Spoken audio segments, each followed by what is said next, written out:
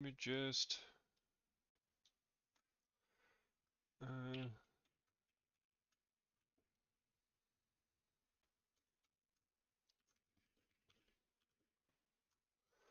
me just set up the titles here.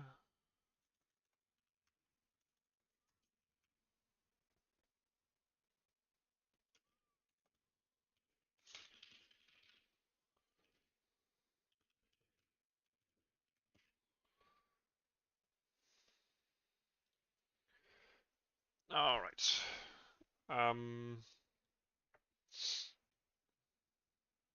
Today I'll be doing some work on the UI system, where we will couple it to the renderer. Yeah, I have a, whoops, let me see.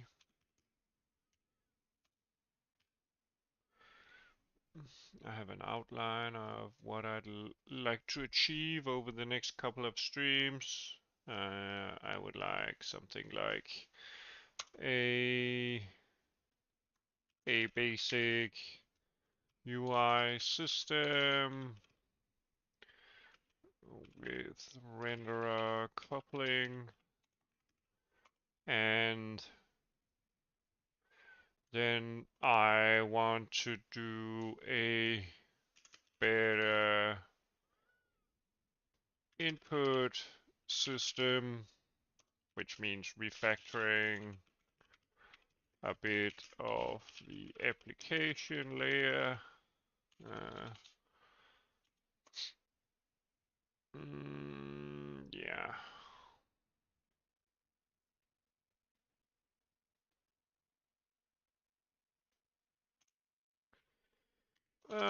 These are the two things I'd like to do. Maybe additional refactoring. I don't know.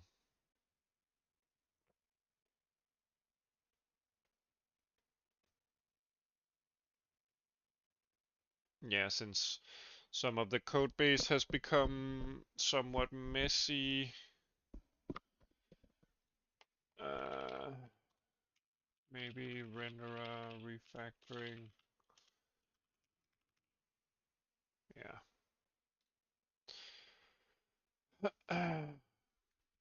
I think this is a great plan for now. We have plenty of work we could do. There's always something to work on. I think since I started this project last time, I think we should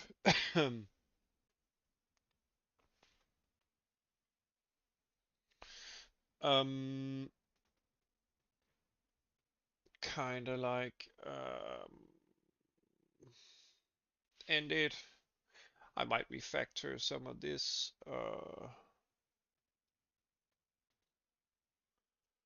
Yeah.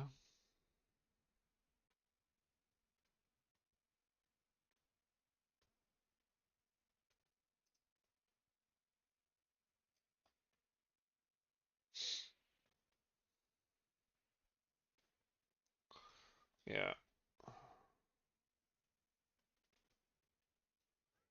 We kind of did that. Now we have our information here.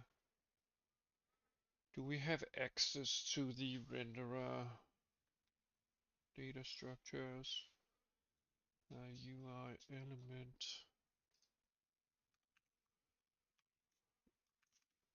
Yeah, we actually do. I prefer though that um,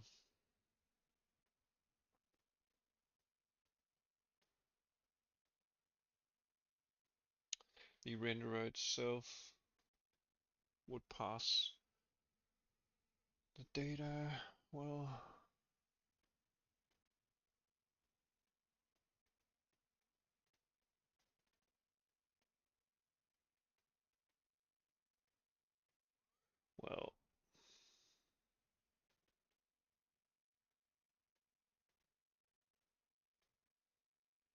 We have some primitives.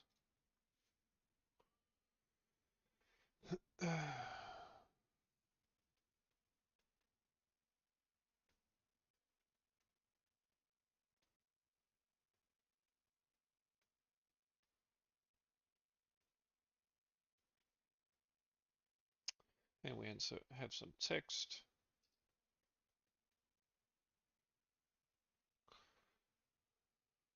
which could be translated.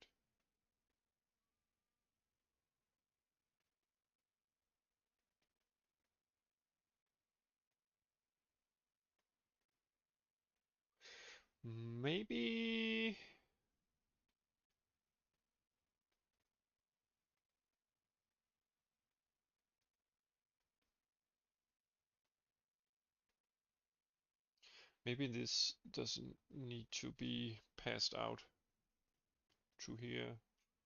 Maybe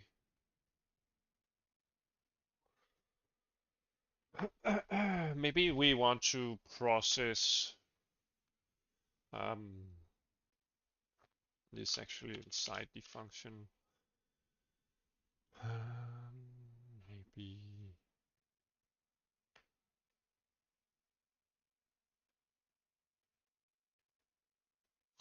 Yeah, maybe we need to grab a vector of UI elements instead.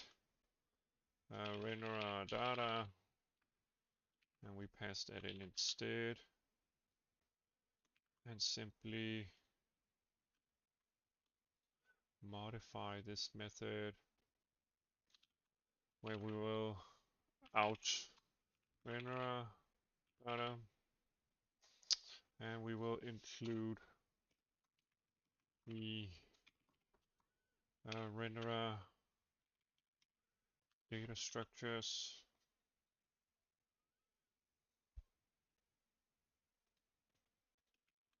Where we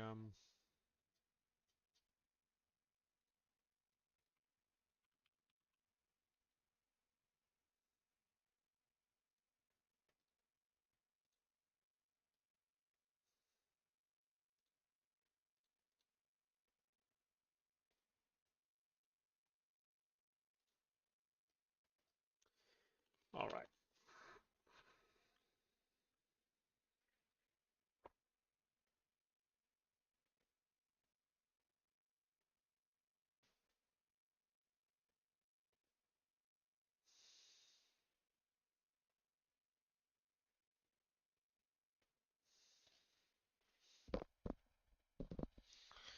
Do we need to store them?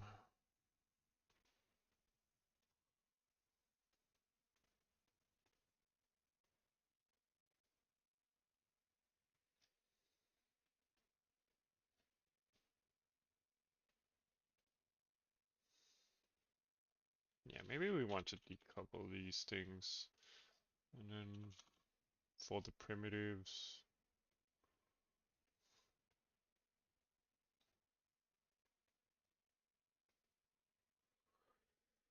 std,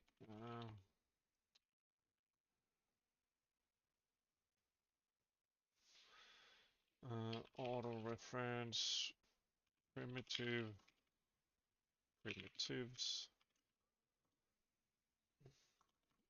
and then for each primitive, we simply create a UI element where we set, well, where we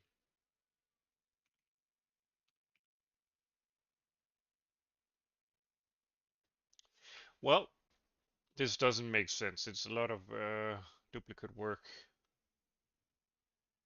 I mean, we simply create a scope here. Maybe we don't even need the primitive type.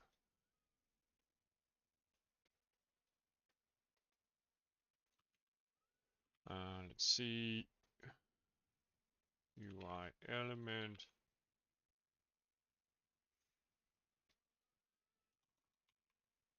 And instead we set the position to XY width and height. We primitive. Yeah, this is way better. Texture coordinate.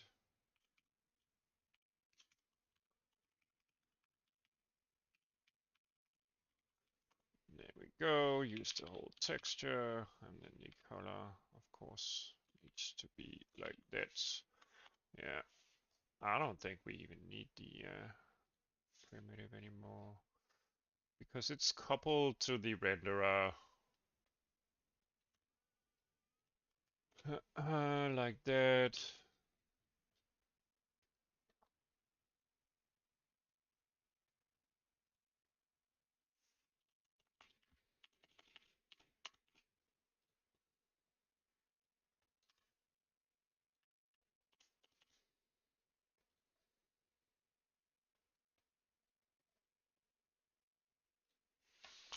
Let's see.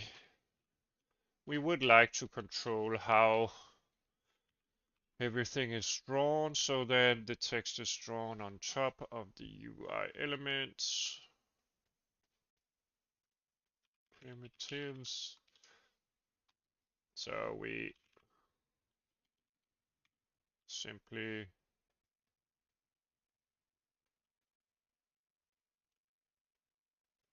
whoops.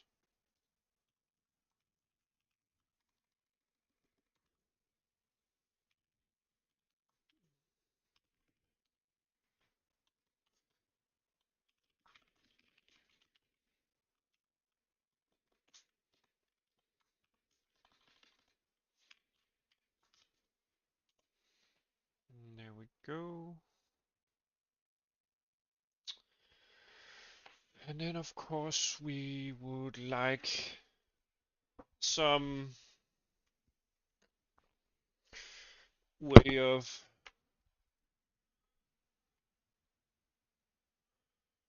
creating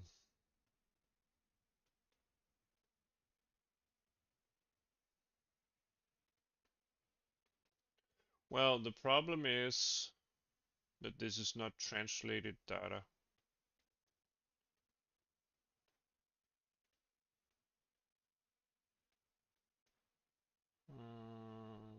That's the problem. This.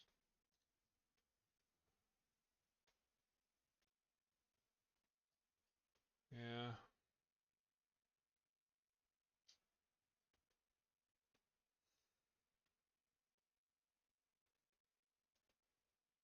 Hmm.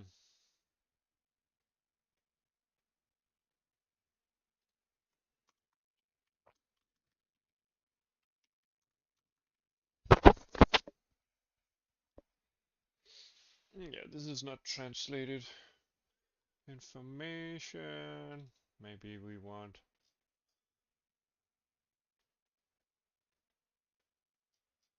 box on point, blah blah blah.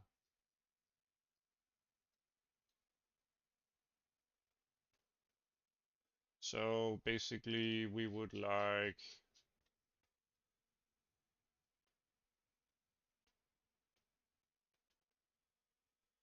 something like this. Yeah.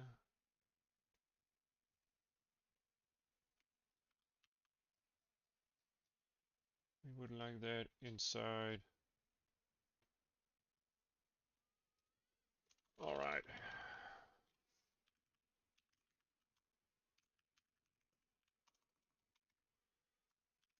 Mm,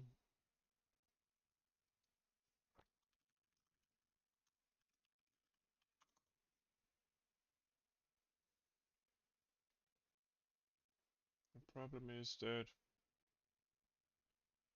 we will end up including this, and then we will have redefinitions.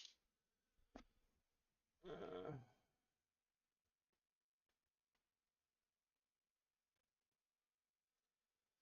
Maybe we want to, outside the class, have some helper functions here inside the renderer class, but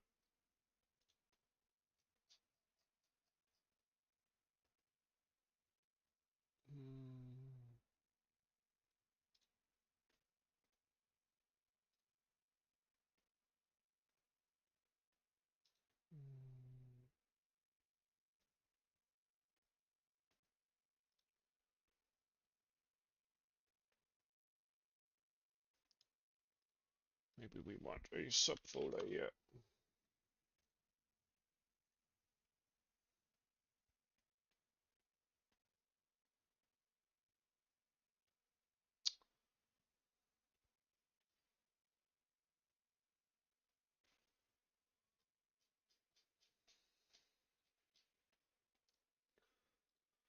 Let's do that.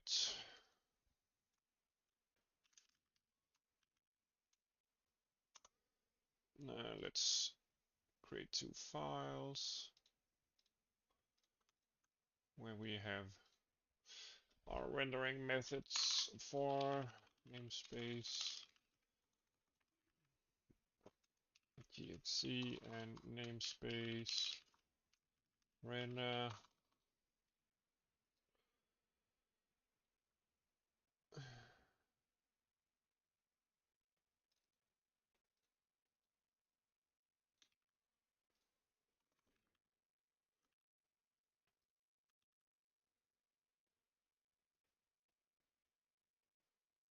Yeah, that is only for the renderer.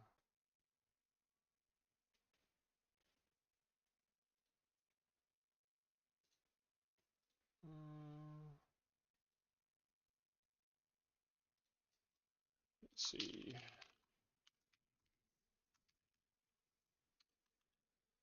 Let's get the data structures here.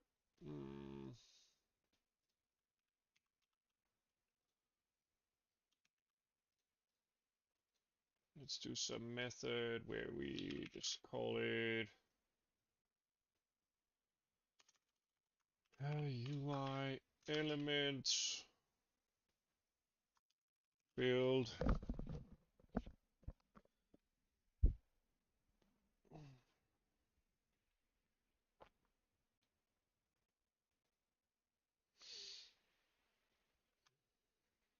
primitive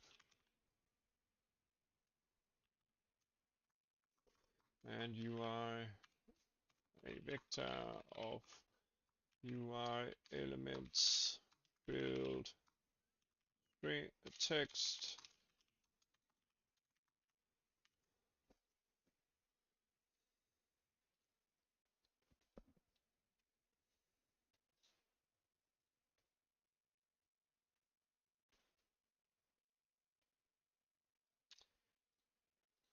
We could do that.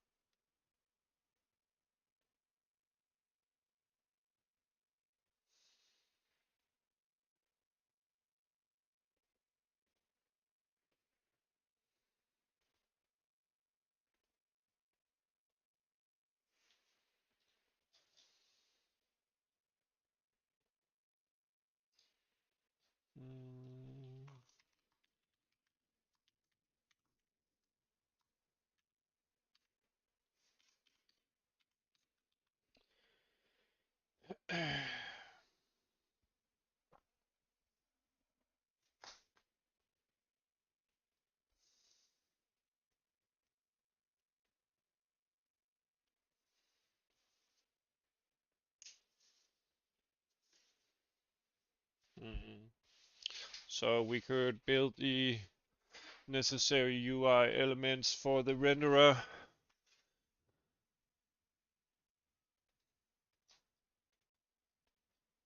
So do this inside some function.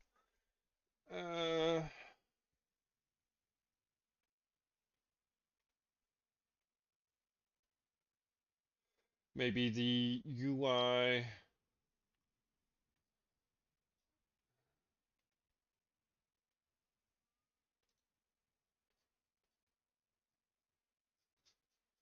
should store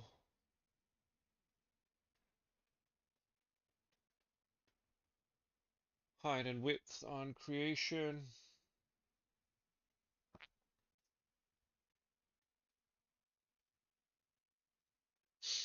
Just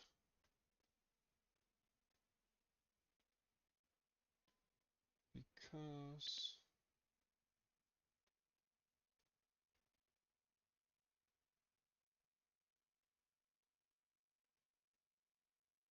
Well, I'm not sure that this needs to be static. Does it? Well, it does. I don't know. Let's see. We can play around with that eventually.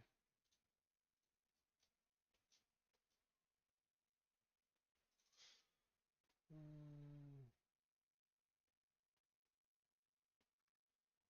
yeah.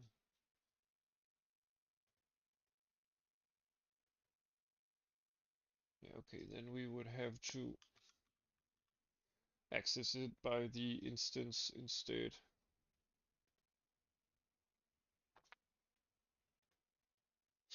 Yeah.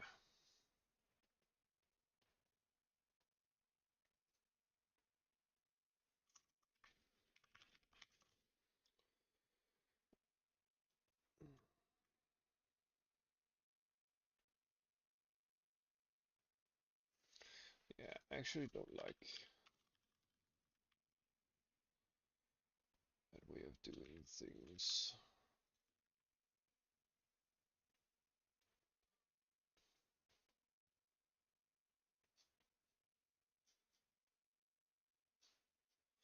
Maybe we don't need to store the frame count either.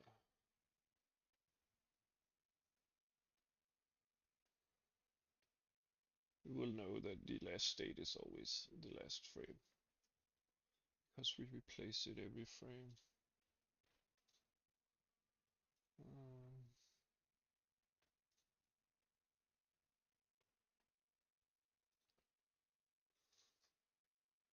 anyway, yeah.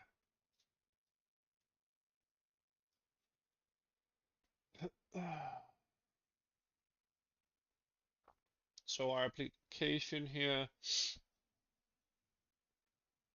at initialization, well, that is the window initialization, the on create window function,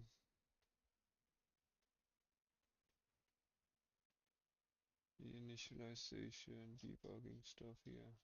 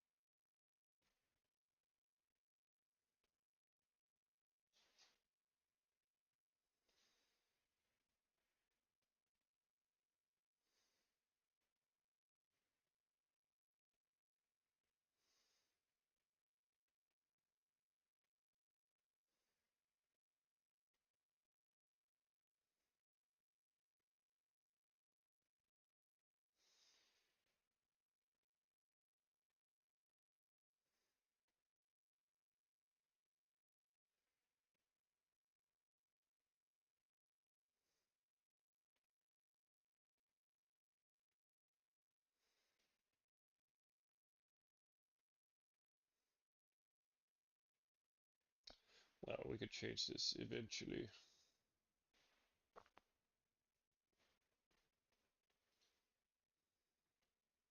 Also update this a bit.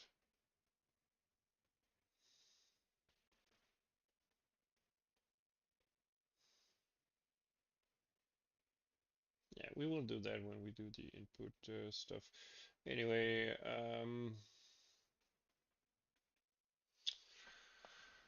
let's see. Let's just do some unsigned int screen width, unsigned int screen height.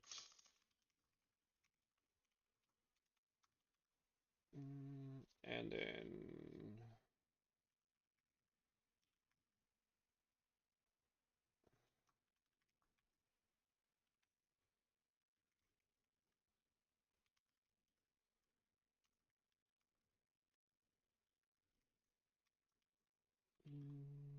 let's see.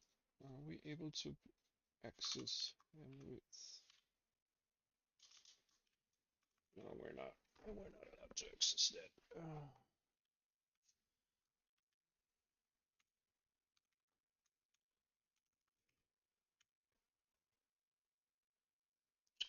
All right, let's see. Screen width, maybe we are.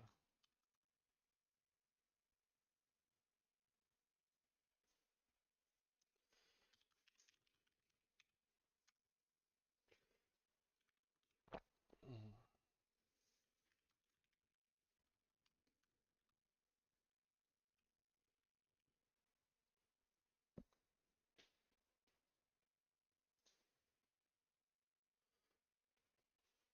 Welcome to the channel, Jim.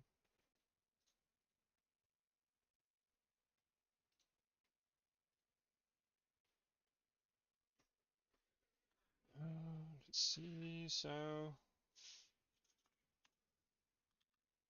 mm,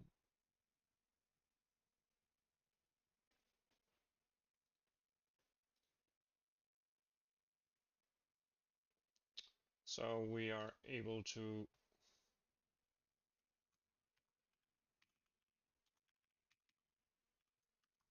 store our m width and m height inside the UI layer as well.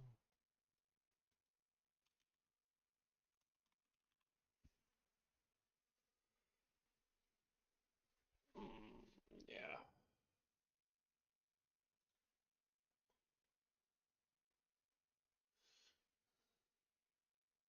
We can spend a few bytes of memory for that.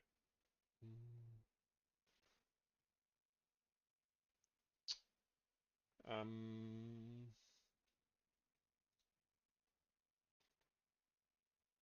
yeah, so now we actually are able to pass in the screen height.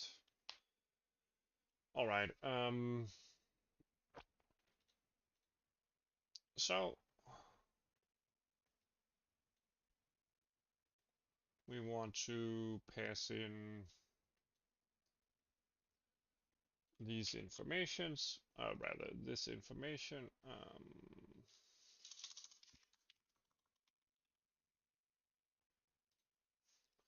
We want to pass in a float x, position x. Let's do const here.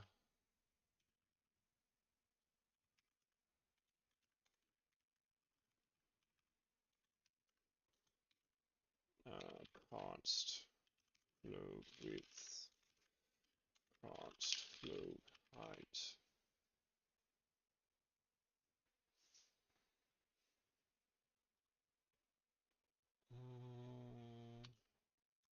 Exe float for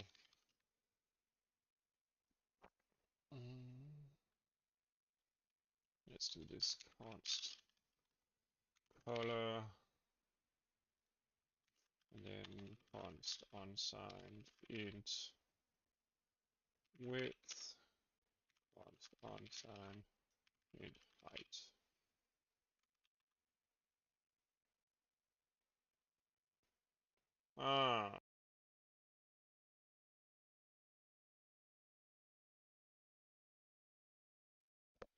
Screen.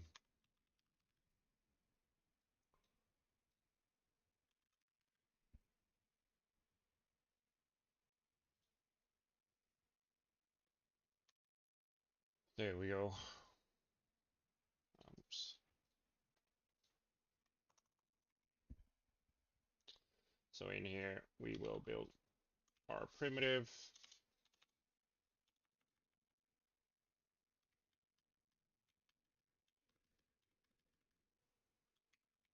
And we will do a float x equals the position x divided by. Now we will use the screen space stuff here.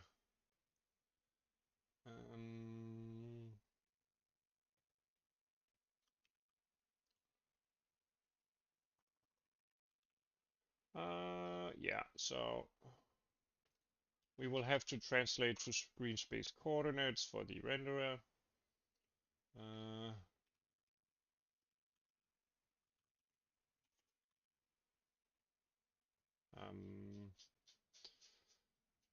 Which means that every coordinate has to be translated into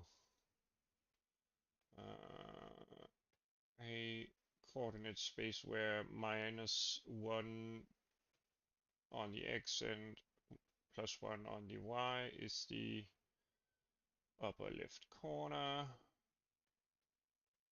So let's do where we take our position x and multiply it by 2 and then subtract 1 from it. Whoops.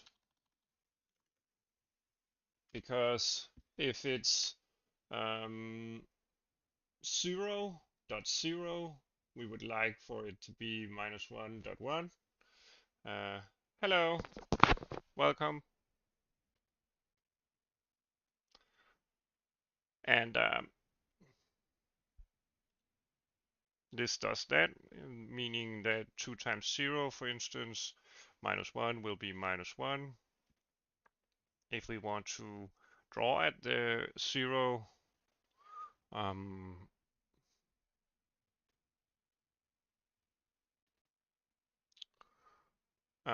we would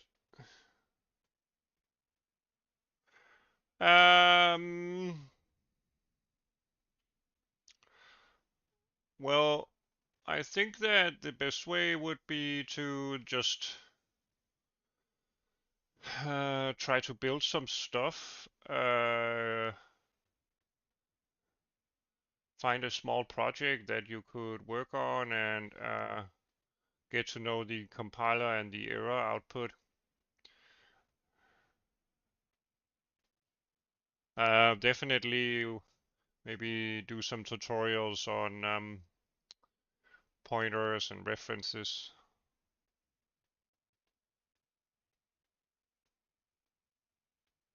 But mostly building programs, even though they might suck or not really amount to something, is the best way to get to learn the compiler and yeah, the let's see, whoops, we need to flip this. Yeah, the really rough part of learning C++, I think, is to understand what the error messages mean.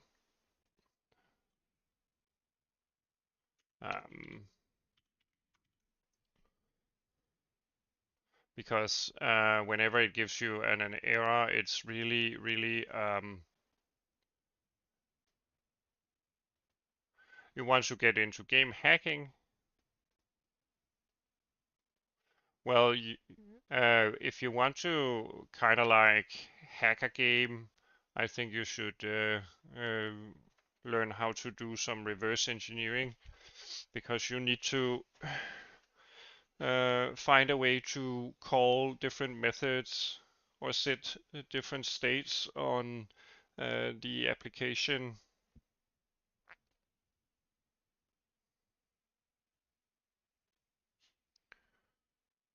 And yeah.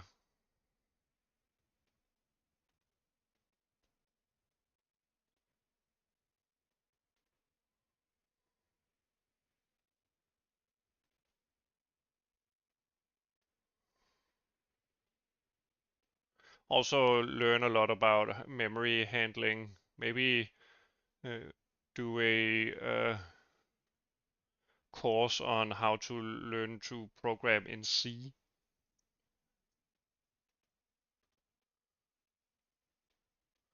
Because that will require that you understand memory quite well. I mean, reverse engineering stuff and kind of like manipulating other people's applications. Well, I think it's Yeah, a bit complicated. Hello, welcome.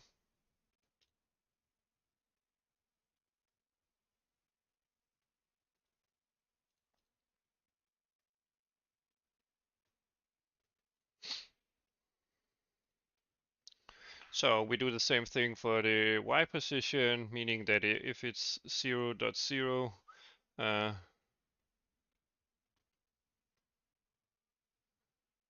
yeah, I'm doing a game.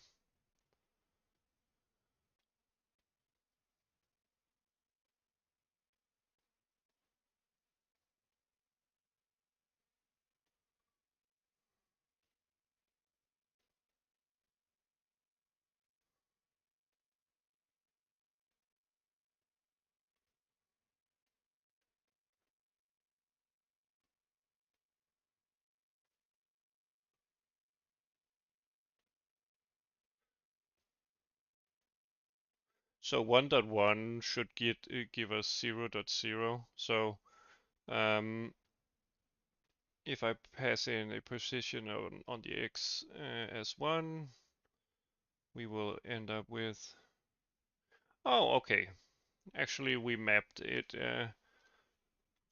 to the UV coordinates, meaning that we have a range of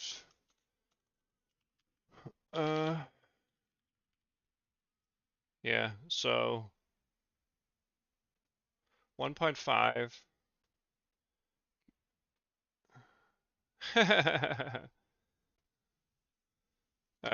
Let me show you how the game actually looks for now.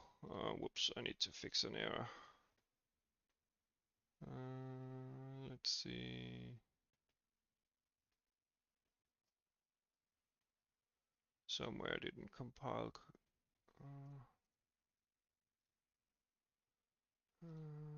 Did we change anything in here or here? No. Let me see.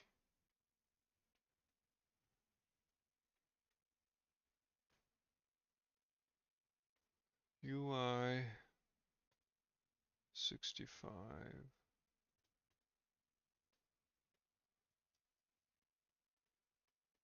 Ah, it needs the render types.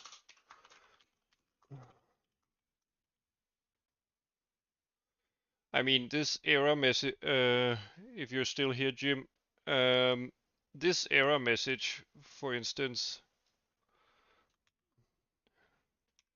is really, really tough. I mean, it says just something like this use of class template requires template argument list. And you have no way of knowing that it means that it doesn't know exactly on this line what a UI element is. And that you have to include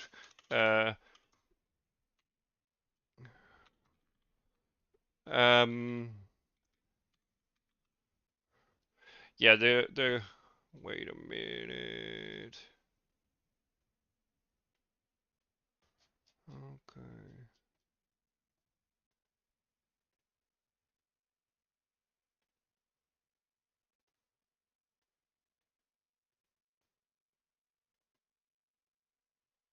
Uh,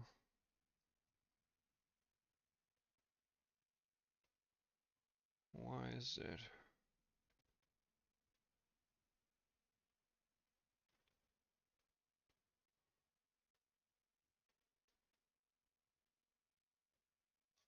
Did I do something wrong here? Well, our application uses that one.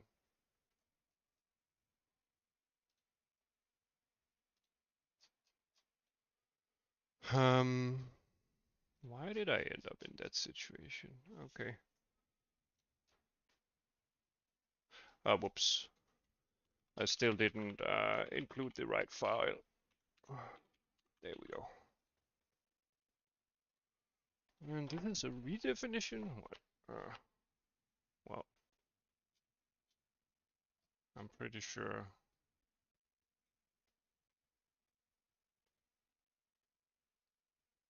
Why does it bug out for? It didn't.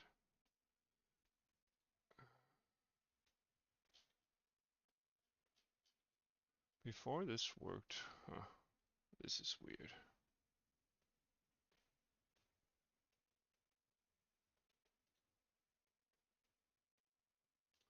I didn't change anything there.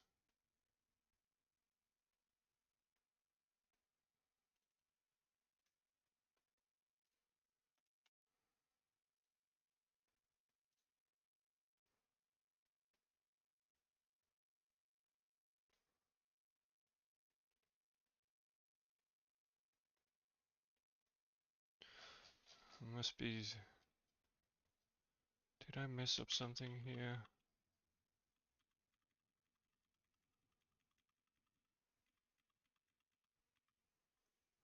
Anyway.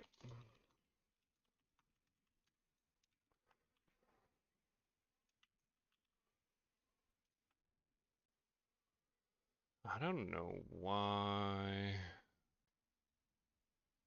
It's inside the namespace UI, and it worked before.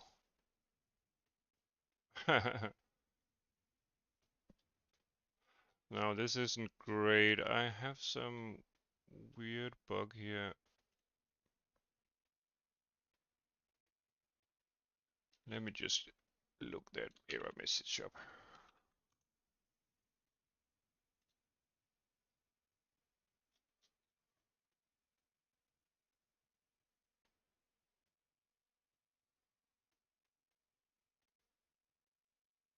Oh, okay.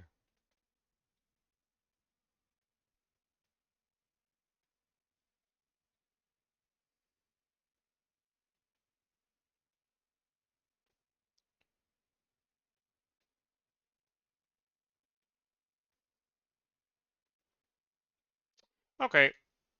Well, that's something I didn't know. Let's do enum classes here. There we go. So the game looks like this for now. Yeah,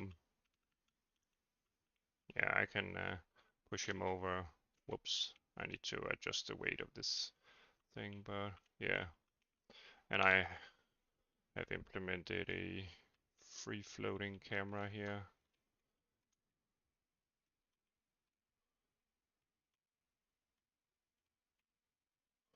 Yeah.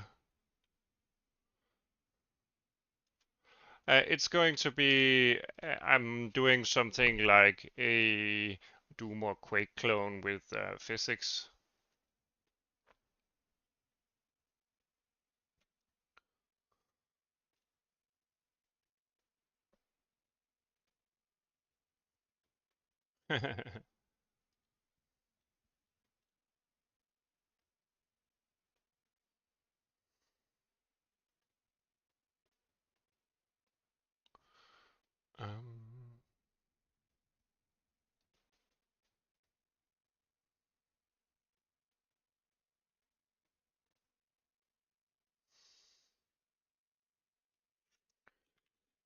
um, let's do something. Screen position on screen mapped to. There we go.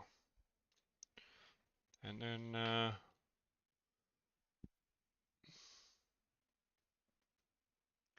for now we do an internal scaling factor of only 1. And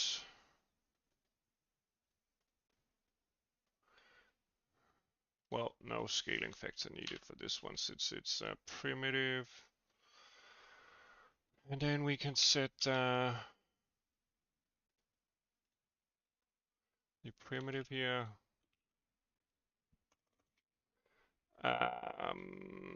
So now we set the position, width and height.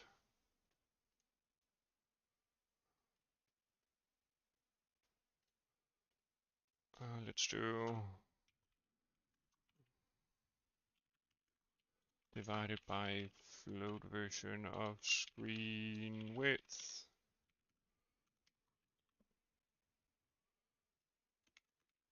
And do a screen height here.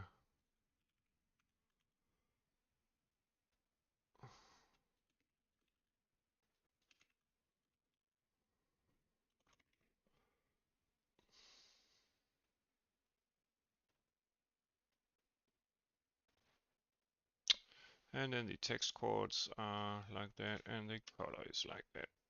All right. Then we just return the primitive.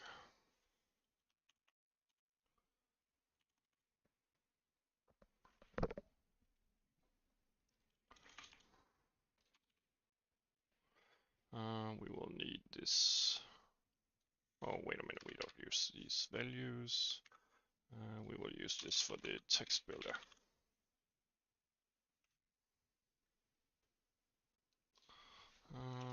But right now we haven't implemented that. So now we can build a primitive from our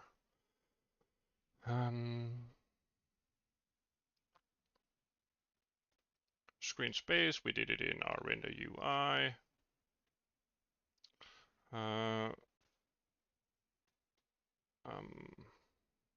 Method, or rather namespace. So we have to include that renderer UI, render UI, and we simply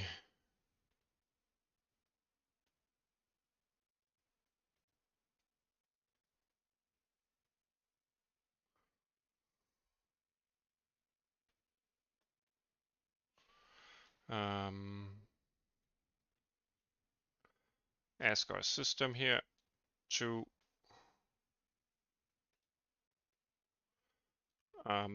build a primitive from our information where we do render build primitive, and we pass in the X and Y position. Yeah, I do. Thank you.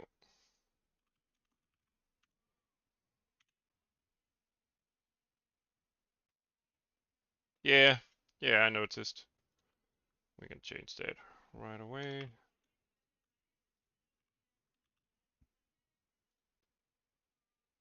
Let's see.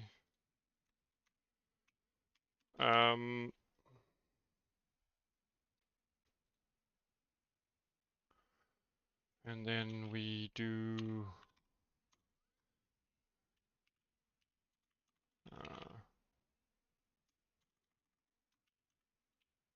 let's see, gfloat for color, and pass that in as our. Whoops! I just immediately remembered that we will do a red square here.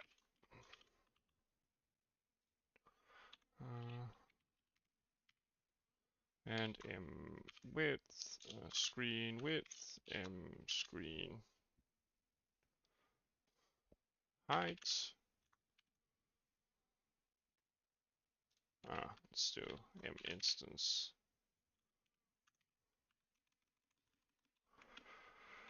Because this is a static function. And inside here, we of course need to set the color to our color instead.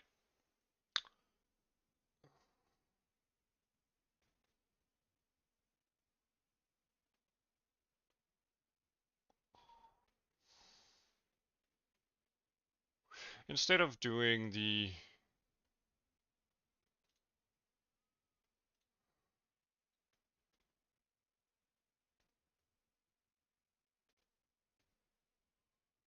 X and Y, we could do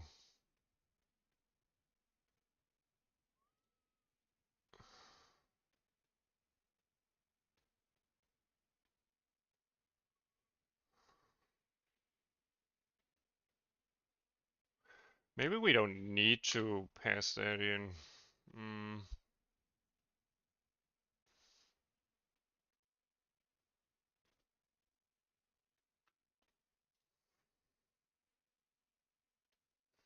Well, let's just do it for now. We could do it inside this function, or we could do it in this function. It doesn't really matter that much.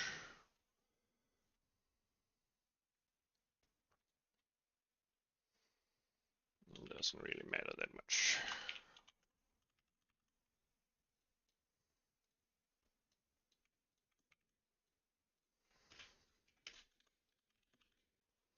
There we go. So this will build.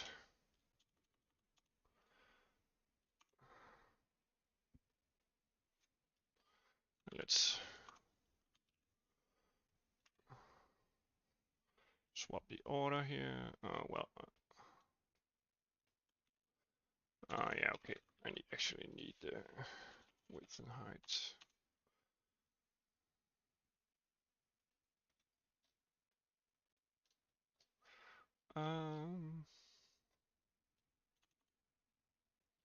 And then we could simply just, for now, pass it out. We have not implemented text support yet, but it will be fairly alright in terms of doing that.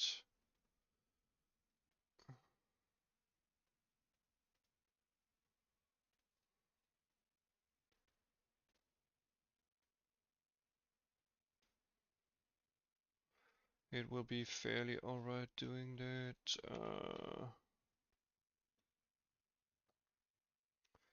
Later on. So for now, we simply just set that to std move primitives. And then this method, which builds the renderer data. Let's see.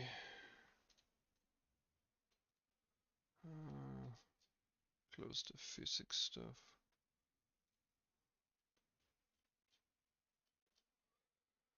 We get our renderer data here, and we simply need to implement in our renderer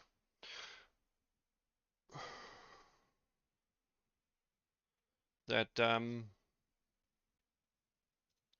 we want some UI elements.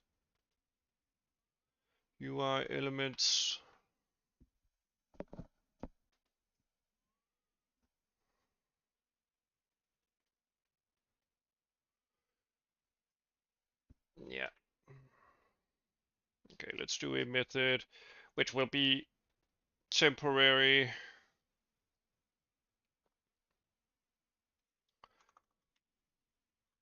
Where we will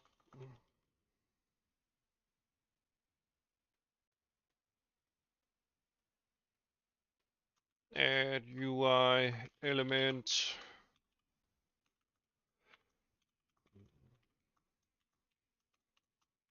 UI elements.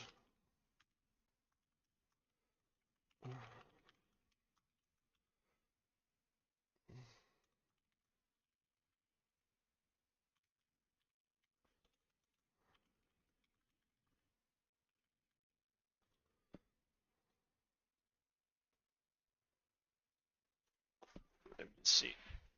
Maybe the dog wants to be let in.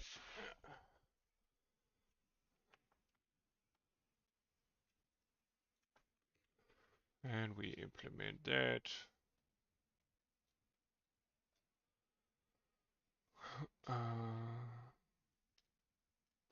Right here.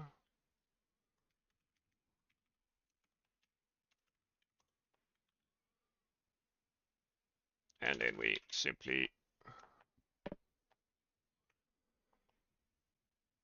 iterate over all these elements.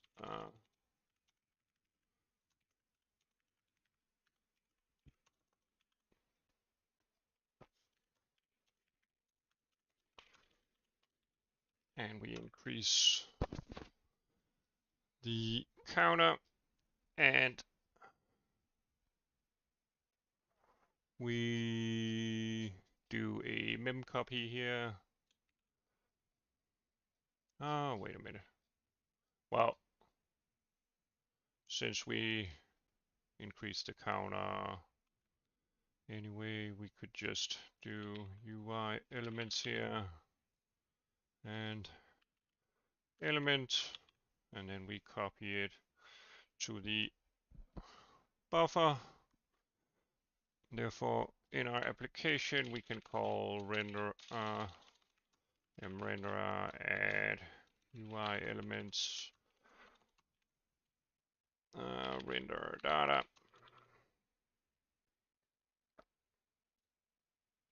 And then inside our draw step here,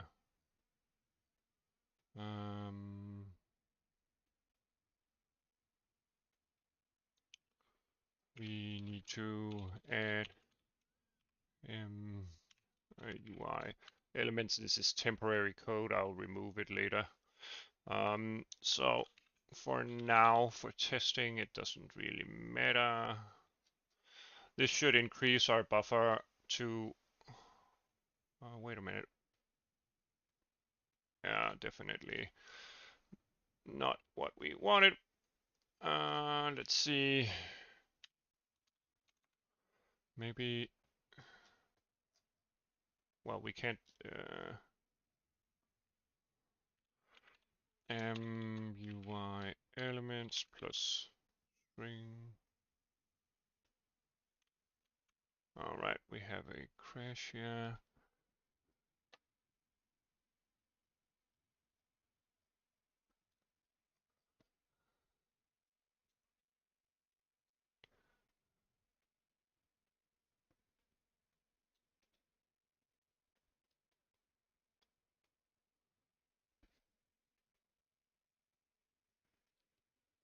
Commandless draw, vertex buffer too small.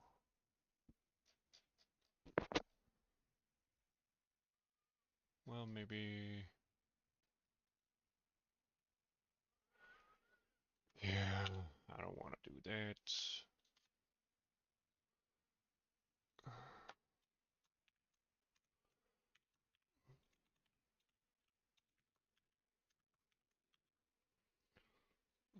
Let's try that.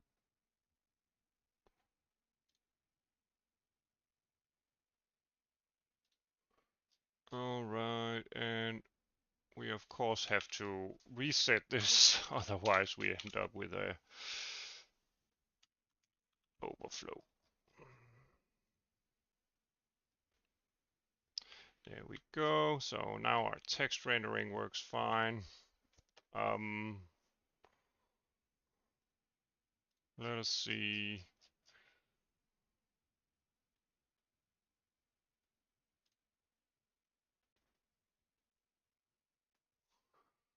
Do we get any information uploaded? Let's see.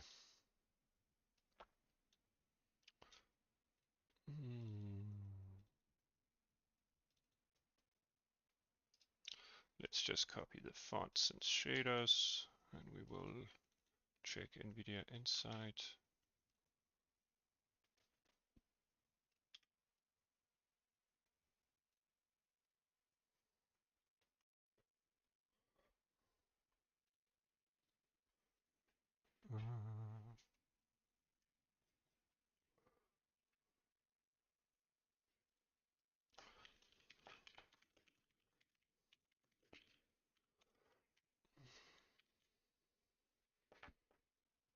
All right, so the Y position here is way too big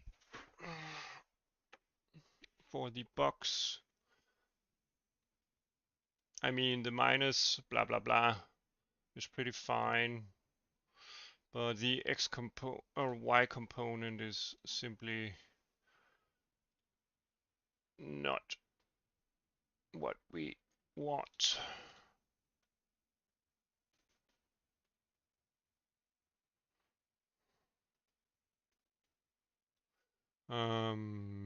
Oh, okay.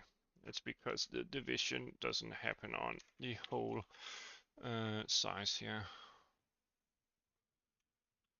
We do have something here. All right. All right. Yeah.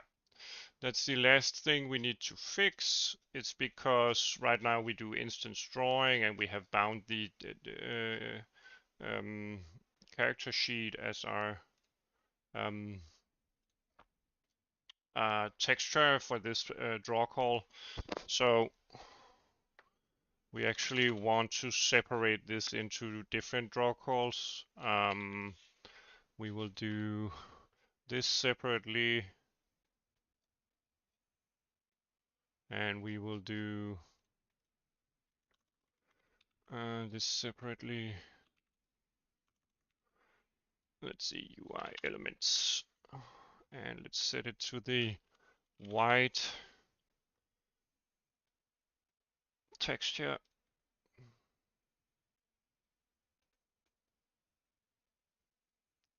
This should fix it.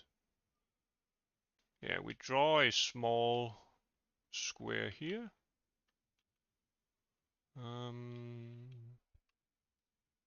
Let me just check what it ends up being set to in terms of our data on the GPU.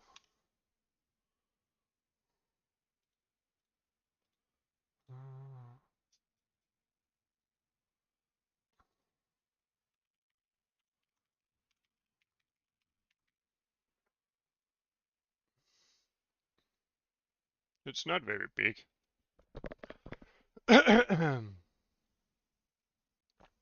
And it's pretty far down on the screen, so I think everything's is actually working as it should. We just need to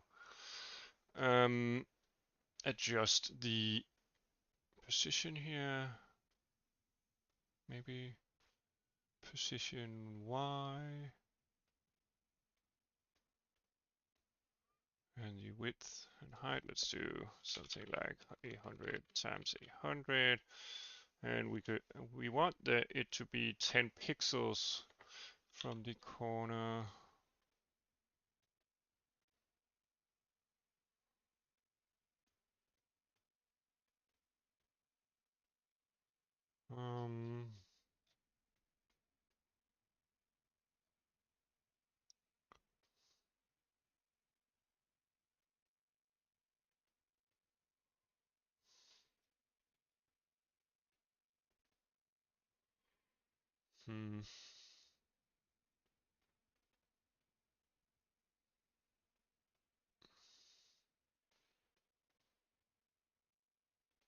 Screen height and width.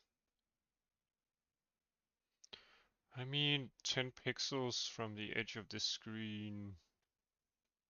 Screen height. Do I store the wrong information? Screen height, width and height. When I call the initialization of the application, width and height.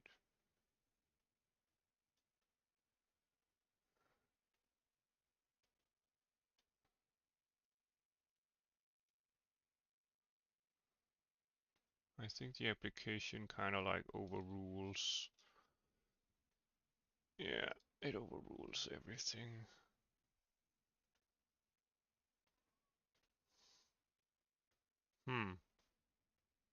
Maybe it's in our calculation here.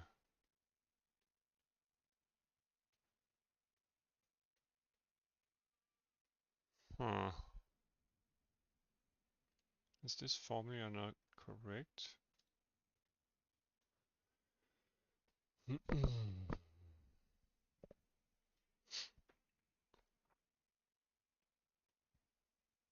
I'd say that it's correct.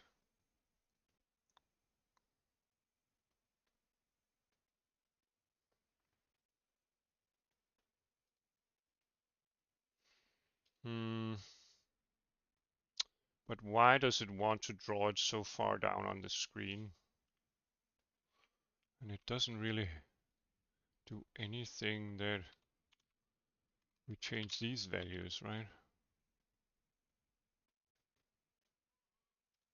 Well, now it just disappeared. I mean, something is wrong in terms of... Oh, wait a minute. I think...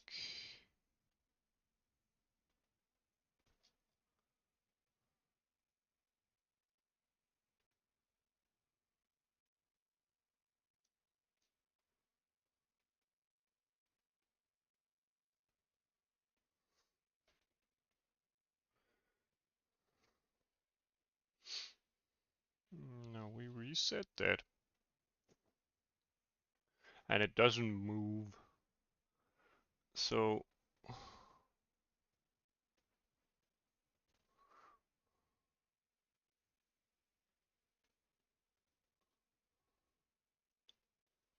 it doesn't move.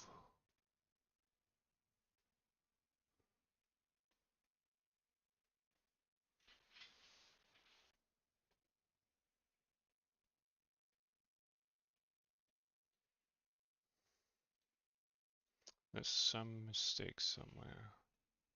So the X and Y, and this gets mapped.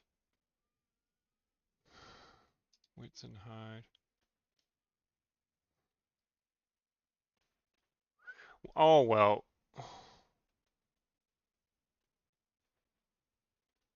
It's because right now I'm drawing a square here. I would actually like, because I'm storing this in the context. This is the actual button.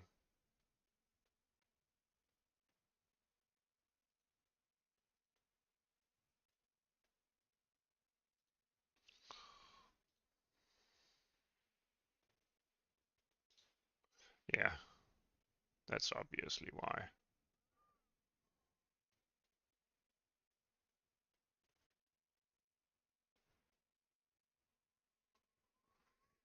It's because I'm doing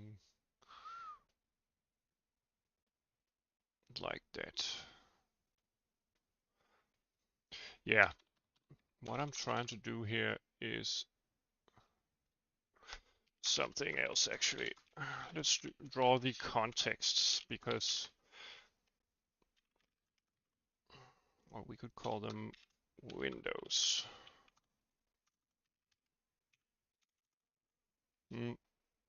And let's just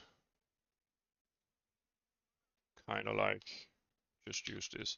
We will leave this in place for now since we don't really need it. Height, width, x pos, y pos.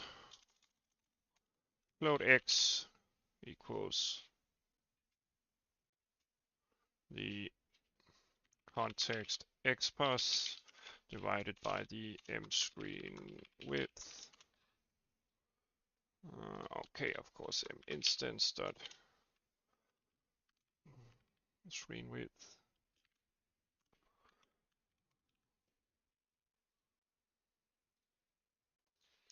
And the y is equal to the y position and the screen height. And the width is equal to almost the same here. Let's do something like this.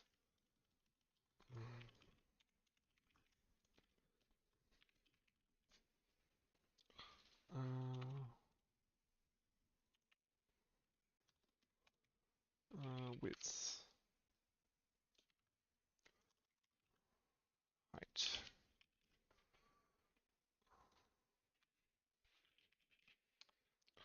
Screen height.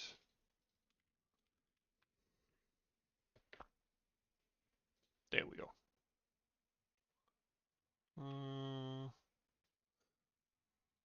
So I thought.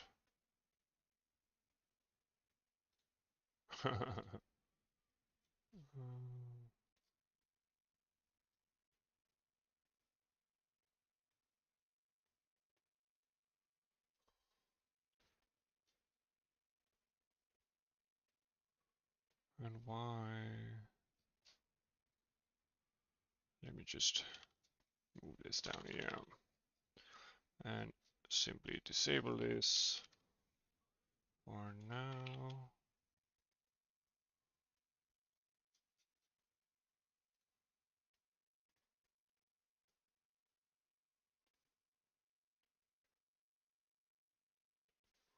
Also, our frame rate dropped, so we're doing something. I suspect that is contexts. In our application, we do begin frame. Maybe let's try this.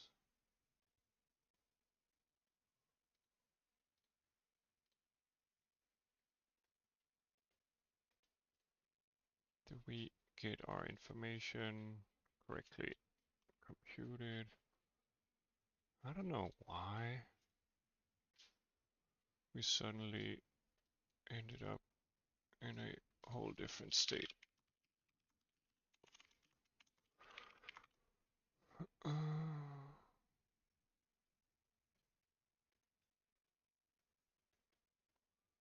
okay, it has almost no width and height.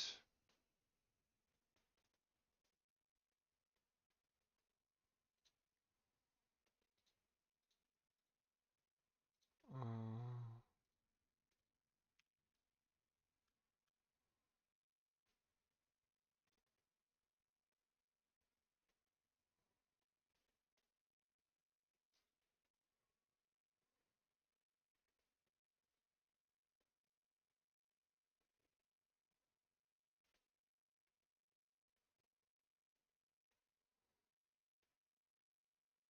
why doesn't it have any width and height? That is pretty weird.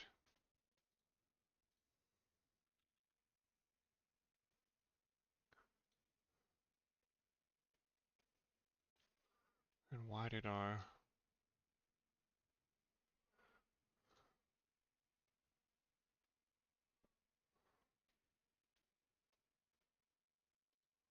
whole application here drop so many frames? Let's see. What if we don't do this? We're back. Wow. It must really be spending a lot of time here. How come?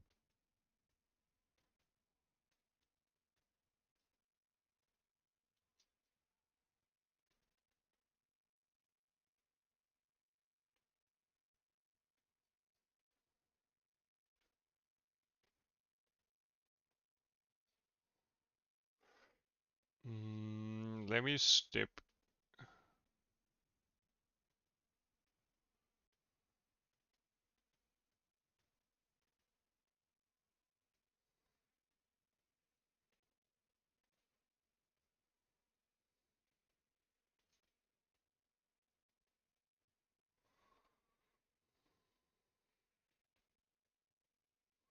I mean, every time we begin a frame, it should be cleared. Let's try stepping into this during debug mode.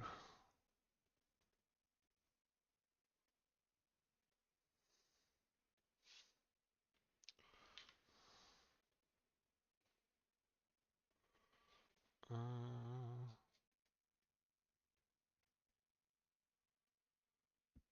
hmm.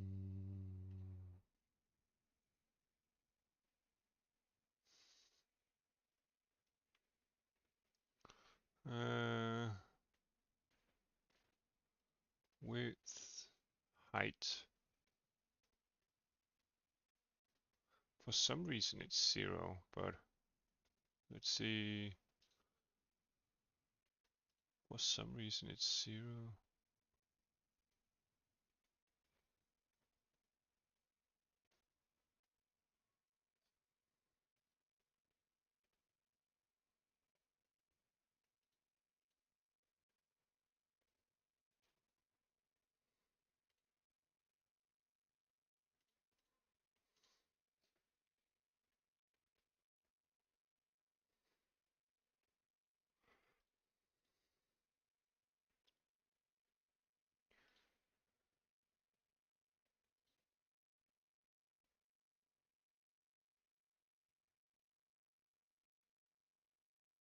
Hundred. Ah, there's something wrong with the allocation here. Whenever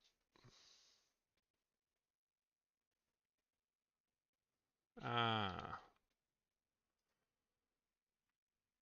0. There we go.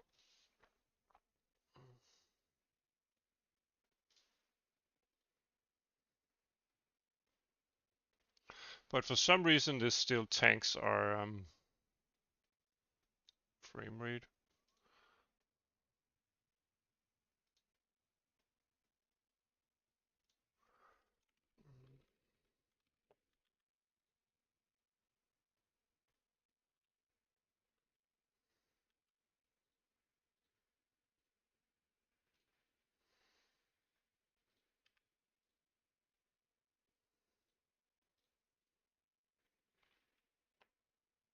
Well, now it doesn't. Did I? Oh, I didn't. Uh,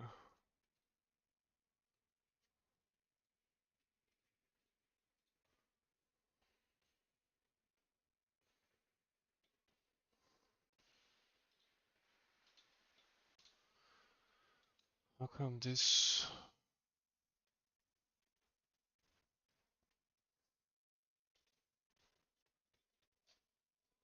takes up so much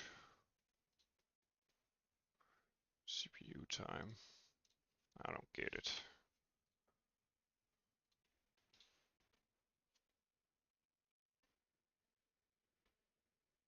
Well, maybe it's the text renderer. Maybe it's simply because NVIDIA Insight is showing about 2000 frames per second. So yeah, it definitely doesn't agree.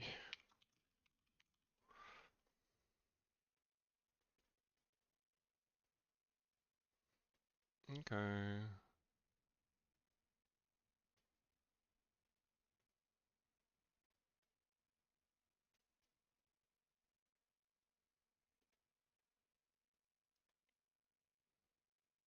Yeah, so all the letters are red here.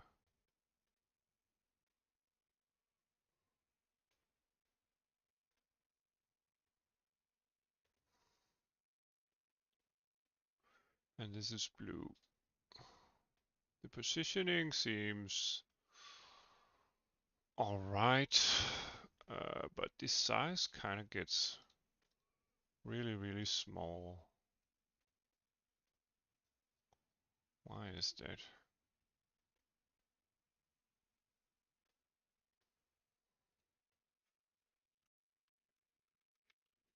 Why is that? Hmm. Oh, I actually do it again. I triple, or rather, doubly divide. That is why. That is why.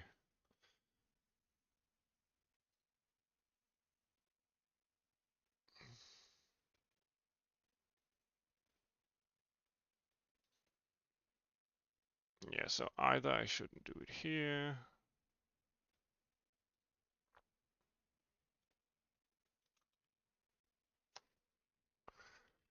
Okay, we will do it all here. So it kind of like pertains to the renderer to translate whatever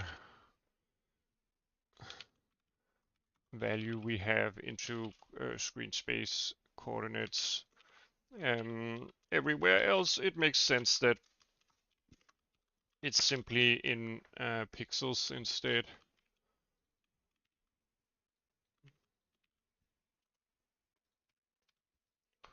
There we go.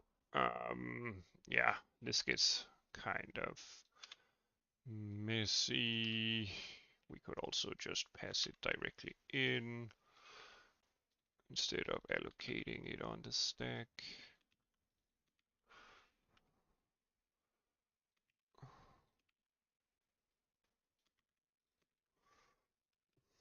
There we go.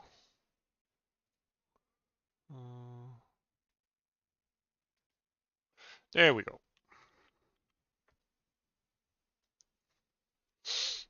Mm.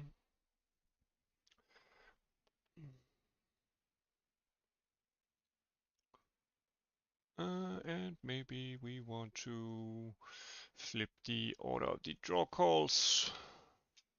Maybe we want to draw the solids last.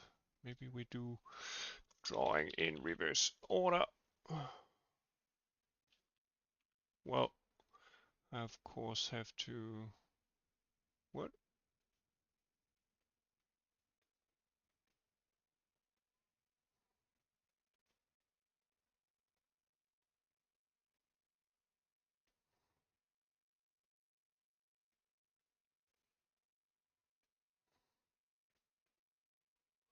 Let's see, start instance location,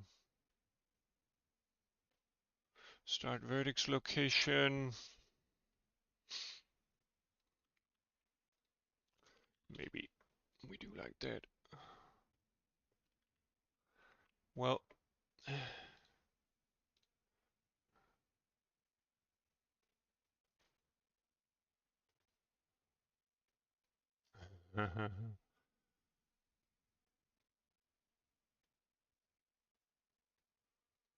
yeah, we said that.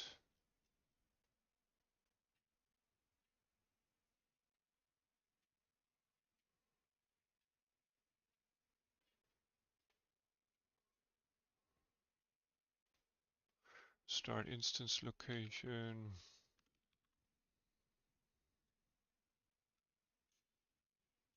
No.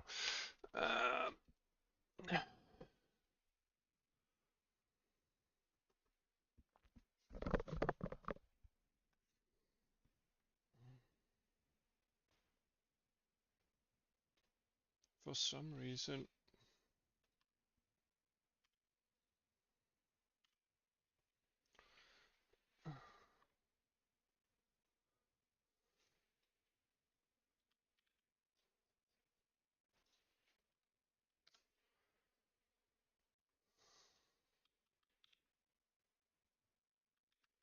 this works fine.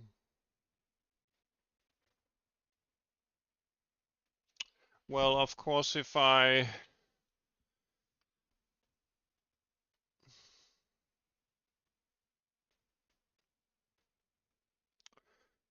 maybe I need to set a different blend state for the text. Maybe I want to,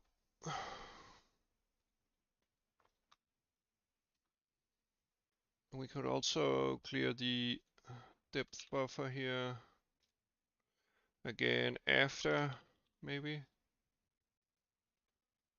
No. Yeah, it's definitely related to the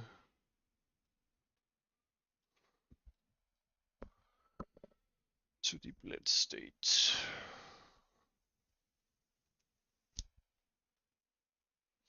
Yeah, maybe I want to do different blending, but I have to change the pipeline again, which I really prefer not to.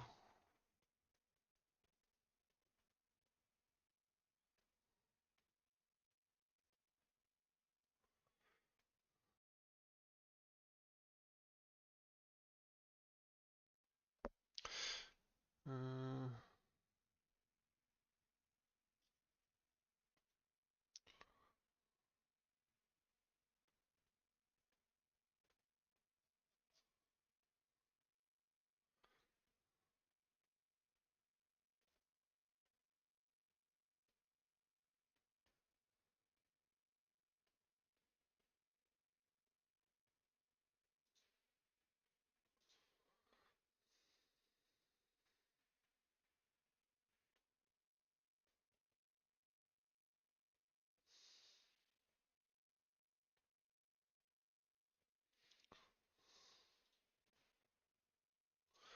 Maybe we simply want to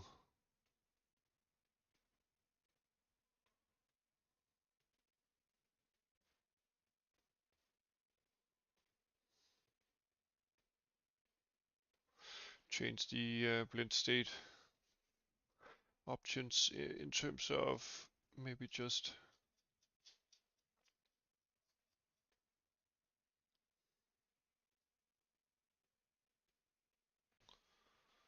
blend enable.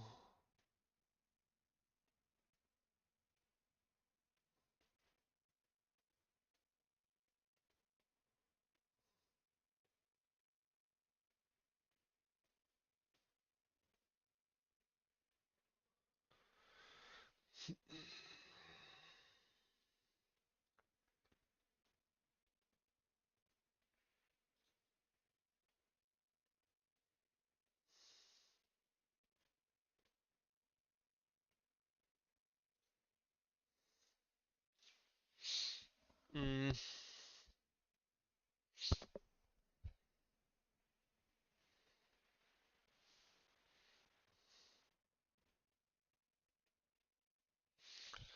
let's see. Yeah, I think the reason why the frame rate is so small is because vertex count per instance, start vertex, maybe we do want to offset by the UI elements. Let's just disable this store call for now so I can see the text. Wait, what? uh,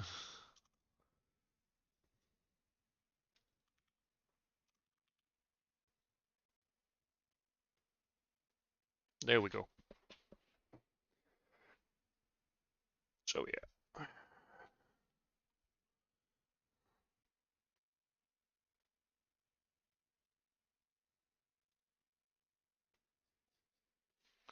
What if I draw them last? Then? Whoops.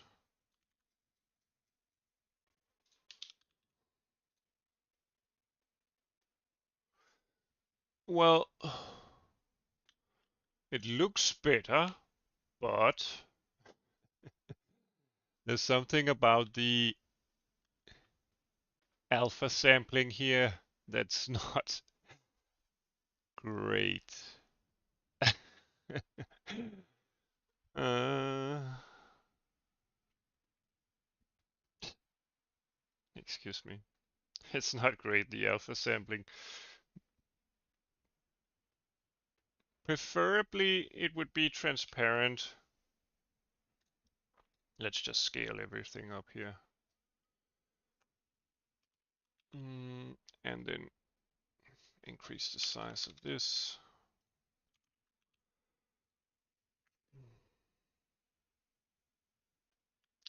Yeah, preferably it would use the alpha channel of the texture to kind of like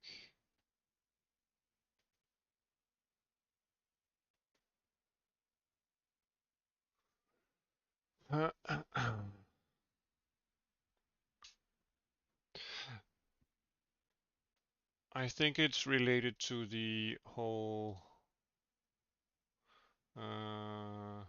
blending of the alpha channels.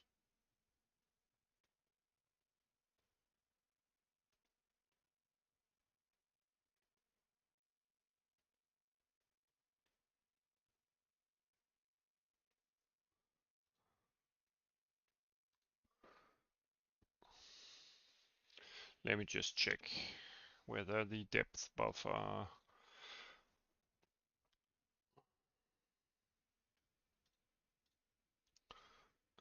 all resources. What resource is this? Depth stencil buffer. So yeah.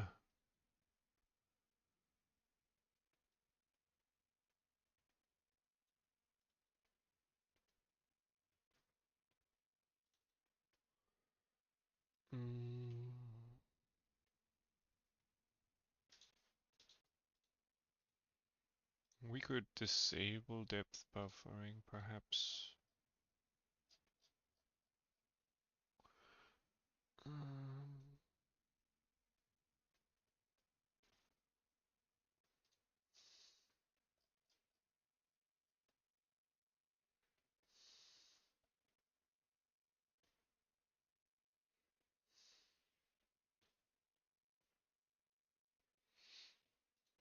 And if we clear the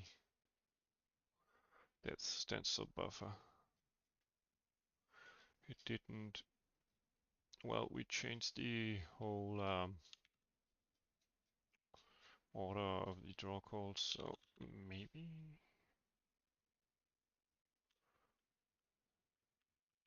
Now everything is a bit transparent, which is not which is not super great, but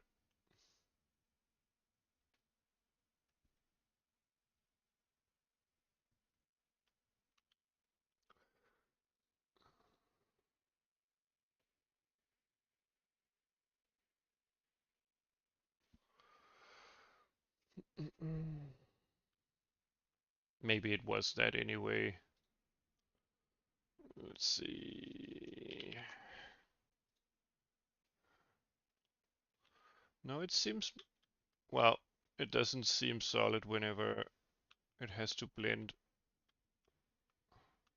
on something else. Whenever it's black screen, it really does what it's supposed to.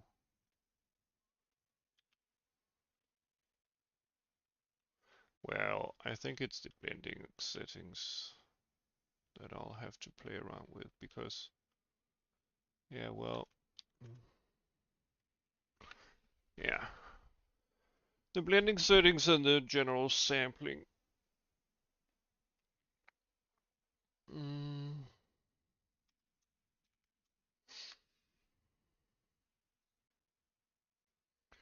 I mean, this would make it solid for the most part. Um,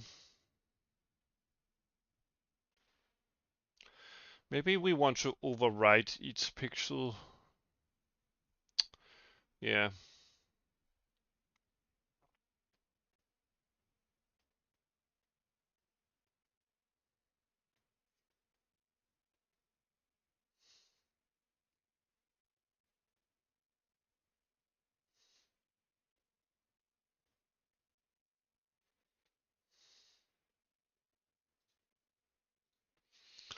Plain state, DirectX 12. Blending. What does he say about? He doesn't really.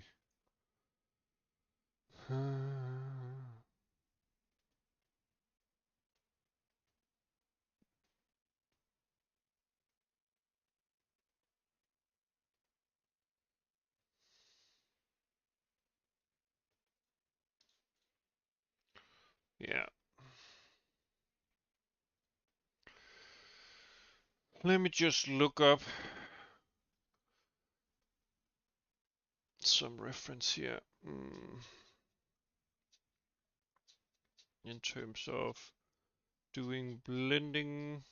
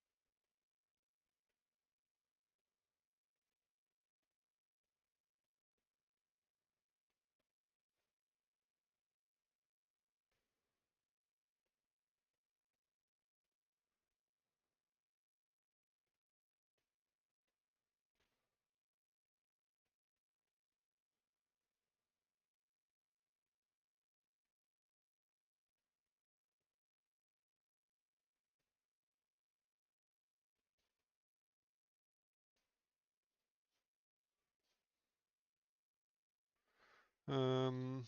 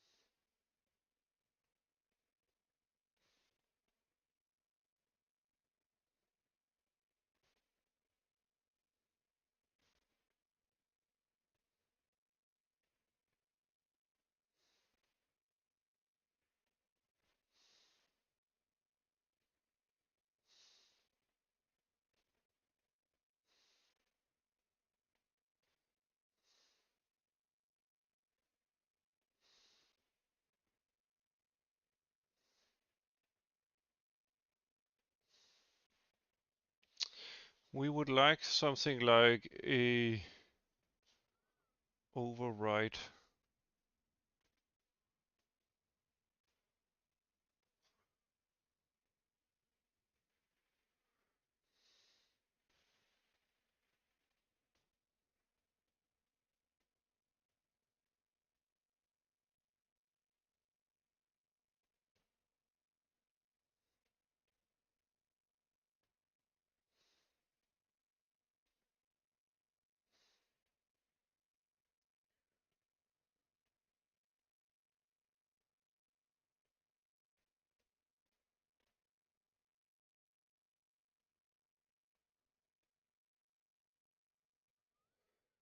Okay, we can do some different logic-based.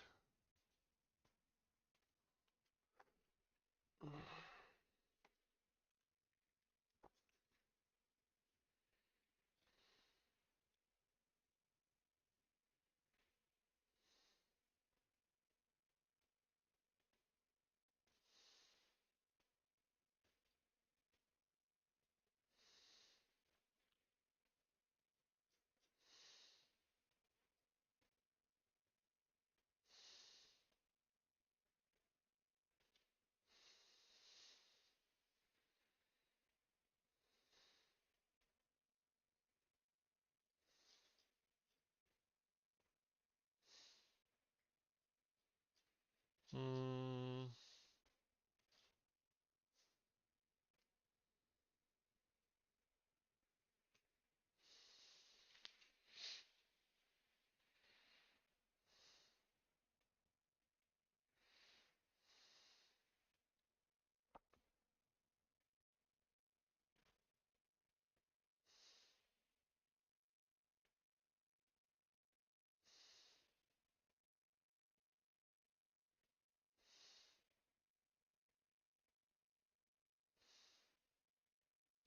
maybe we don't want to do.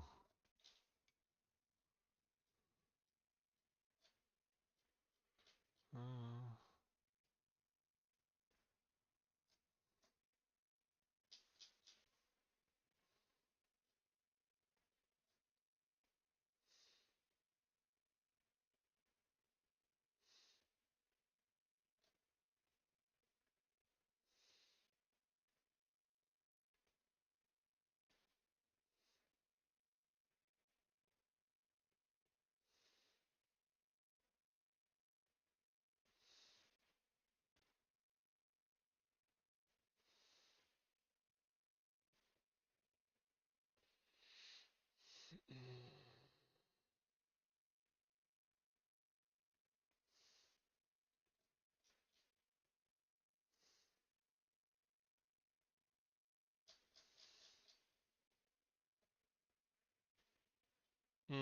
maybe we want to.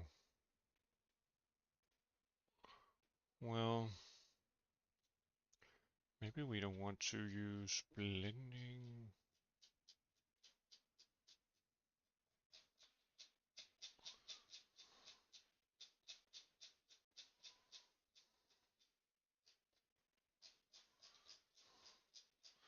Maybe we just want to do logic operations instead. Mm,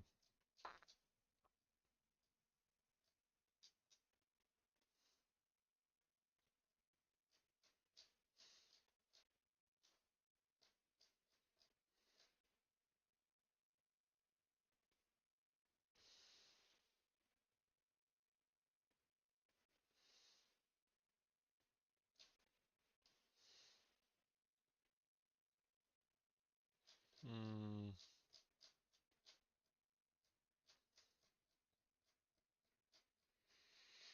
mm.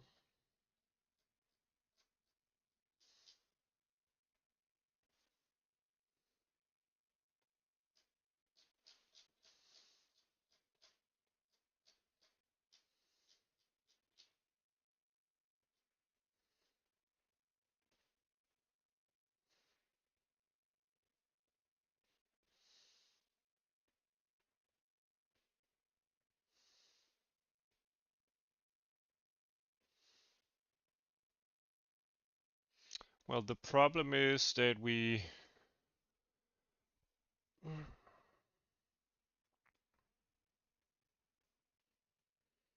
don't want to use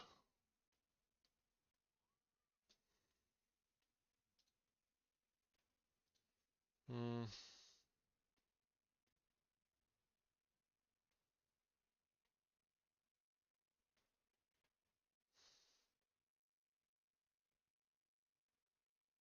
maybe we don't want to use even blending. Let's just try to disable it for now. Well, it's not great. Definitely not great.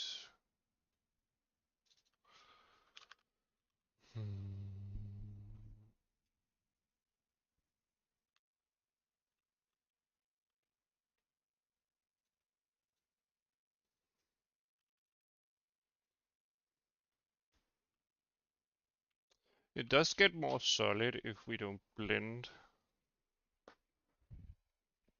So,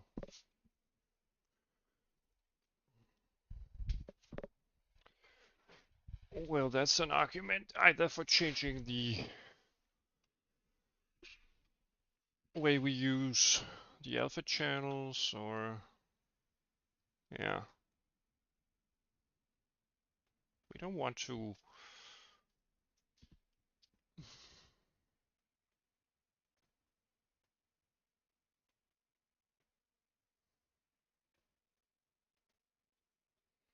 Yeah, I'm not really great at doing blending stuff, so now we will learn it.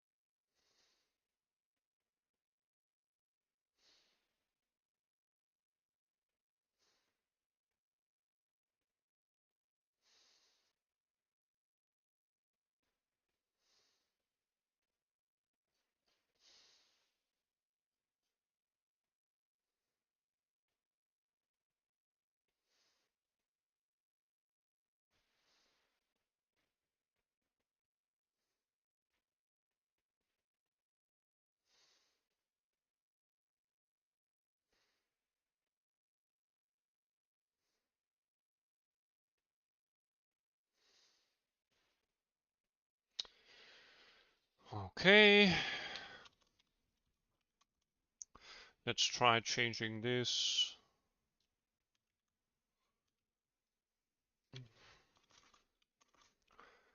Uh, Logic operation, or rather, let's do logic up enable true.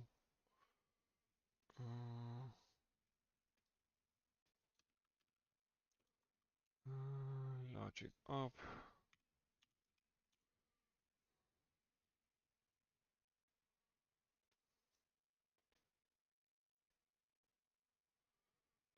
Let's see, set.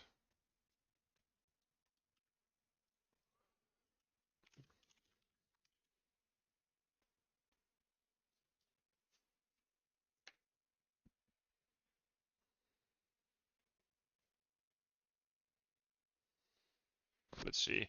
I'll probably get an error here because the render target doesn't. Yeah. Yeah, so this is for a different pipeline.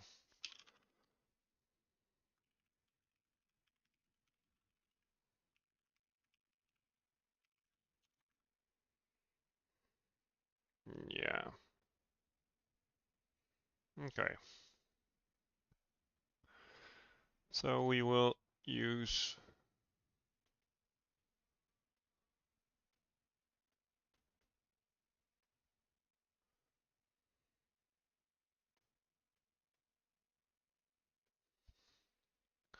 source destination. Let's try changing this to D3D source uh, D3D12 blend 0.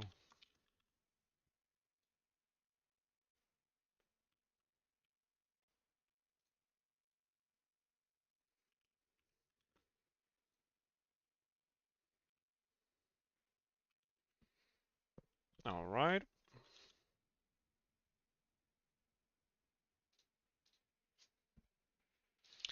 And if we swap the draw order here,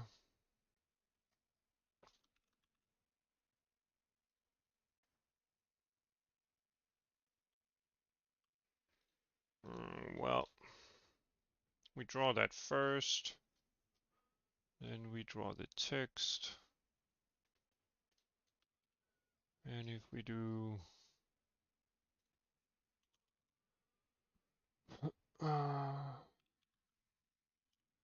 clear the depth buffer, well, then we end up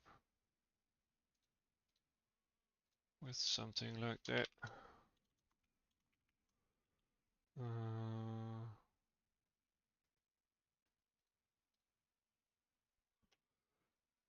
And if we do, wait a minute, don't need to scroll here.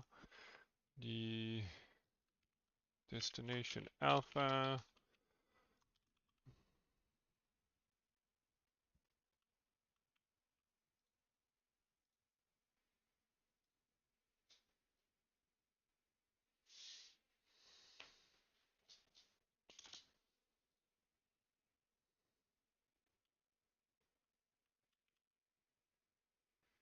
Hmm.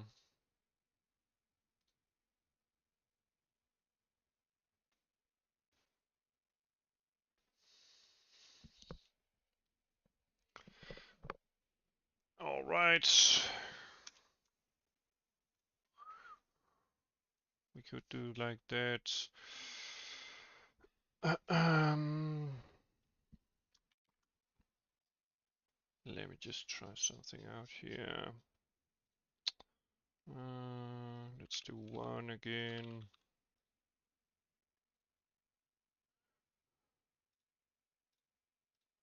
And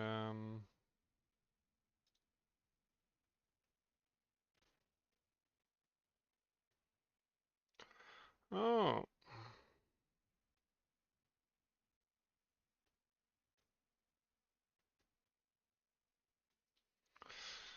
oh, wait a minute.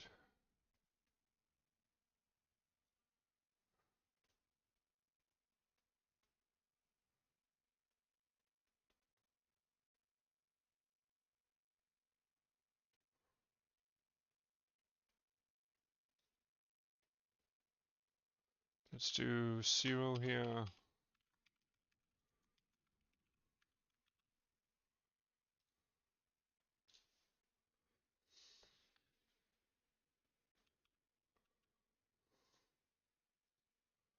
Well, I'd say that the text gets rendered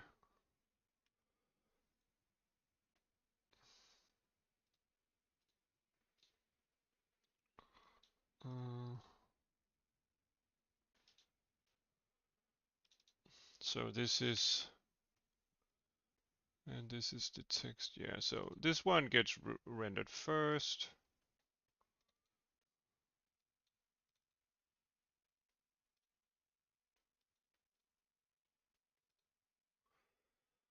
So we definitely need to kind of override here. The depth buffer could be cleared.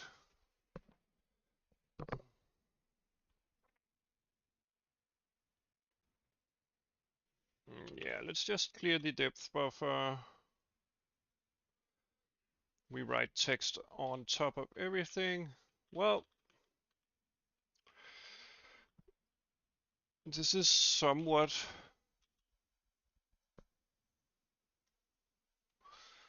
closer to something,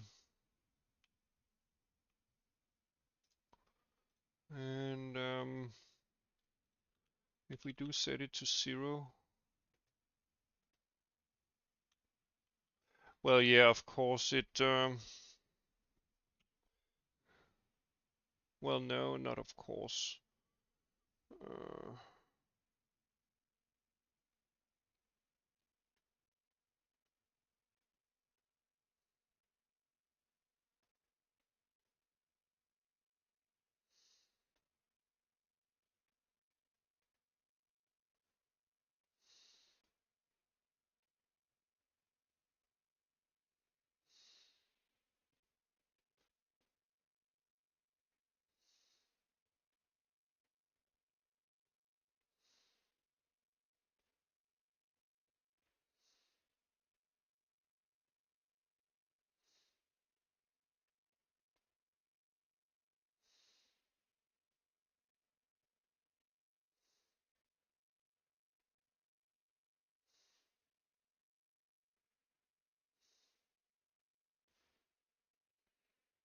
hmm,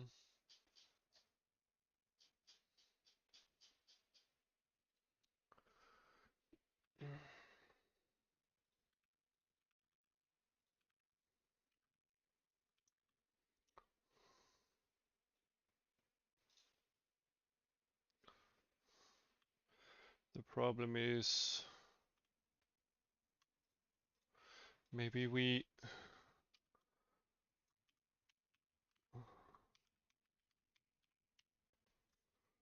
max subtract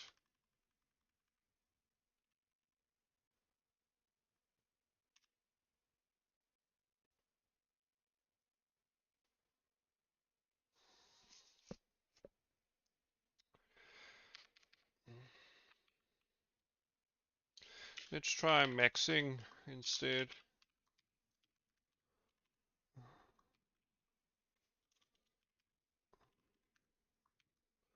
and set this to 0.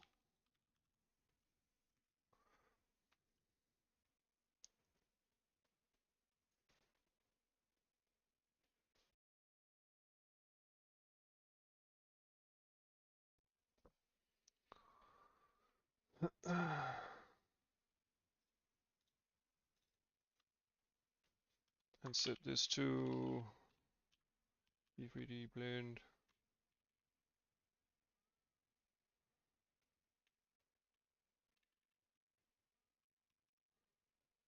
12 blend source color.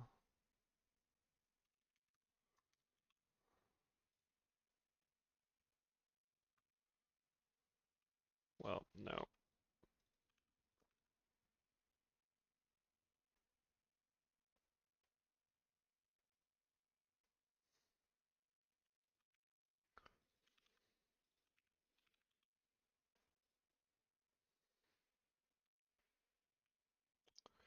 Uh,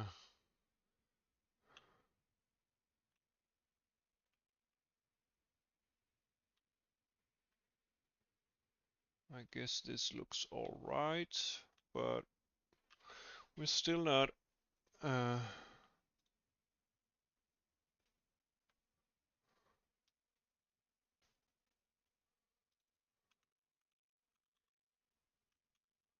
maybe we don't want to clear the dip stencil here. Well, we do.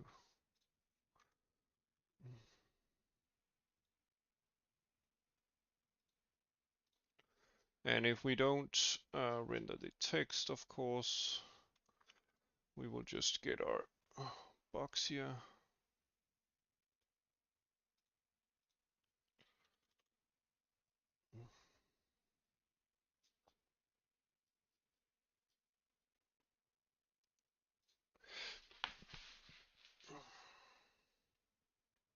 Yeah, I'm really not used to using blending So yeah, I think we will figure it out eventually.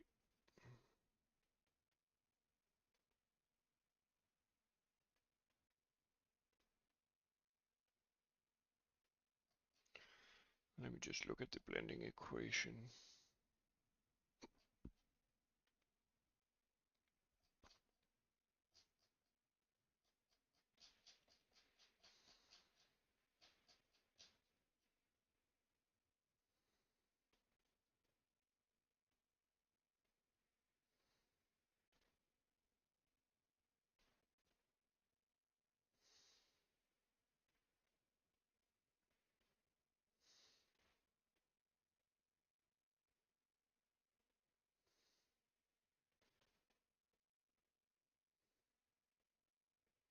Yeah, because when we clear the back buffer, nothing is there except the clear color of the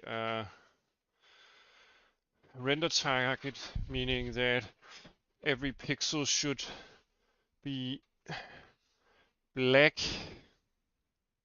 So it's actually doing the right thing.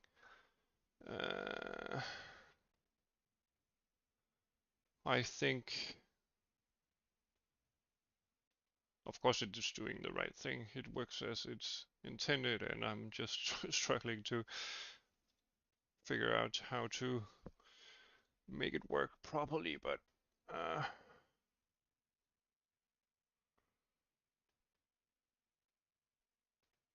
yeah. So the blending equation is like this. The color source convoluted, or rather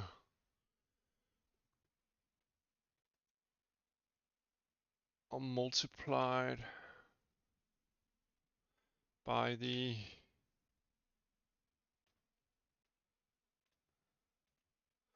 blend factor on the source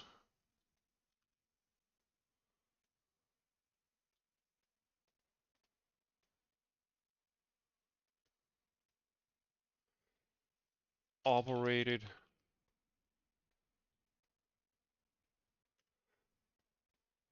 versus the color of the destination times the blend factor destination.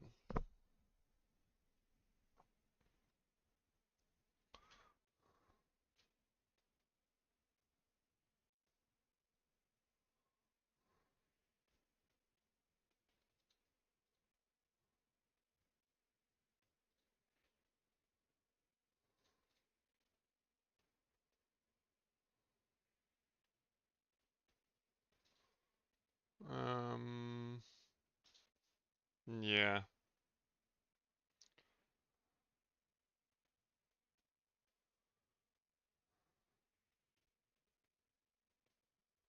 And the output color, of course, is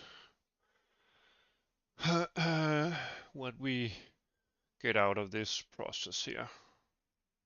So it takes, since it does 2 draws to the same area,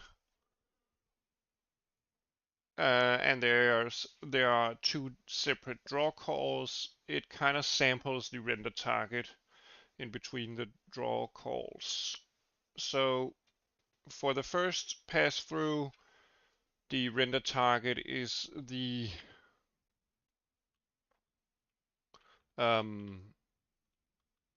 scene, and then we draw our box, and then the second draw call is our text. Our box right now doesn't sample the render target alpha or anything, and doesn't add anything. It kind of like just writes the color output correctly. Because right now we set it up so that the destination has no color.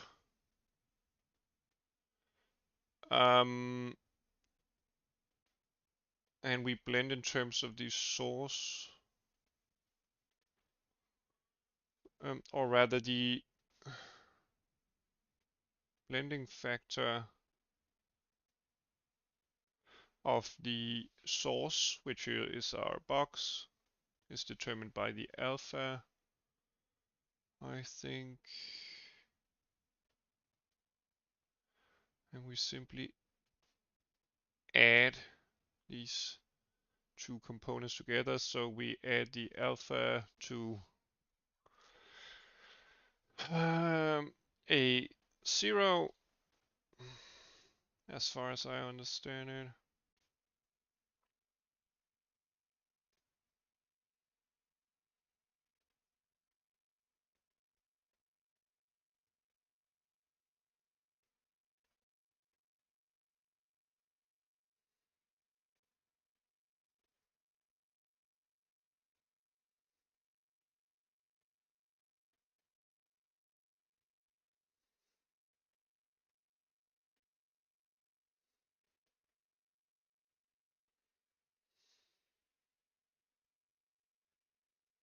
Do I really need to create a separate pipeline for this?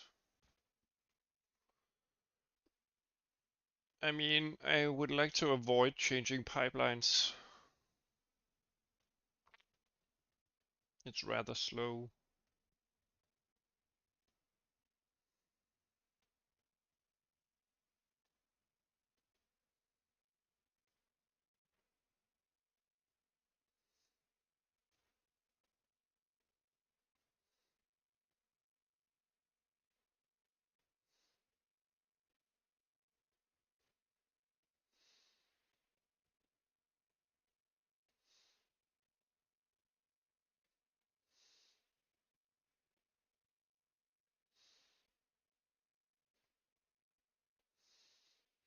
And we do the same thing for the alpha separately, which is what you see above.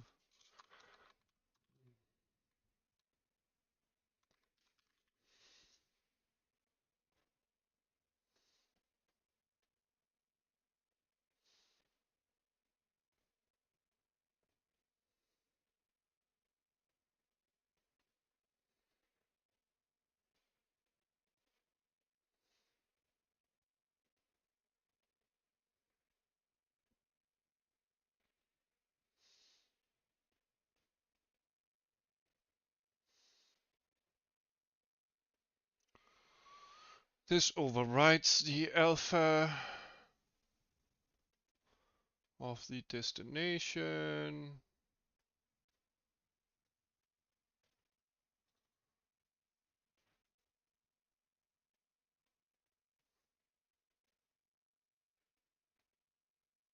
Maybe we just want to add here.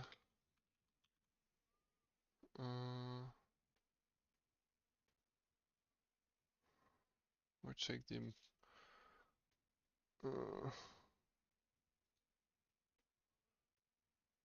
No.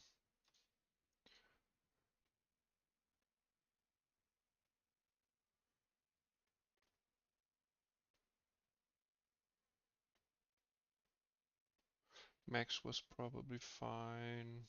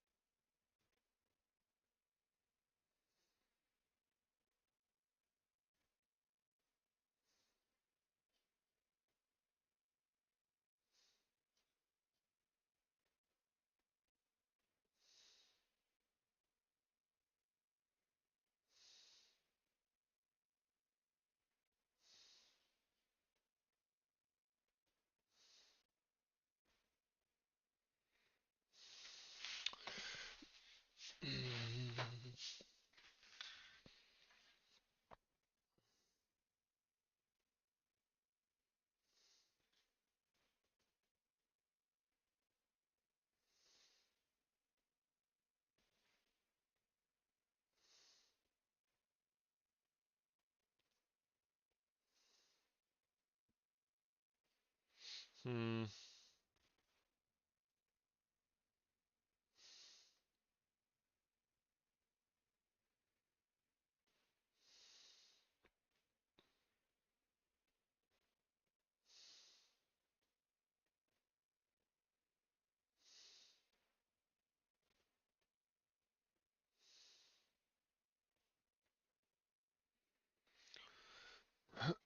So for the color blending,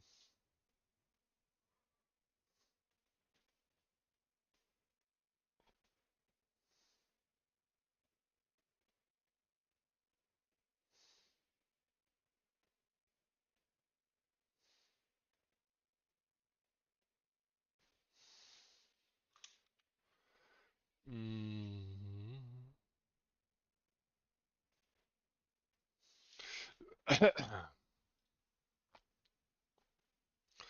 well, maybe we don't want to set the destination color to anything. Let's see.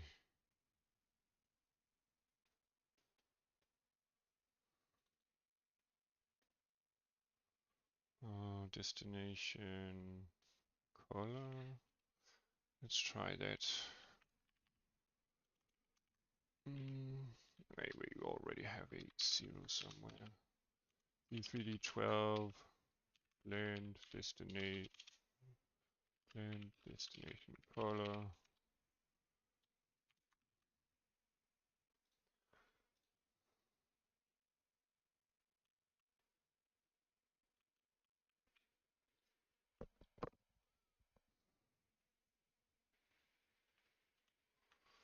Um,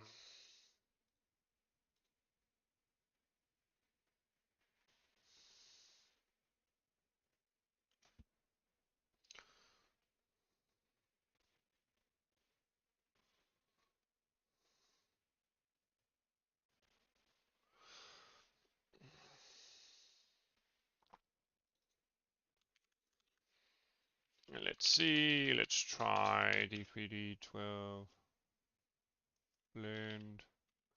Not destination, but source color here.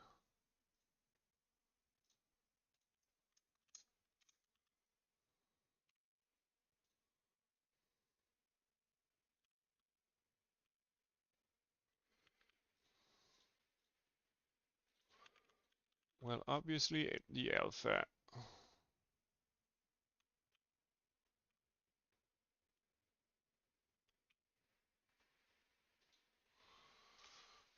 Mm, mm.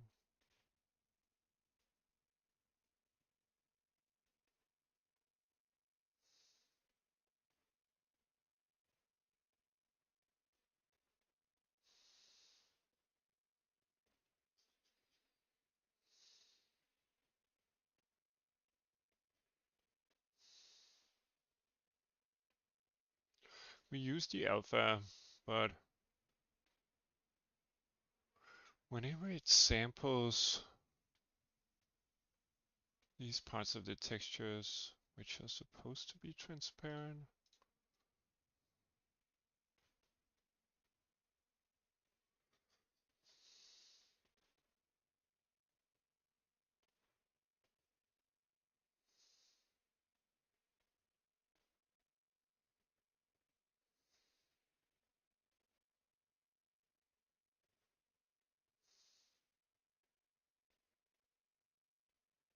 hmm.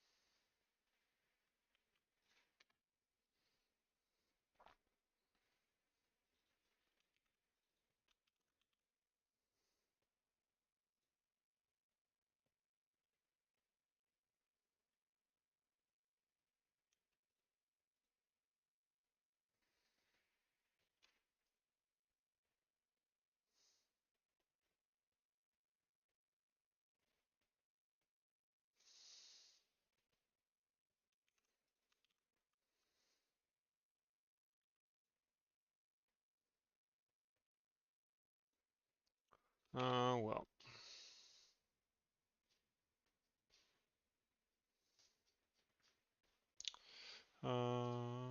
Maybe we should. Hello.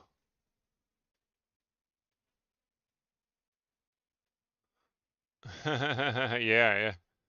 A friend of mine also called it the Lego model.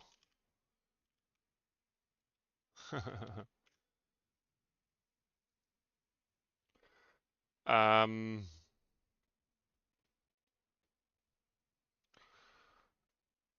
I'm really.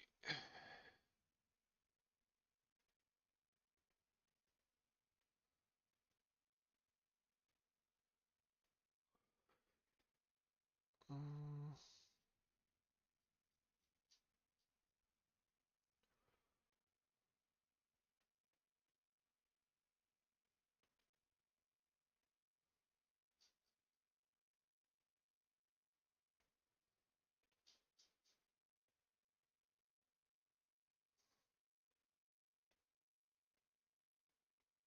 mm, what happens if we do D3D inverse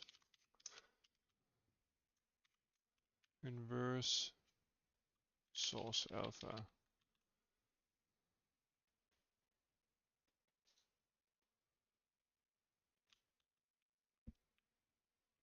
Well, that looks way better. Destination blend alpha. Let's do 0 here. Blend alpha. Alpha. Oh, rather 0, right? 0. Yeah, I'm doing a UI.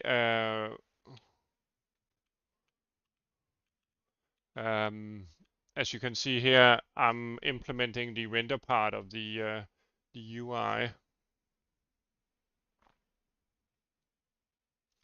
So I think we're done with that.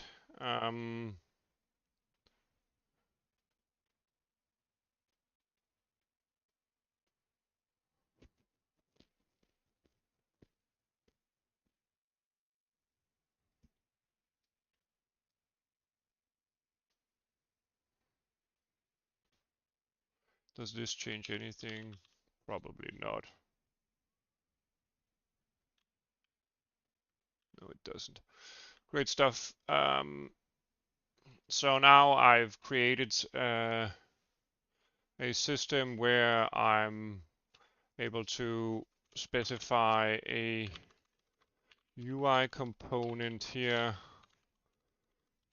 that is 100 pixels wide. Maybe let me just change this text size as well.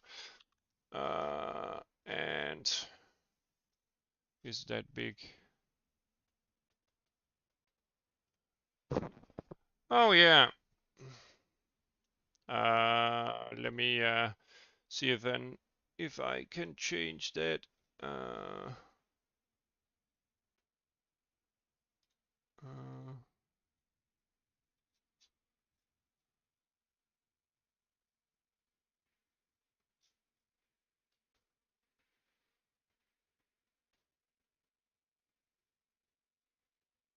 let's see.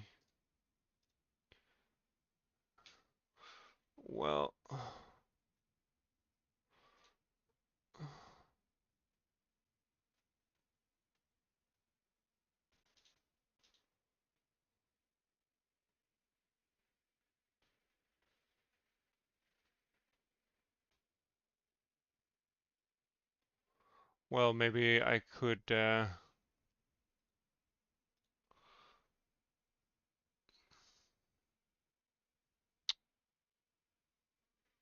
Mm, let's see.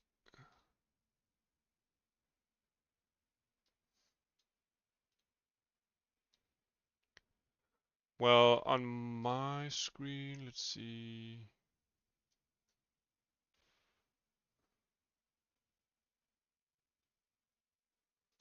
Well, maybe the system needs a restart in terms of swapping the order around. I set it to do it in a bottom style, but it doesn't register. So yeah, maybe next time I start the stream, things will work. Yeah, but for now we have to live with it.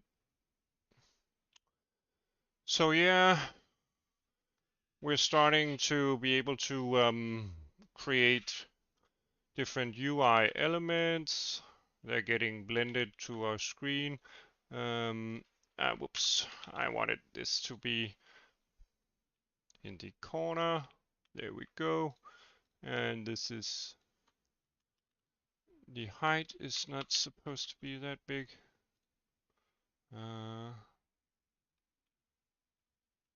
Yeah, and it's not a nice color, but we could definitely just change that. Maybe some light gray instead.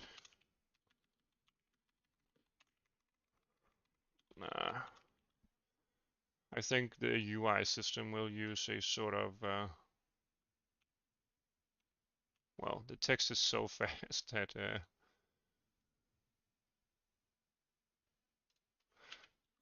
plus 0.05 minus 0.05.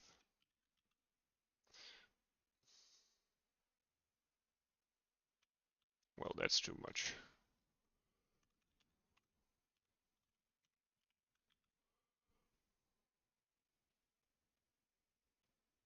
That's somewhat better. Maybe increase this to a 5 for now. Yeah, and the next part is implementing the actual text. Let me just swap to vsync mode so that the text doesn't, or the system doesn't produce 5,000 frames per second.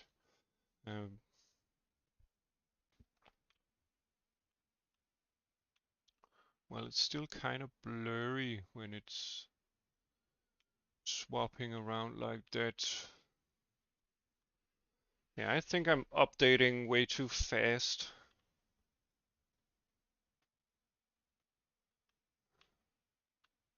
Well, that's a fix we could do at some other time. Right now, it's probably a distraction.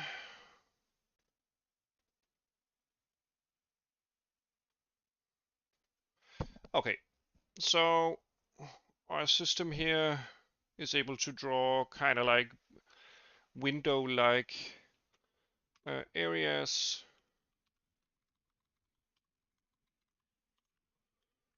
Where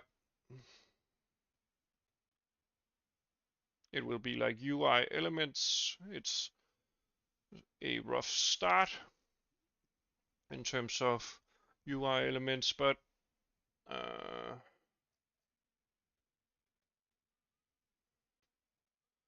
let's do the function calls for a text.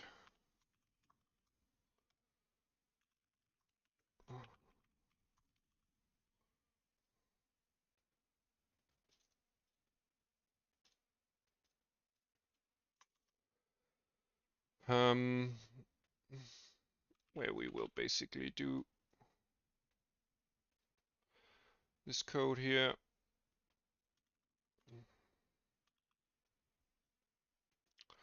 We will tell our application to create a test text. Let me just swap this to the, yeah, maybe I need to move it a bit. Yeah, I do. This is way too much, but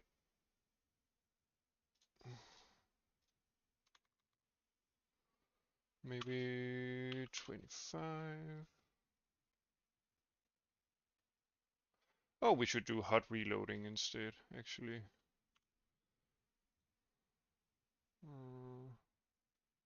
Okay, I need to do it during debug mode, I think.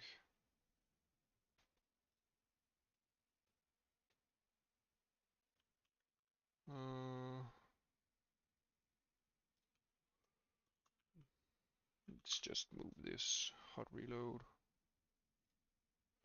Yeah, that's better. Maybe just a bit more so that we can see potential. Yeah, that's great. Okay.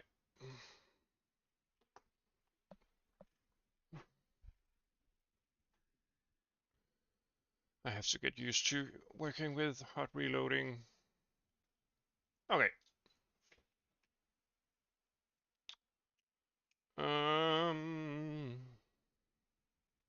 Our UI system has a type system. We have a button. We have a text. We of course need to set the type whenever we create the things so that we know type UI text. Oh, whoops, this is the button. And we of course need to do the same for the text. Then we can check for our objects here.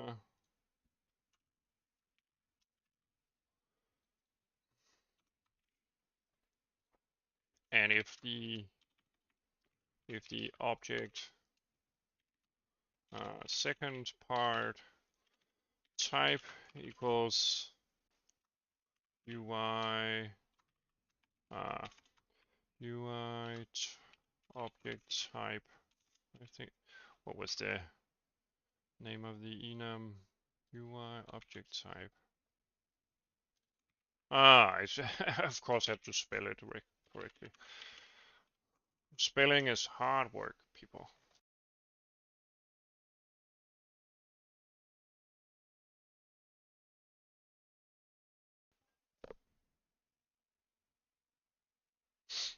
Then we want to calculate the X and Y position.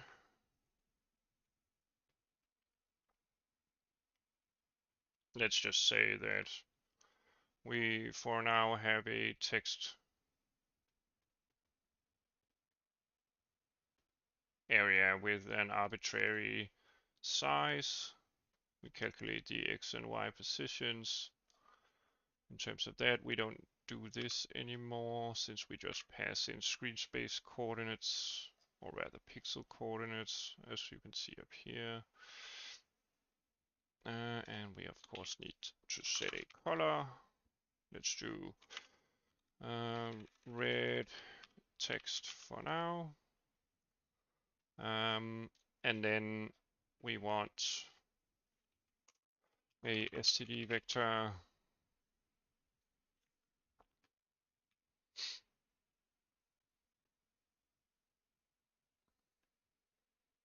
of UI elements.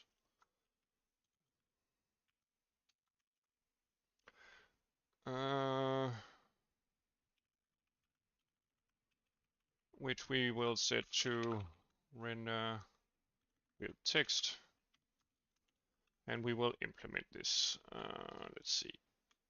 Let's jump to the header. We want a position X and Y.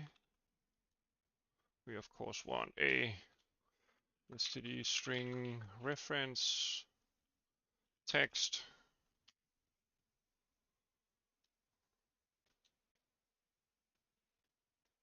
Let's do this const as well because we're not going to change anything.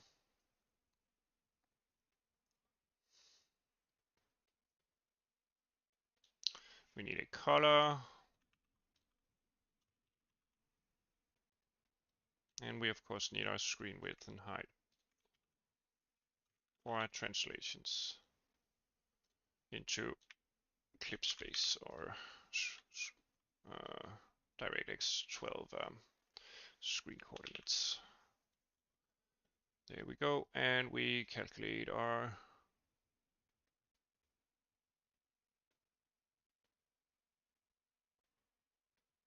X and Y coordinates here. Yeah, we could do the exact same thing. Although we don't need to calculate the screen height and width. In our render, we have the source code for the text rendering. Oh yeah, we of course need to take in a reference to our font, which is a bit more tricky since it's stored in... No, I don't... Did I store it in the application? Maybe I did. No, I store it in the renderer. Yeah, so we need to change which part of the system that loads the font so that, for instance, the application can load fonts and pass the information around in the system. Yeah, so we have to refactor that. Anyway, we kind of need parts of this code to be moved to this part. We have our scaling factor. We have a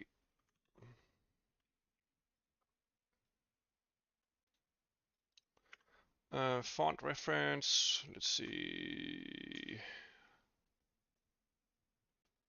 Our systems, font types, systems, font, systems, font, reference.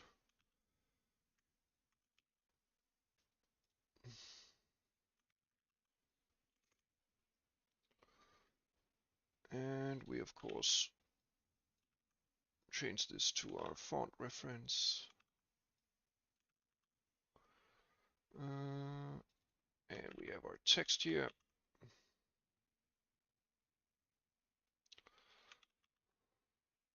And we have our font here.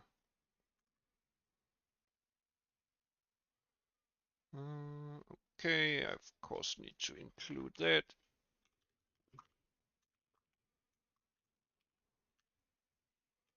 Oh, whoops, not file handling. Fonts, font utilities. Hopefully it doesn't. Oh, it's in the CPP file, so it should be fine. And no double declarations. Hopefully.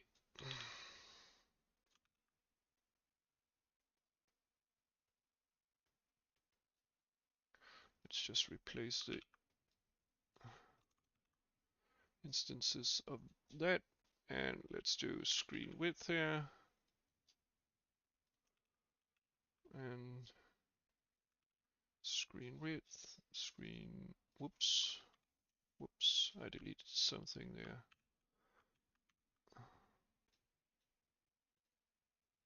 There we go. All right, so now we have our calculation here.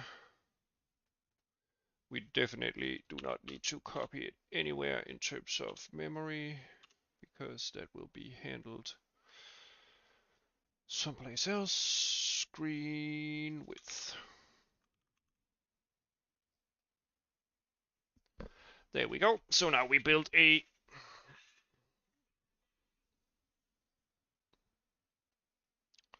vector of results, and we add that test element. and we return results. Great stuff.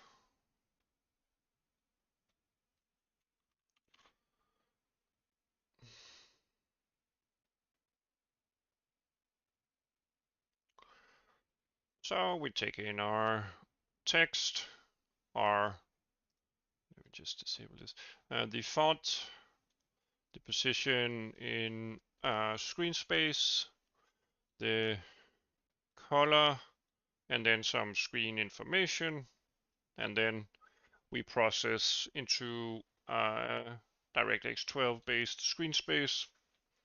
We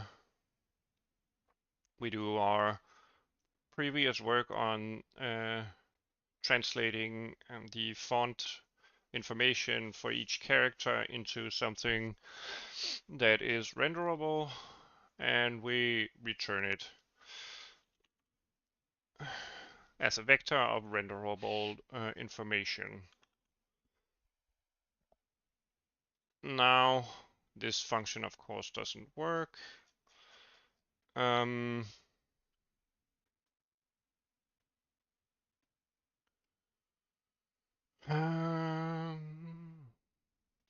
yeah, the problem might be that I have to split. Oh, I already split it. Well, then there's no problem. I thought I had done myself a disservice by structuring this bit a bit awkward, but I haven't for once. Let me just see.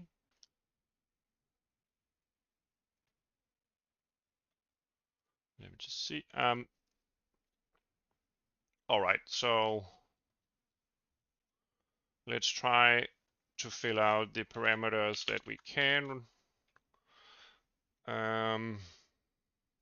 We need, maybe we should just include the font utilities inside the UI.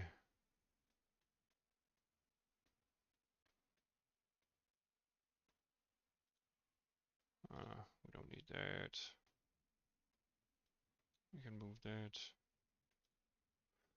Let's do it here for now. No, we will have to include it.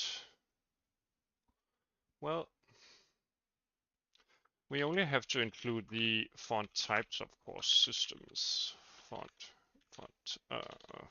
types. Right? Yeah.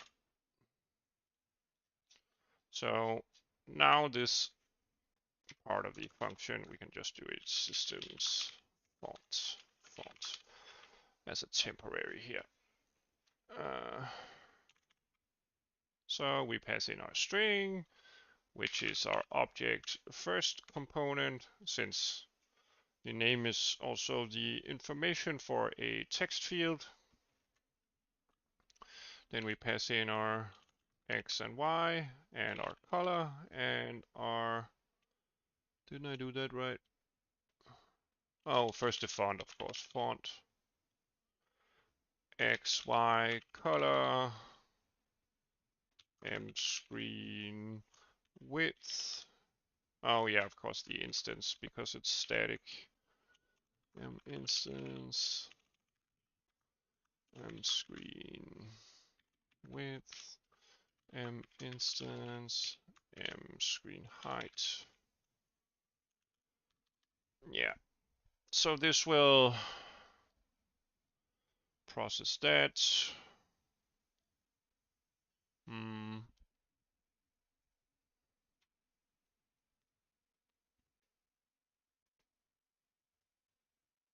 Hello.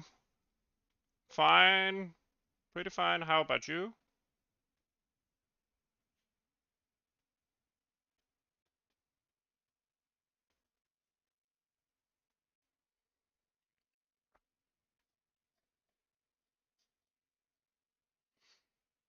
Hmm.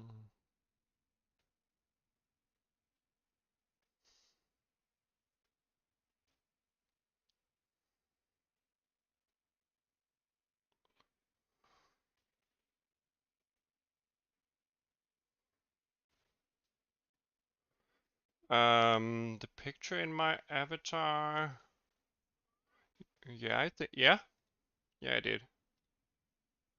It was just a basic scene. I created the renderer for it as well.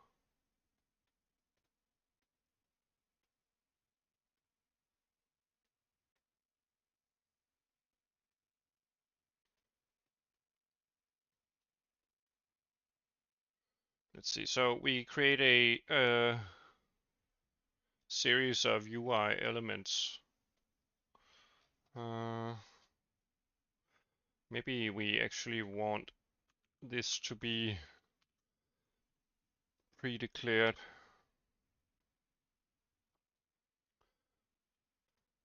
Let me show you. Just I've created a part of the physics engine, some rendering, some collision detection. I can't run through these things. I'm colliding with them, for instance. Um, yeah. I'm doing UI right now.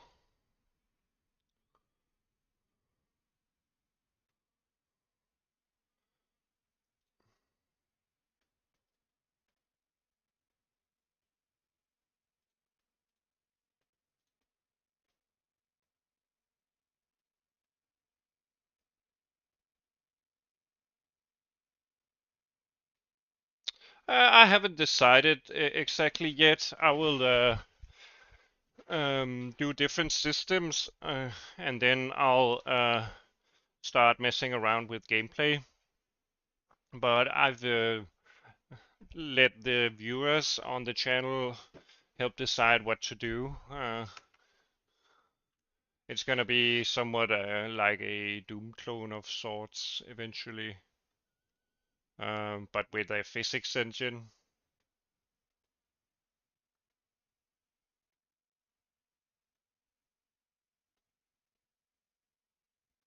I just wanted something fun to program, and well, I've tried to do game development on and off and played around with this different systems, but I always end up in a situation where I'm more interested in knowing how things work than actually just doing the gameplay. I also like tinkering around with gameplay, but I really get curious about the systems and enjoy learning, doing different stuff. So yeah.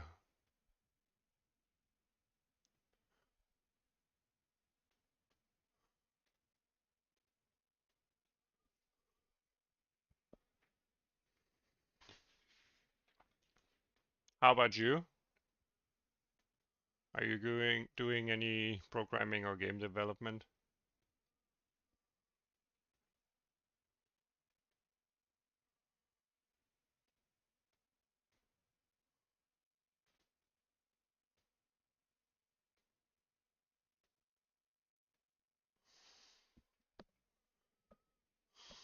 Well, yeah, maybe.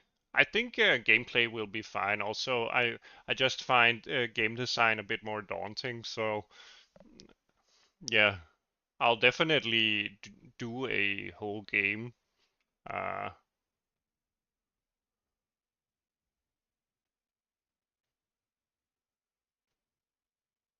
well, that's great. It no matter the output or rather the visuals, the game systems are more important for an RPG anyway. So that's a great start.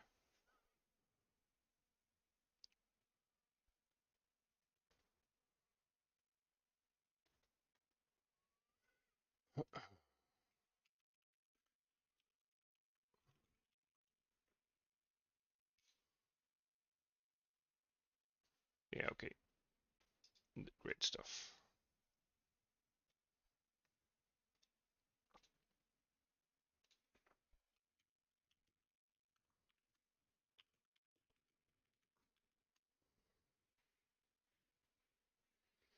Mm,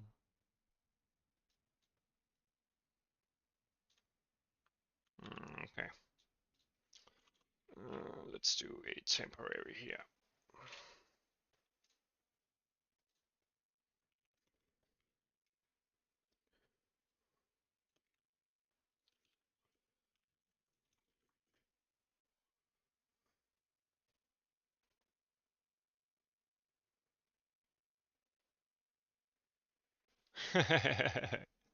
Seems like you're a tinkerer as well then.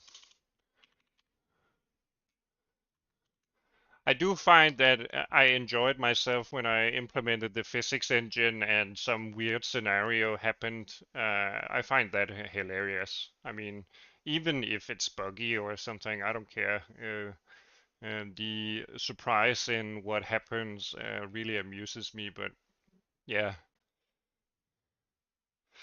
I think it's because I do not have a really clear grasp of what makes a game fun, and I kind of like want to make something fun, but I don't know what fun is. So um, I only see, I only know what fun is when I experience it myself. So I get stuck in this loop where I try to f figure out something.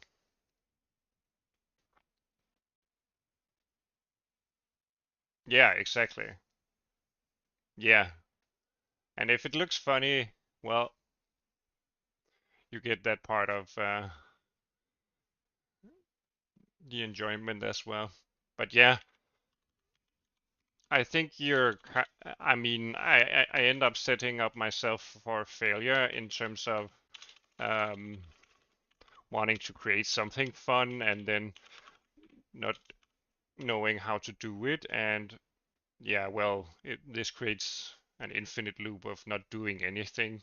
Uh, and I mean, graphics programming and systems programming and so forth seems like, yeah, I know what this is, or rather, I can kind of like mm, get a logical sense of what I'd want to do in terms of a system where gameplay and fun is somewhat more abstract to me. Yeah, and without a specific goal in mind. All right, so this. Uh,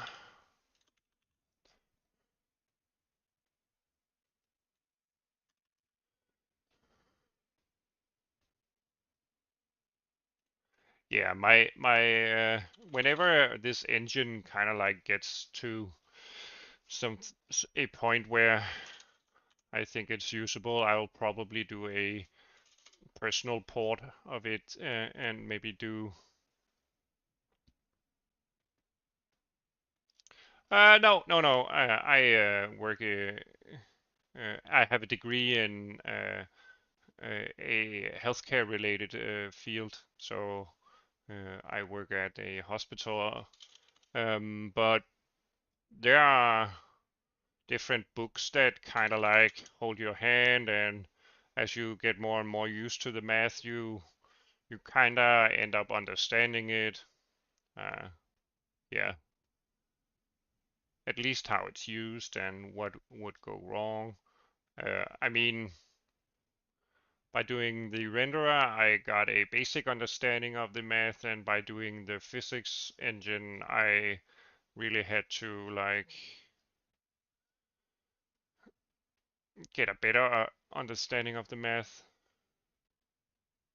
and they do overlap in terms of math skills required.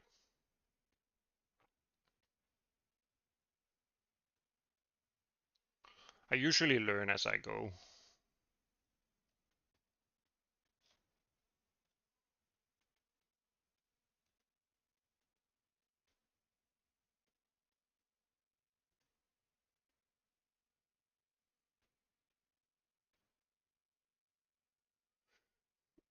And to be fair, if you want to write a renderer, 3D renderer,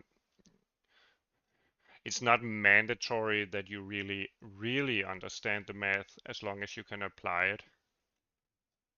But I do prefer to understand what I'm doing, so.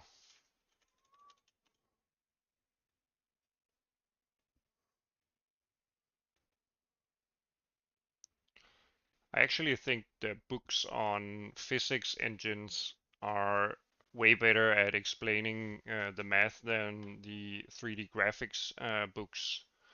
Um, there's something about applied mathematics that just, yeah,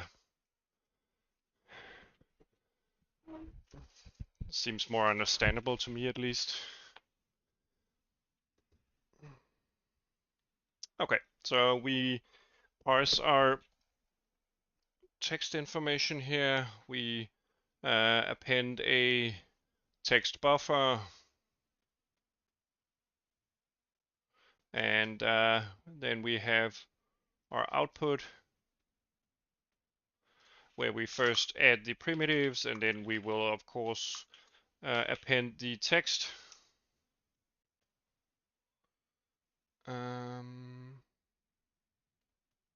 Yeah, but we of course need to move the font information because right now we have no font information and everything will look weird.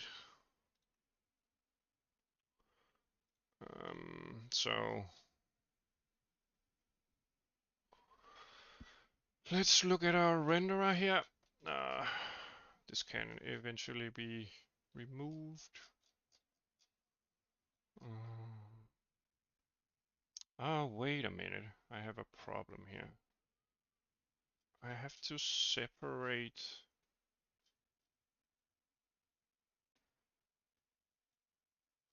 Yeah, I have to separate the two textures. Yeah.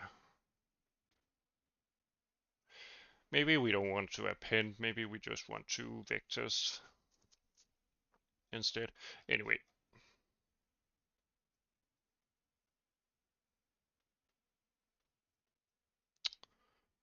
Whenever we...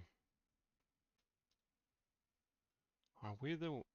Is this the point where we load it?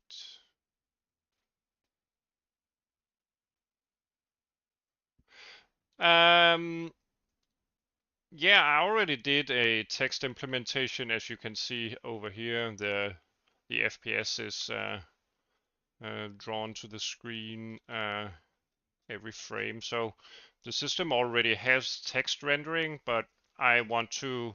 I'm basically doing a UI framework like I'm GUI, sorta, a more simple version, of course, that's integrated with my own renderer.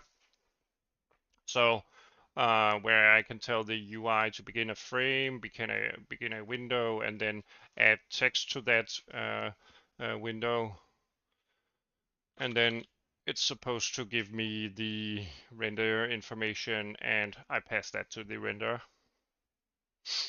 So instead of right now the text rendering is hard coded into the renderer, and I would like something that is a lot more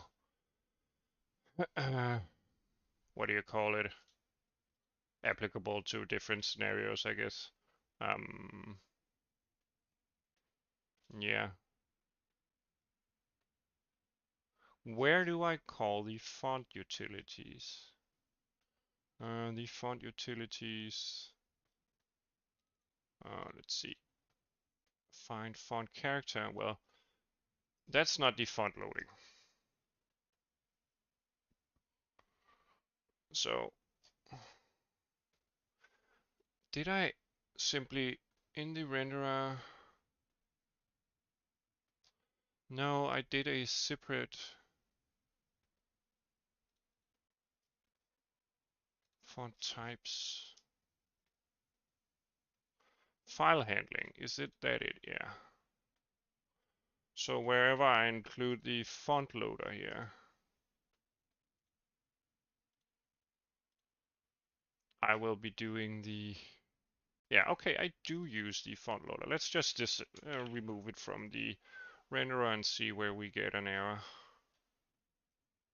Okay, it's not in the initialization step. Is it during the preloading of the static data? No.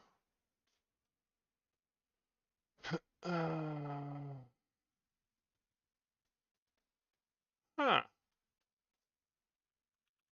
Let's just see if I try to compile. Okay. It is in the initialization step, I guess. No? Submit object or what? Where on earth do I call it? Preload static. Yeah, okay, it was during the preload. Okay. So we definitely want to remove the font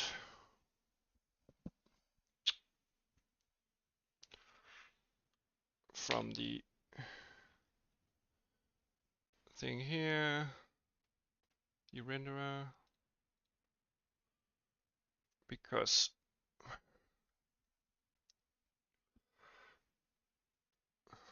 whenever we process the render information, um,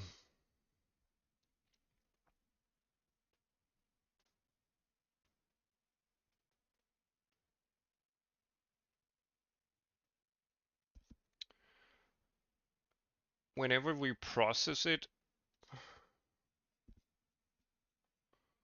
we set all the information needed to actually render it, except the texture. But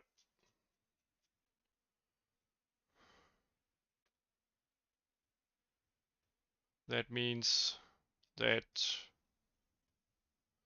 we do not need to store a font on the renderer itself, because it only takes texture coordinates and screen space coordinates and simply just draw stuff. It doesn't care as long as it knows which texture to sample. And we will solve that problem in terms of the texture shortly. This code will of course be deprecated. Let's see. UI stuff.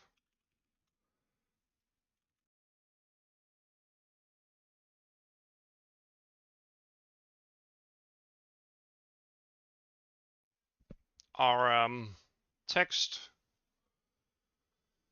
in terms of the FPS will go away. Let me just wait a minute. Did I do something wrong here? Do I need a semicolon? Oh well, that one needs to go. And let's dump this in the graveyard.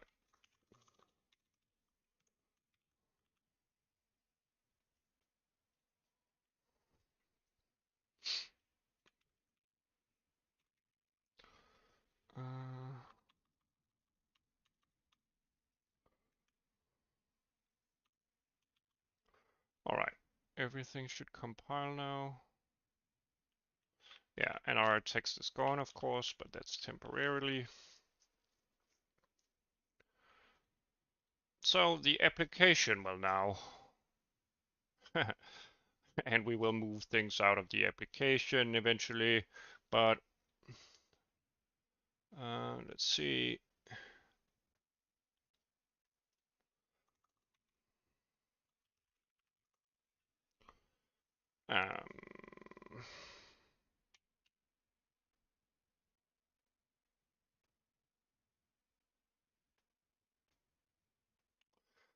I think I'll do a heap allocated font.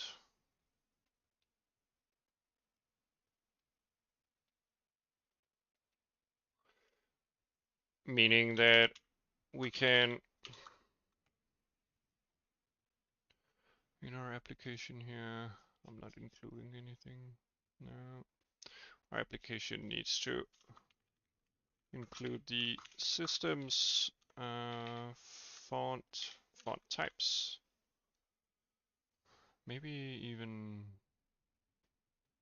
Well, I could just include the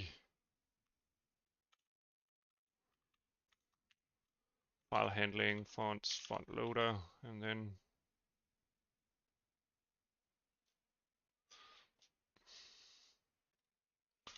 std vector of std unique pointer to a systems font.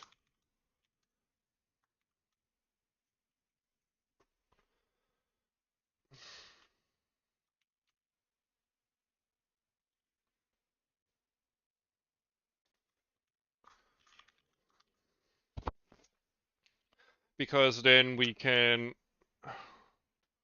let the application handle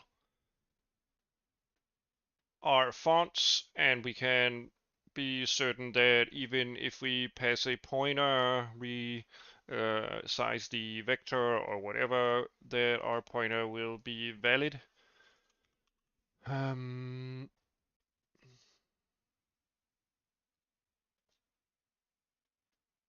So yeah, on create, we want to do systems. What namespace did we? File handling. File handling.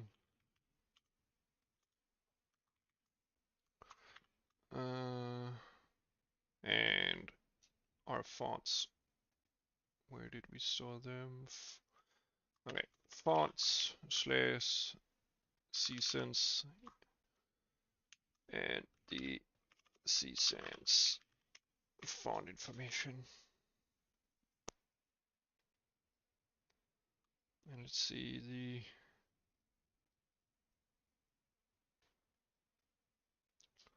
characters.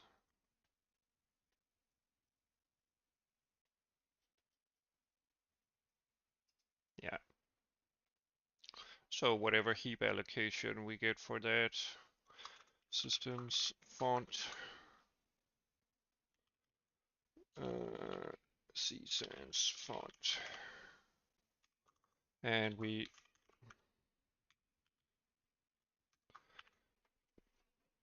simply do something like std make unique std move seasons font. Do I need to specify the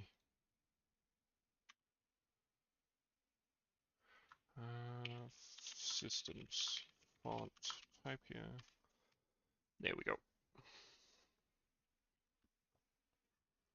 So hopefully this compiles. No, not yet.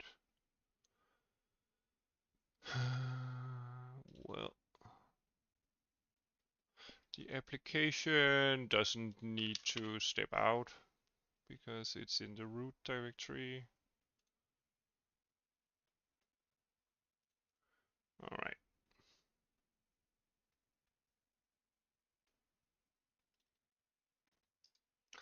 So we have some problem with the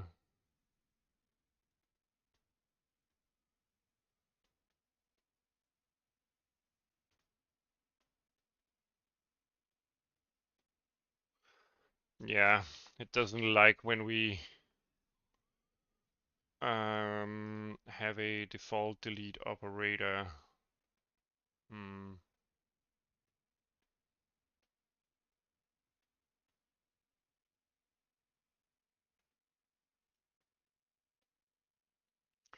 Let me just unique pointer delete operator C++.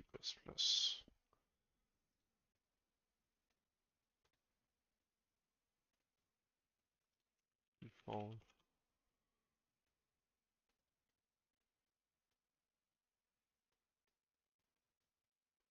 Struct.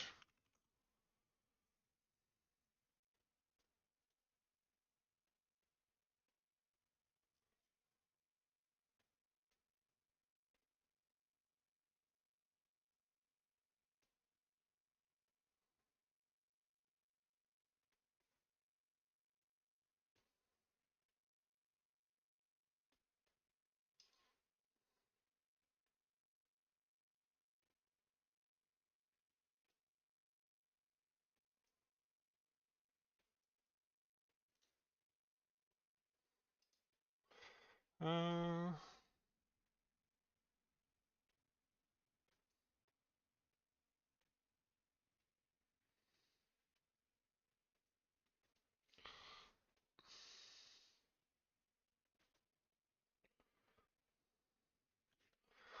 yeah.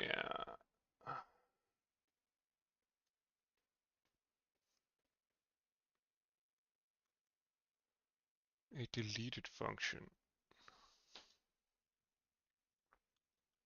Maybe we want simply to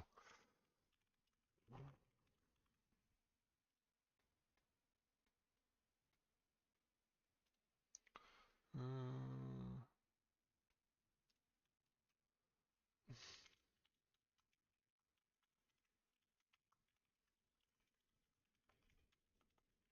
I can't hit the buttons.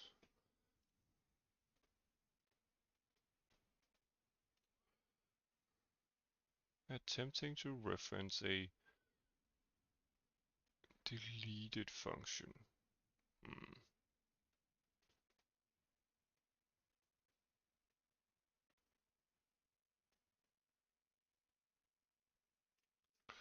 A unique pointer attempting to reference.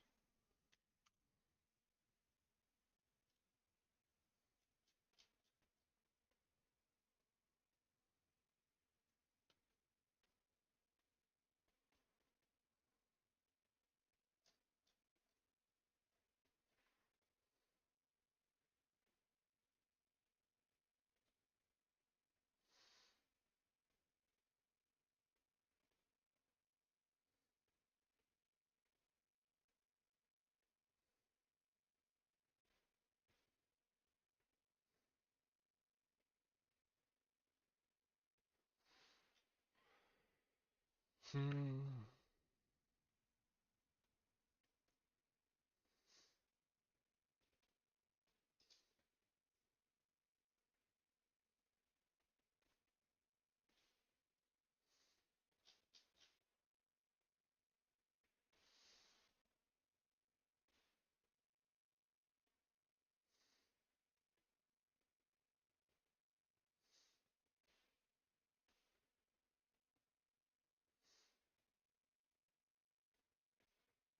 Hmm. Oh, maybe it's the syntax on the creation then. Let's see. Um,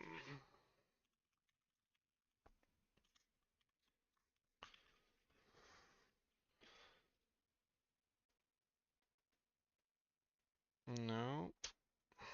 Okay. Let me just try this step by step.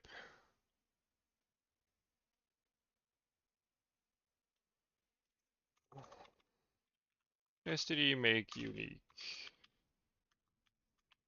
of a system's font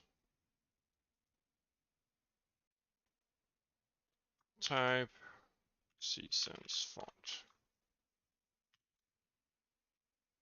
And let's do a std unique pointer of a system's font test. Let's just do that and see if it's the, yeah.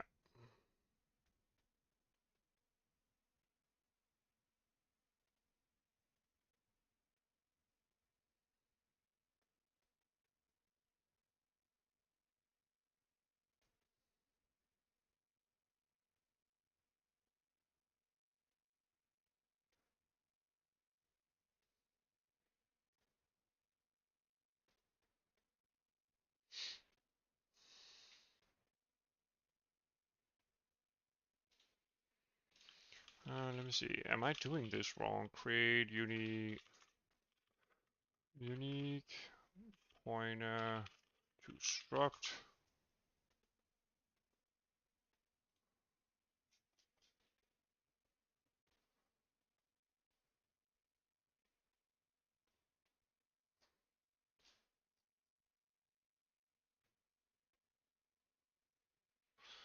Hmm.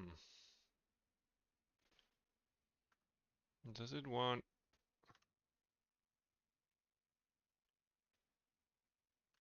me to heap allocate here?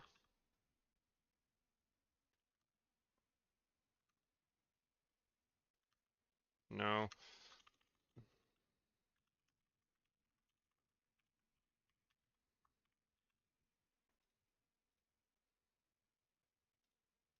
Am I not allowed to?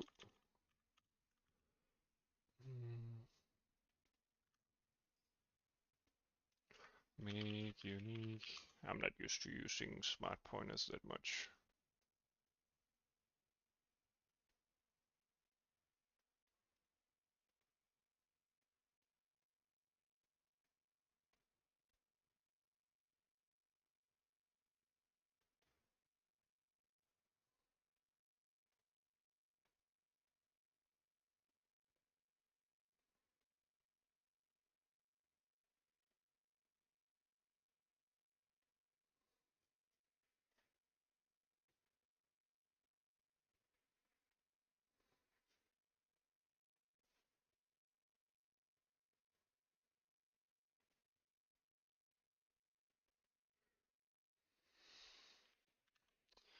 Okay, let's just create an empty one then.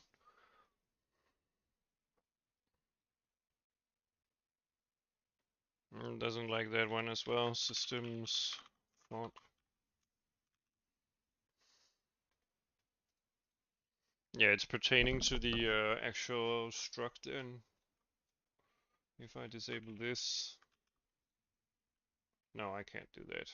It will give me other errors. Um,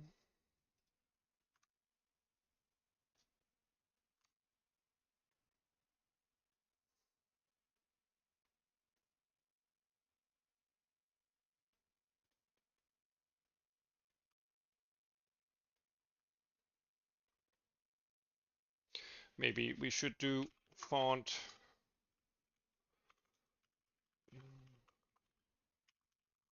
and do custom constructors and destructors. Let's just do this.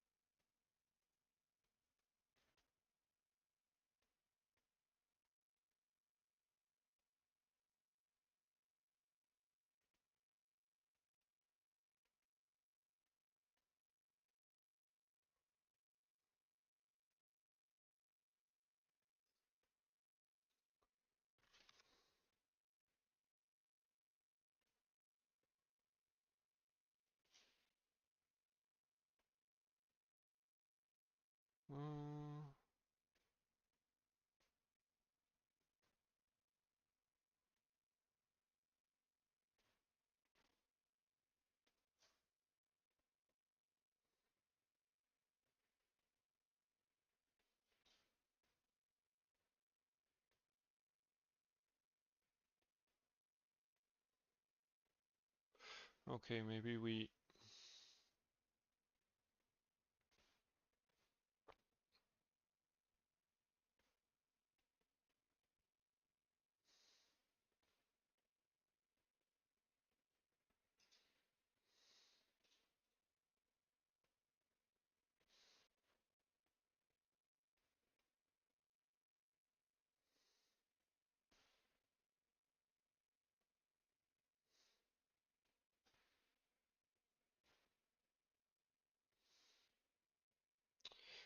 specify a deleter for struct C++.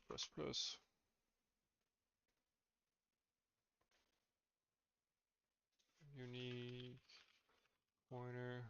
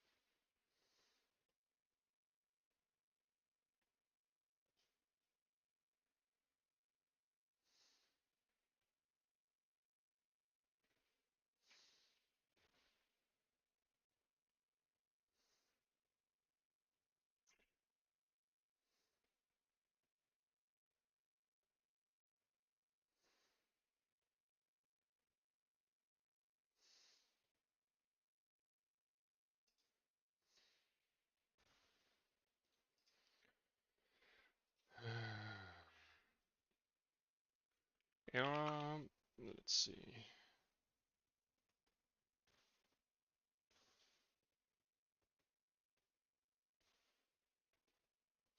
Well, this is somewhat uphill.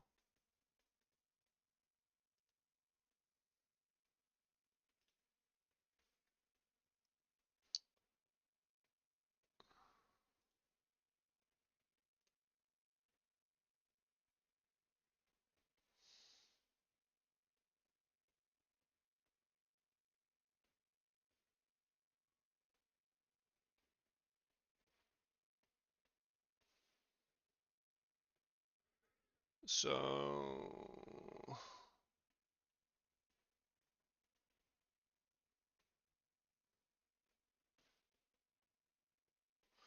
it probably can't find the move operator.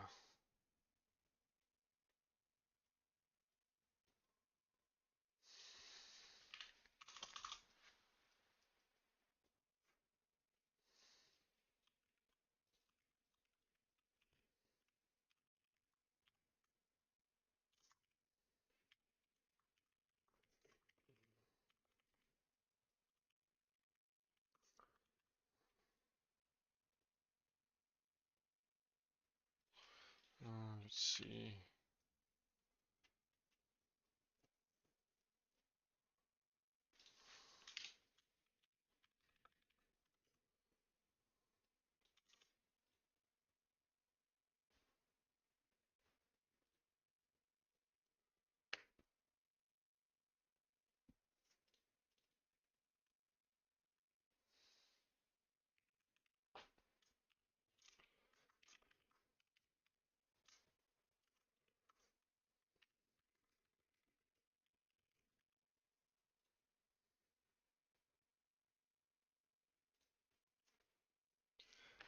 Uh,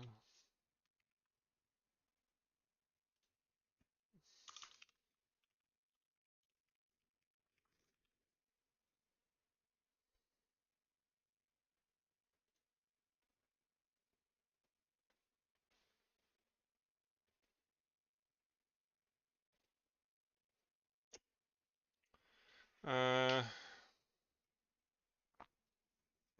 okay.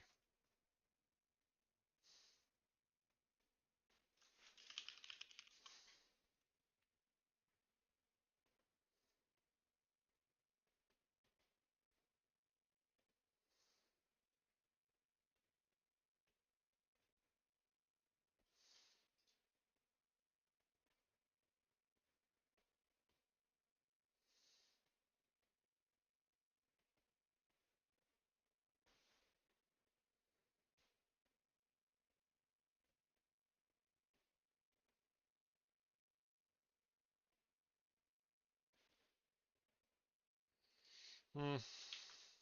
Well, that's annoying.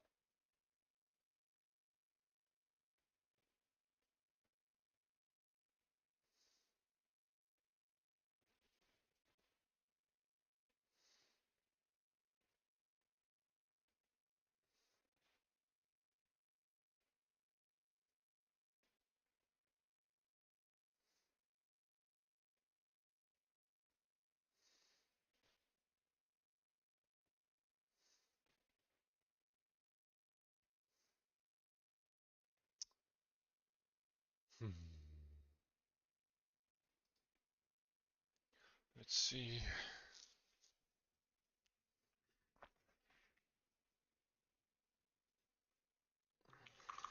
Let's start with this.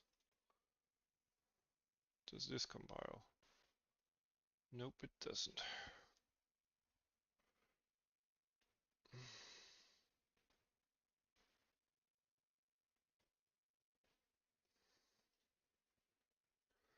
Can't create unique pointer to struct C++.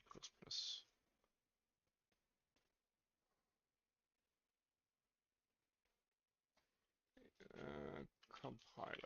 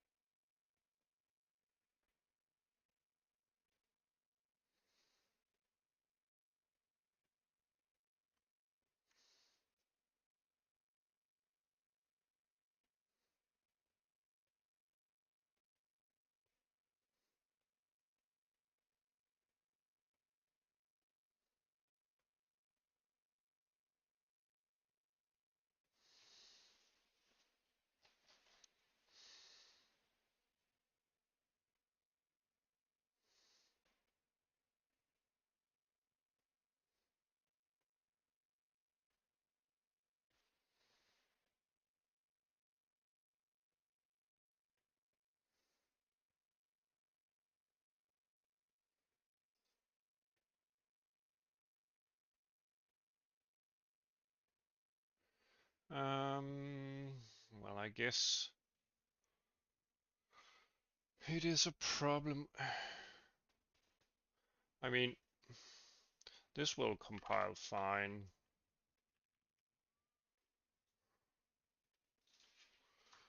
For instance. No, it won't. Wait a minute. Oh, it's not in this file at all. It's in the header file. And that is, of course, because whenever we construct an application, we should initialize this. I think.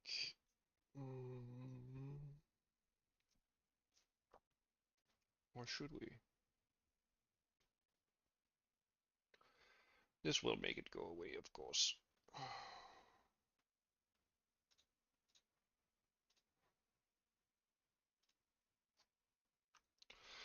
Using a vector of unique pointer member variable.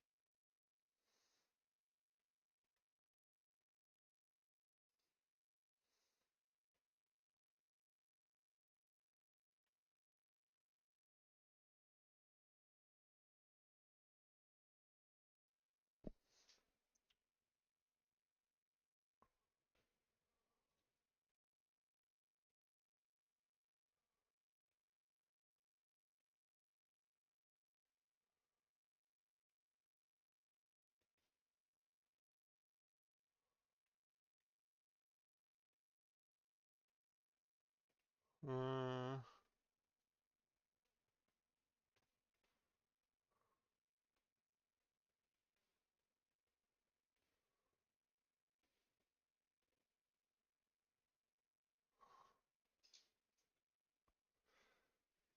well, should we create a shared pointer?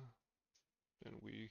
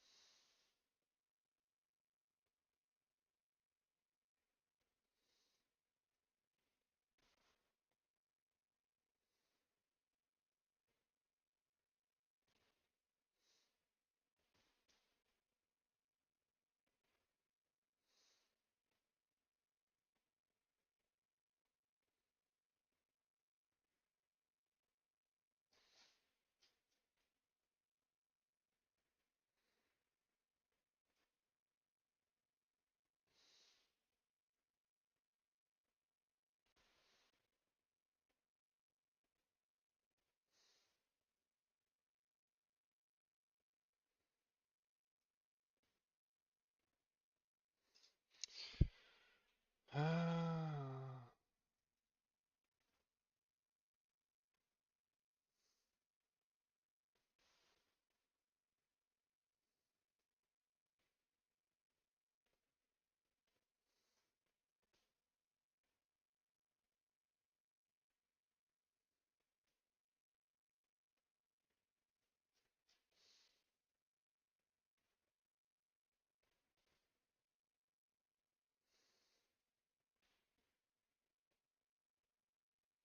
Okay, maybe we want to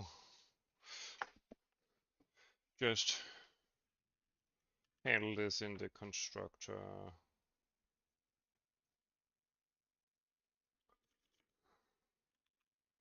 Let's try that.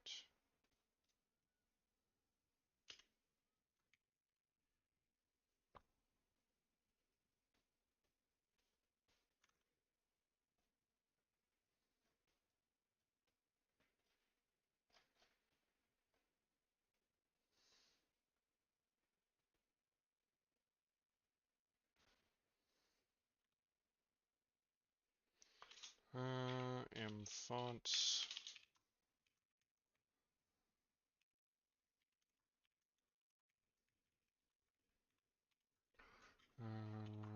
A std unique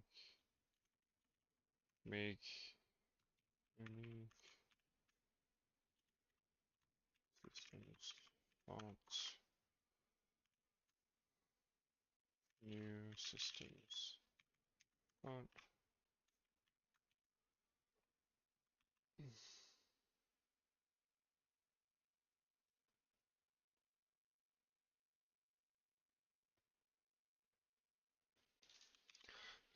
Let's see.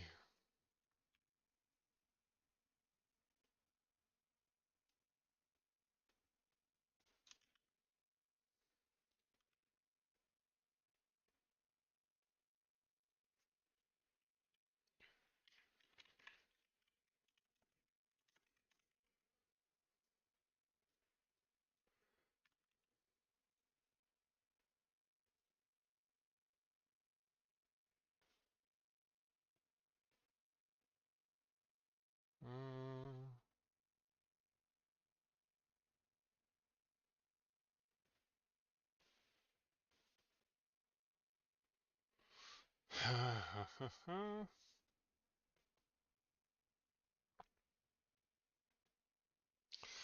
this isn't super great.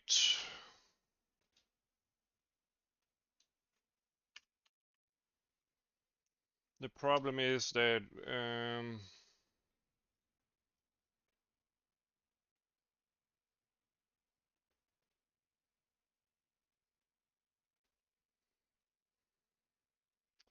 let's do initializing a vector of unique pointers to structs.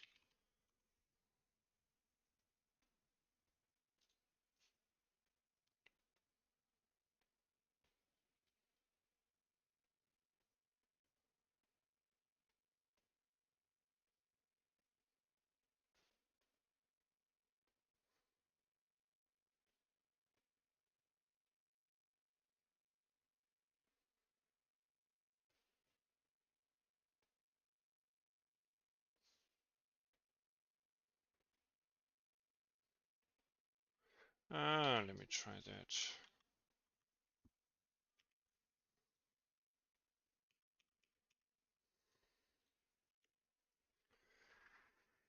Okay.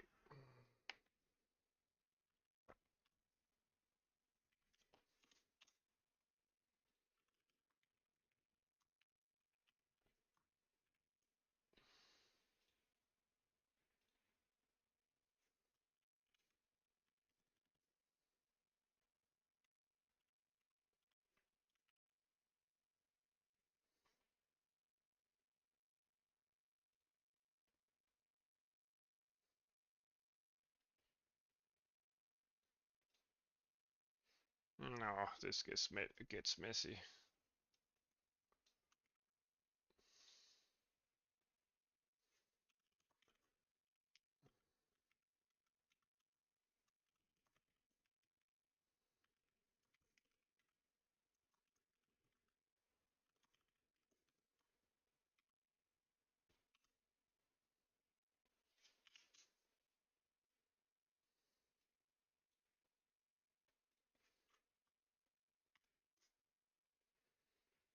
Alright.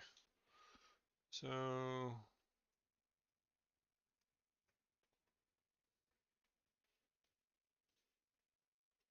let's try deleting that.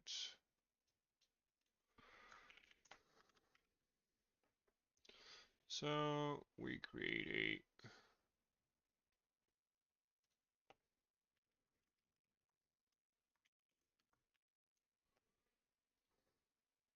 so this one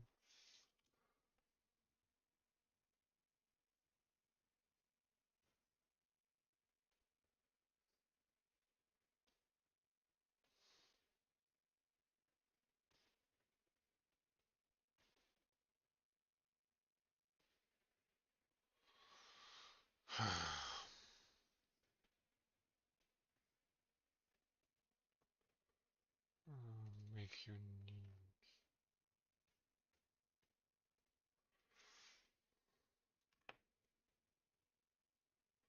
Does this even compile? No, it doesn't.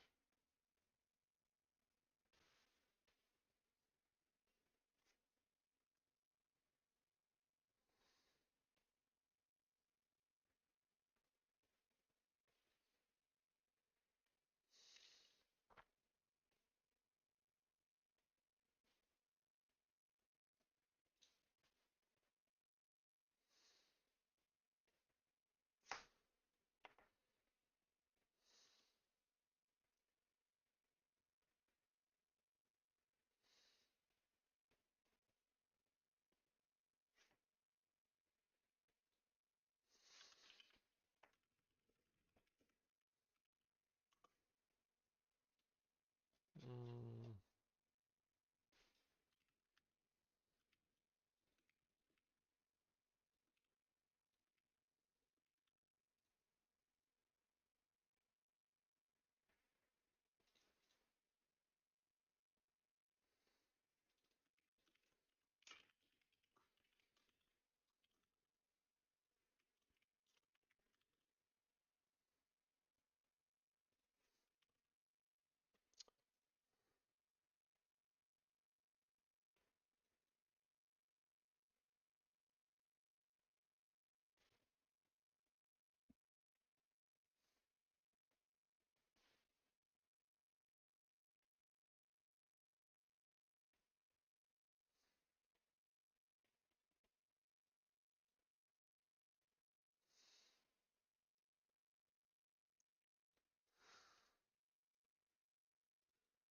uh,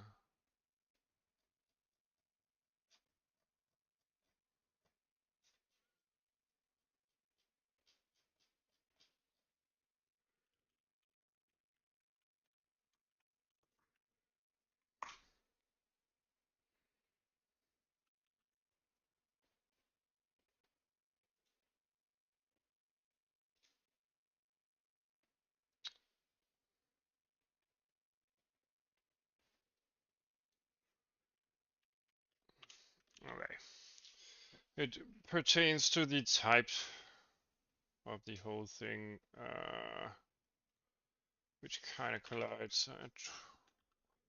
I could do a lot of work trying to fix it, but I think I might just do something else. We could do a shared pointer. It's a bit slower since it's copyable.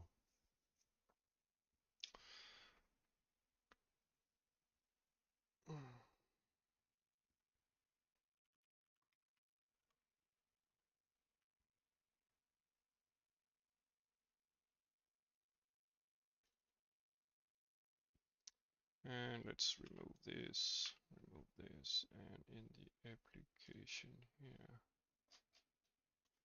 can I do the default?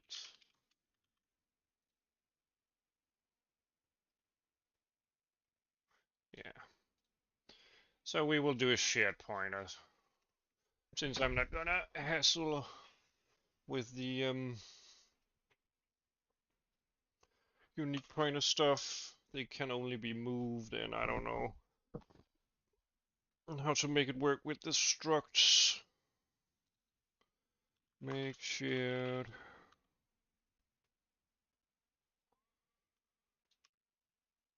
Yeah, move is faster, I think.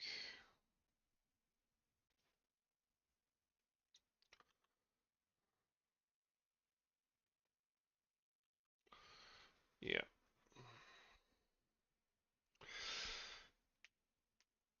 This means that our system now will have the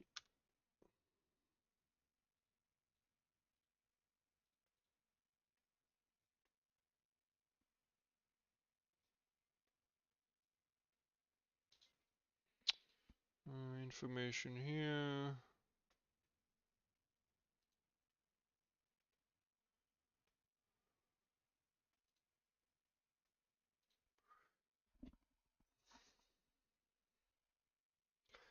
Yeah.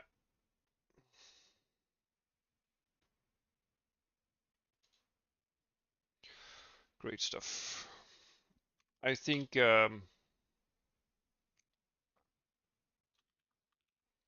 maybe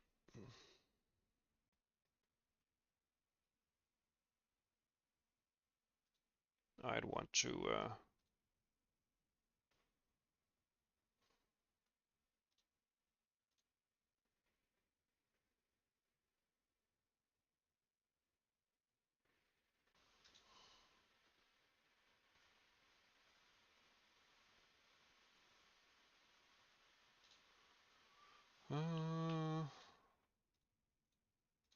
yeah, so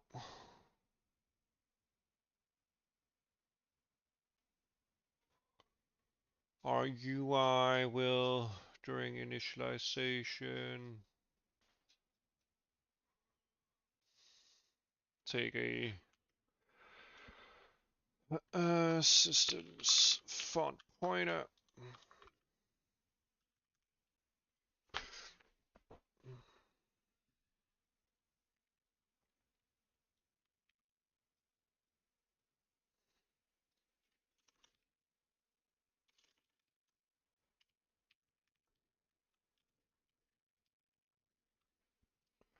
We will initialize that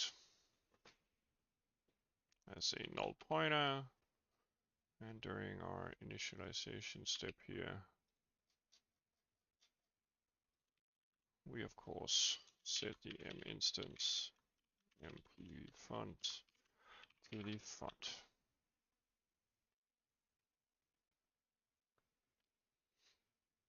And the application will have to, well, on create,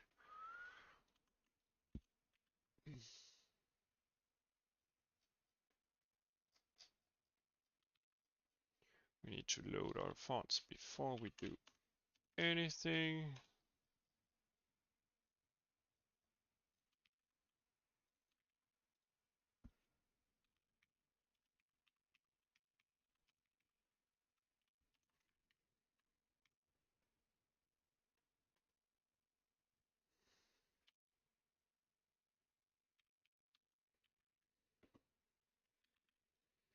There we are.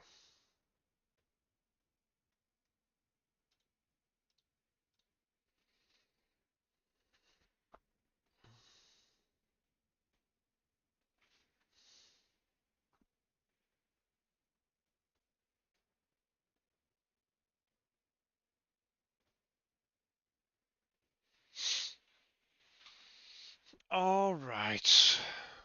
Then we do have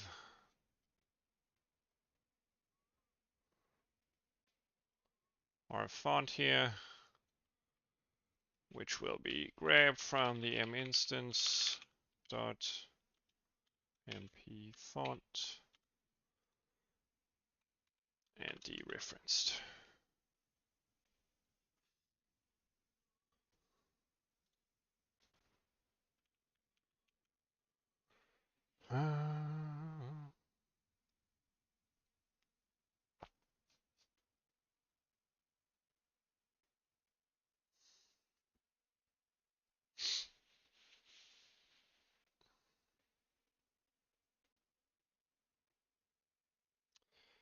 Well,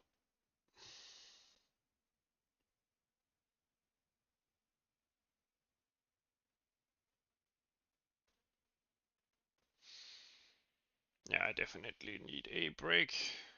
Not too far out in the future. I've been going at this for about 4 hours, so yeah, starting to feel a bit tired and thirsty.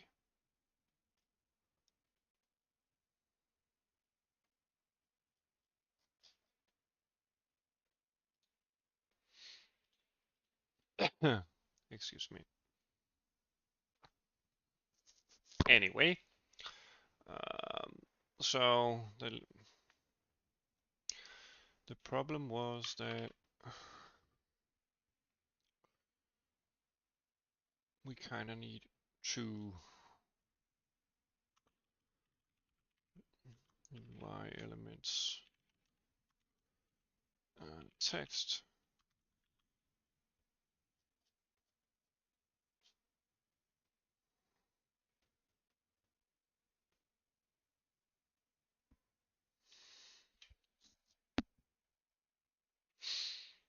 Mm,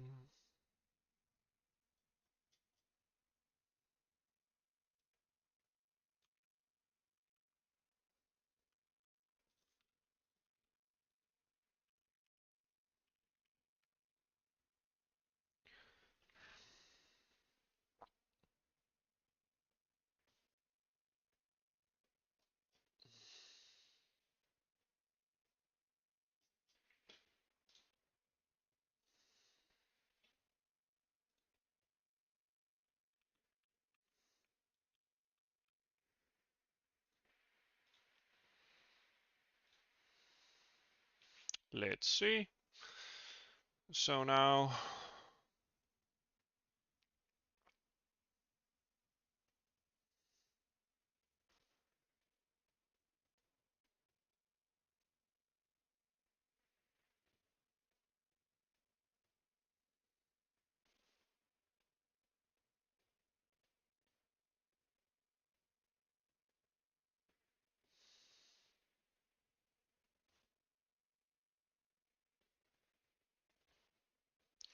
yeah, I think I'll do it.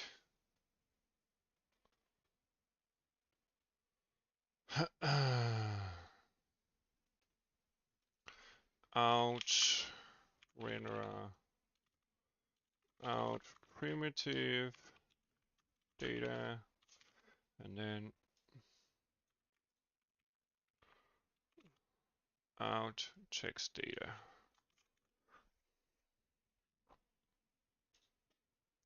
For now I'll do like this.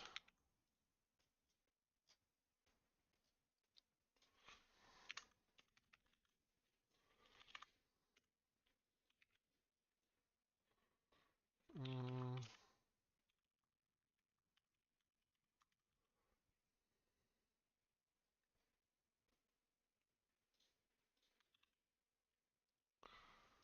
all right, let's remove that. Primitives. Then the text.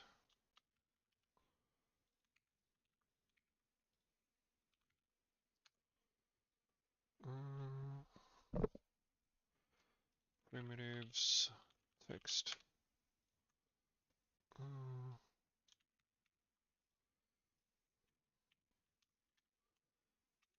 Primitives text.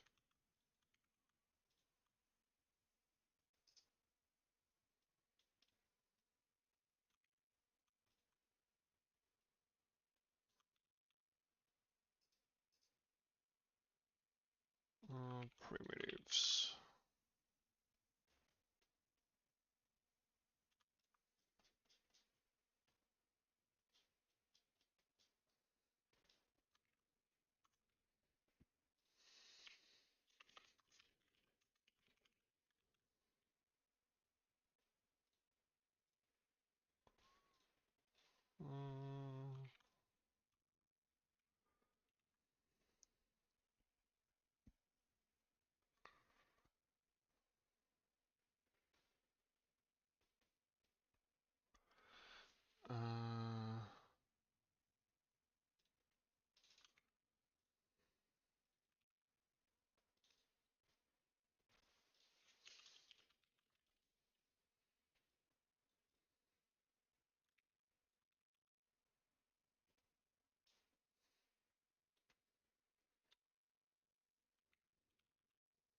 There we go.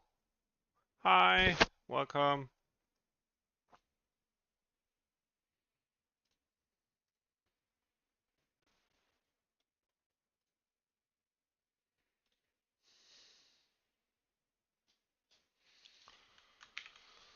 And then I know draw call.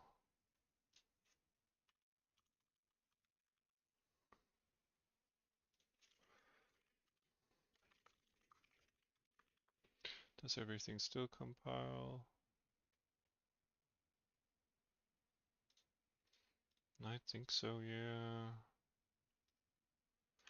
And then text fields, UI elements.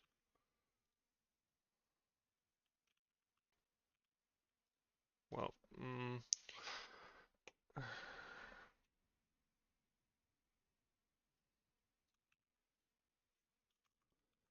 7. How are you doing?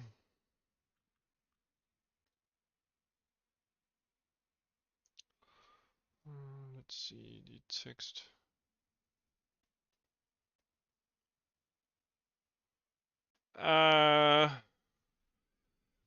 I used the book Introduction to Game Programming with DirectX12 by Frank Luna. Let me show you.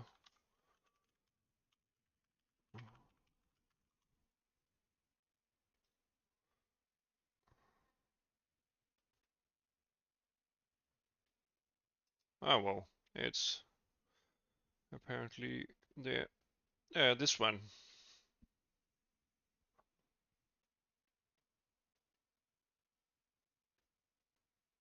And then different tutorials help me as well.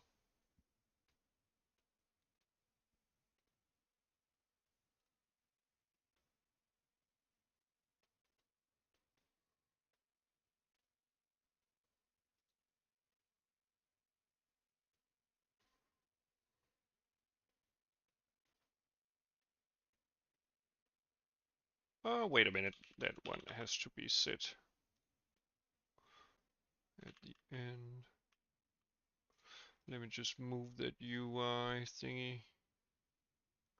Of course, no problem. Maybe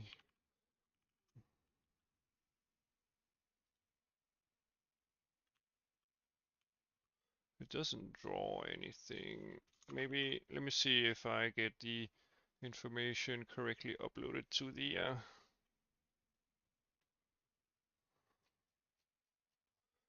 CP, or rather,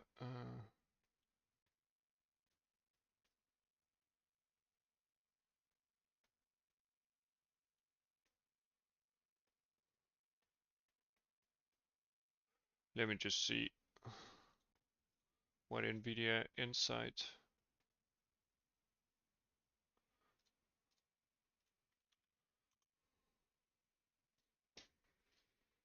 of course, no problem.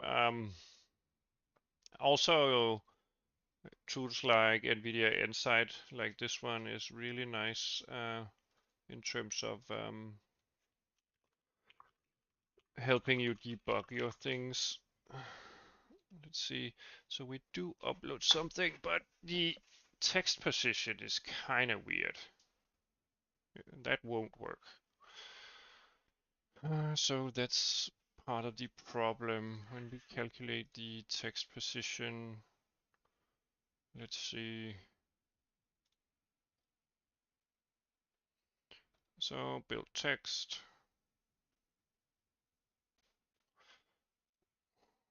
Wait a minute. I have to do like this before I do that.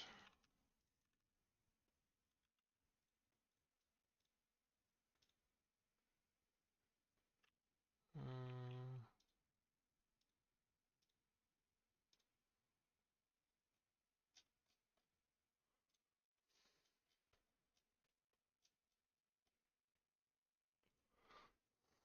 and let's see, do I draw anything here? Nope.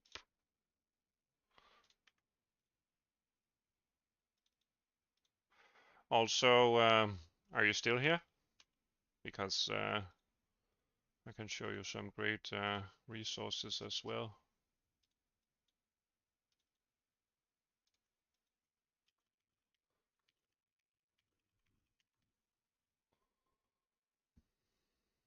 Some of it looks right, but some of it definitely doesn't. Ah, whoops. That's why. Well, the X and Y positions are still kind of weird.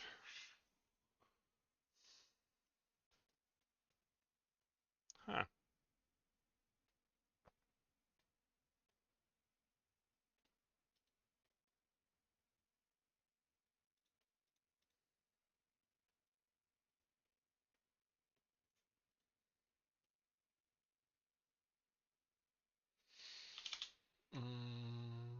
Let me see.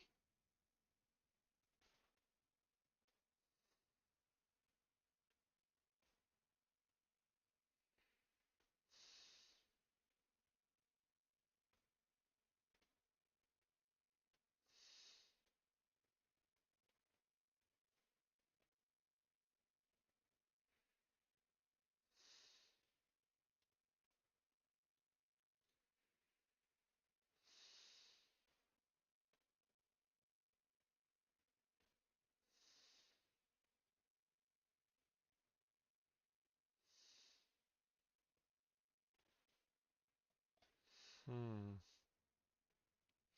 Why do I end up with something totally weird? Let me just try to step through it in debug mode. So the X and Y are pretty low values.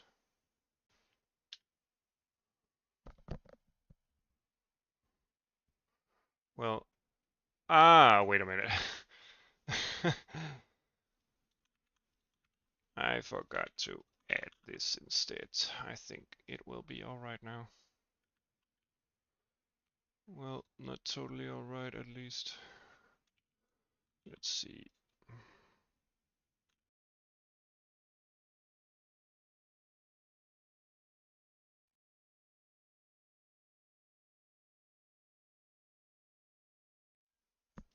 Let me just check the uh, information on the GPU.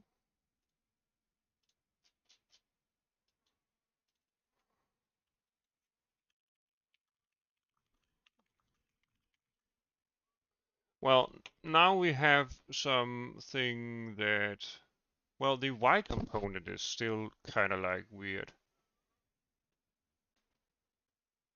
but the X component at least is great.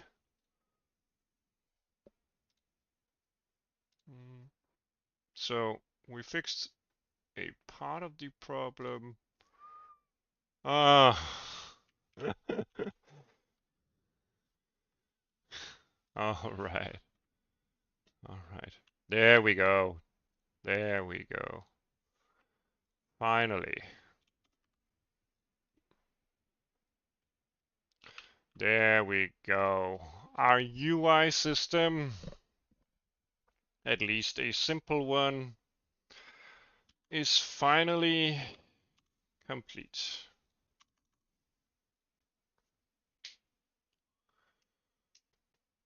Let's do a...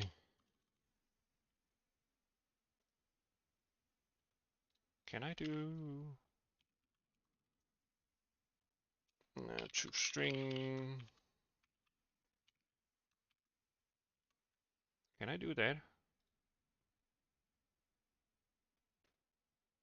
That I can.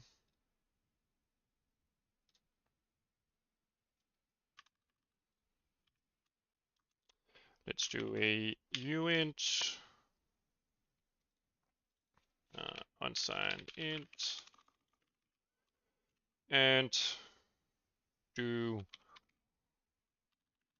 some frame calculation here.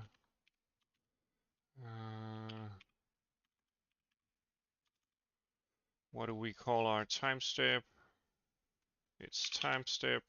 There we go.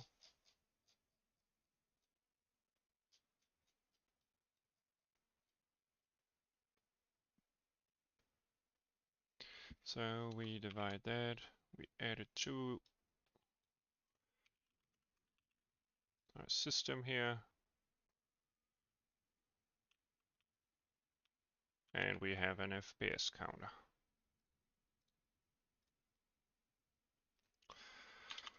Okay, let's try this. It might not work. Some random text.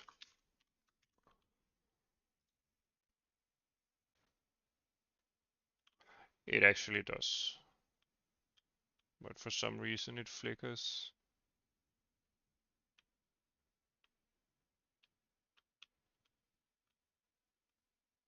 Well, I don't know why it would flicker. What would change? The position of the text? Huh, that's peculiar.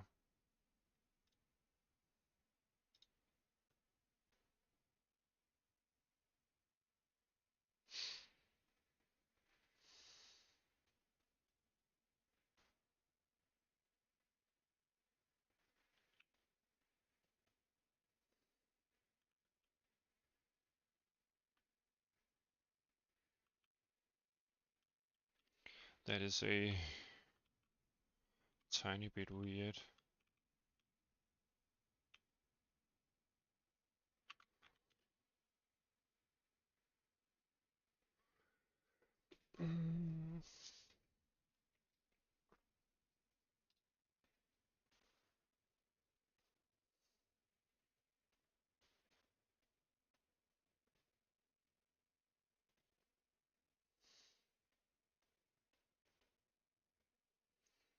Let's do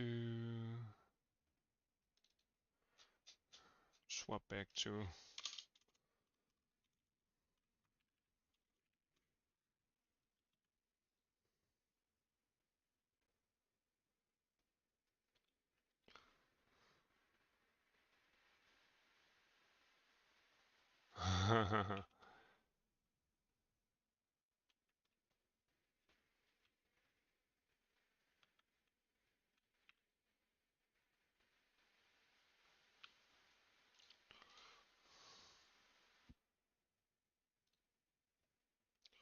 well,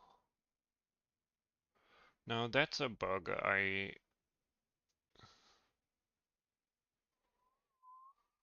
I'm not sure how to understand.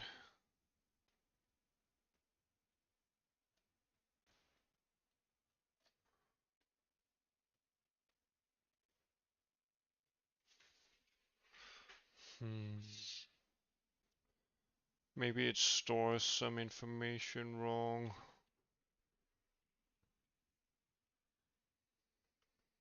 Mm, mm, mm.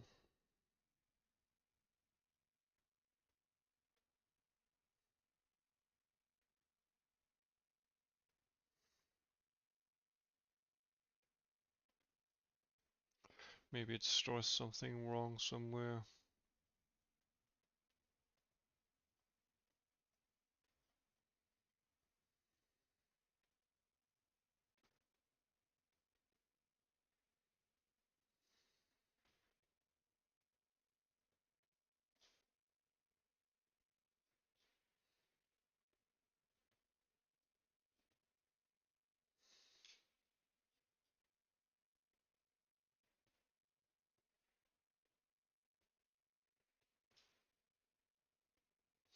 Hmm.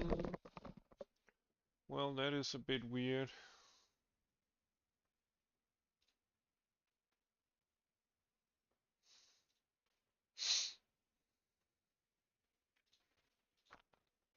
I'm not entirely certain how to understand that.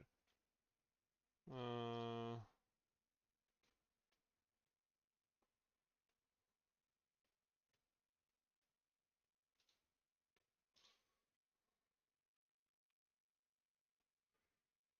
I mean, if I never draw the thing here,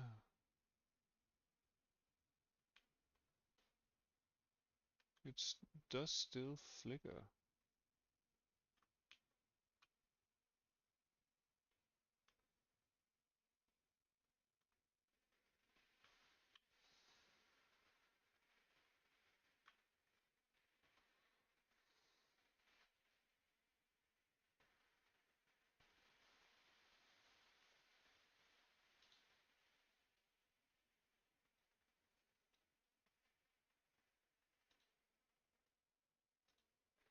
Um,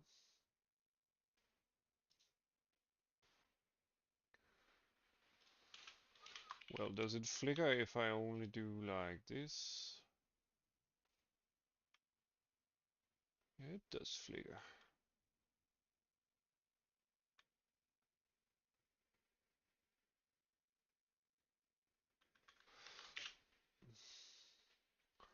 Maybe it's some numerical instability.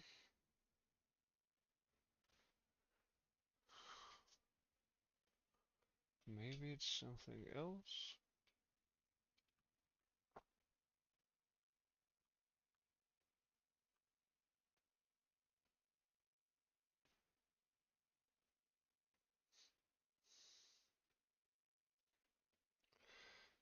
Uh,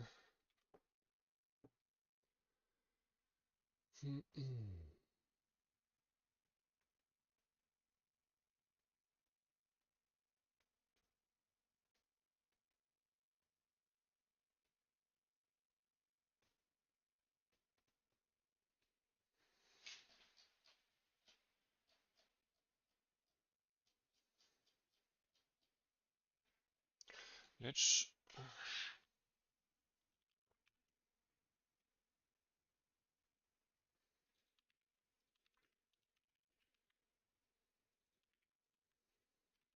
do this maybe.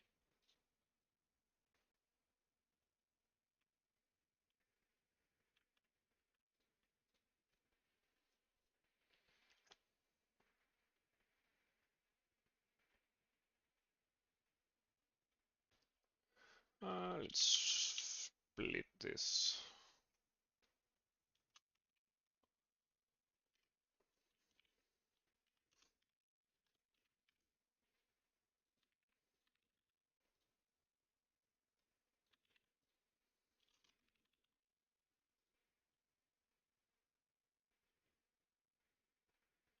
It still flickers. That's a bit weird.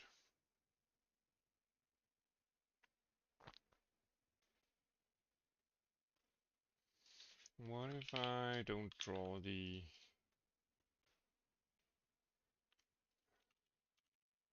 thing there?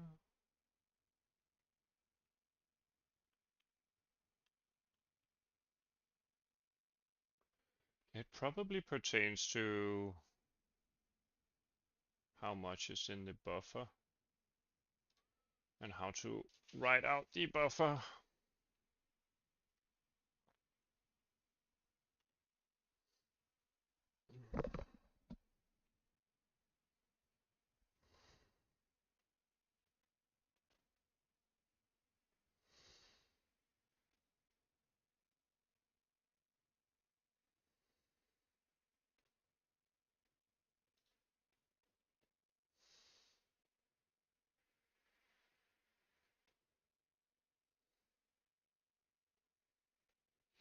Yeah,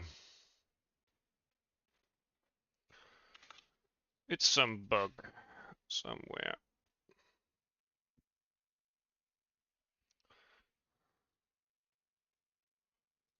Let's try just for fun.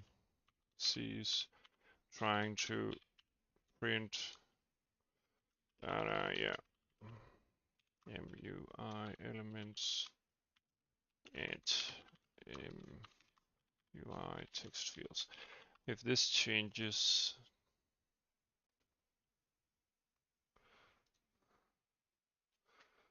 well, it does a bit, but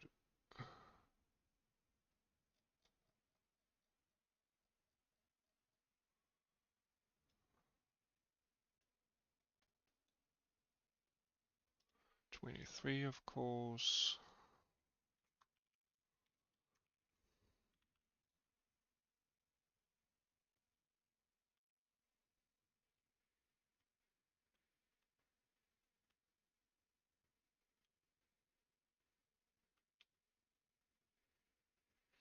Maybe it's due to rounding errors.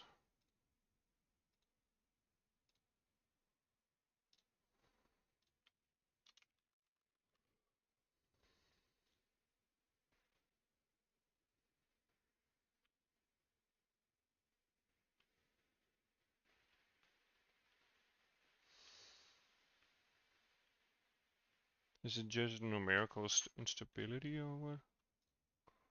But well, it jumps up and down, so it's not supposed to.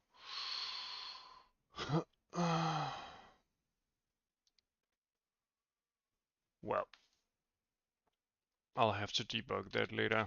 I'll definitely be having a break.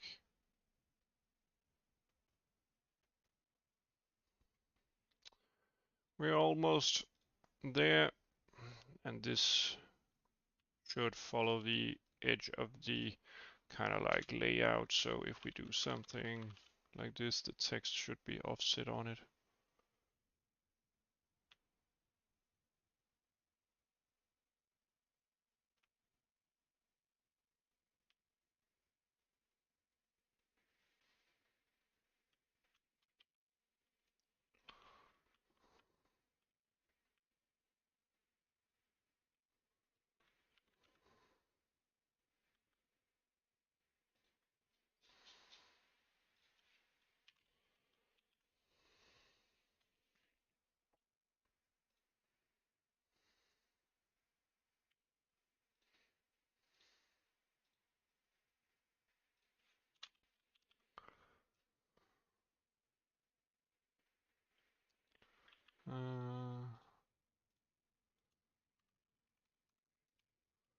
Let me just adjust this.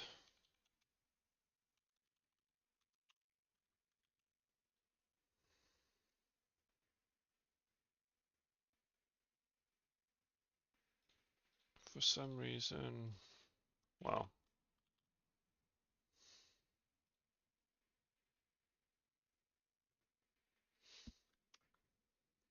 I don't know if I can catch it in paint. Well, no.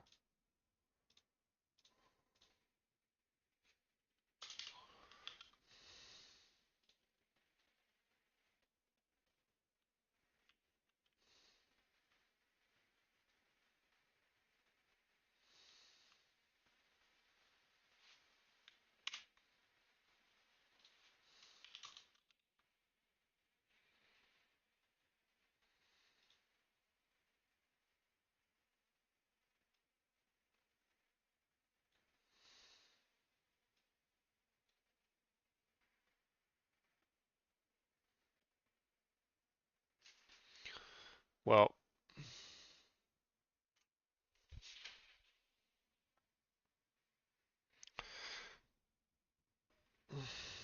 I'll have to debug it eventually. Can I pause the whole thing?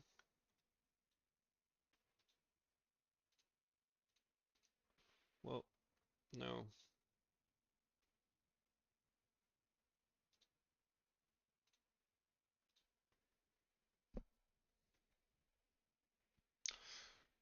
I would like to see what happens during the frames where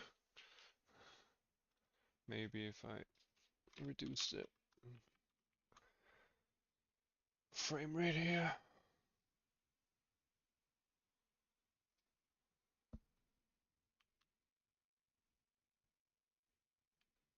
Well, then it seems stable.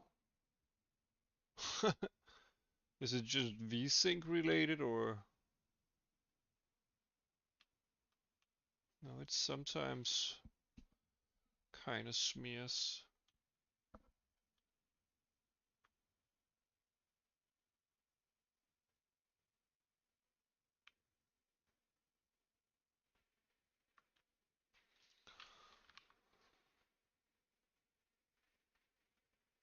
Well, that kind of like makes it worse, right? Anyway. All right. Thanks for dropping by. Um, yeah, I need a break and um,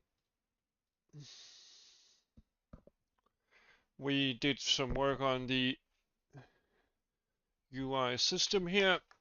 We definitely got to a place where the building blocks of a UI coupled with the renderer has started to take form. Let's see. But of course there's more work.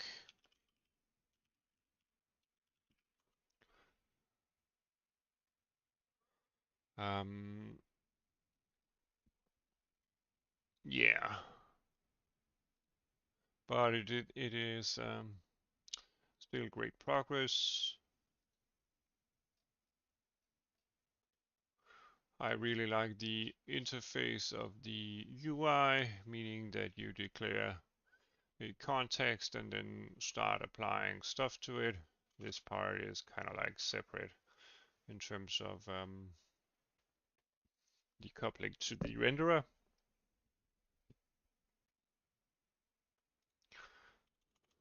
So basically with 3 lines of code, I'm able to render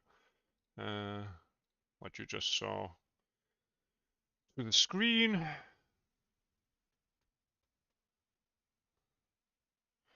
Next step is kind of like debugging white flickers sometimes. I'm guessing it will be hard to track, but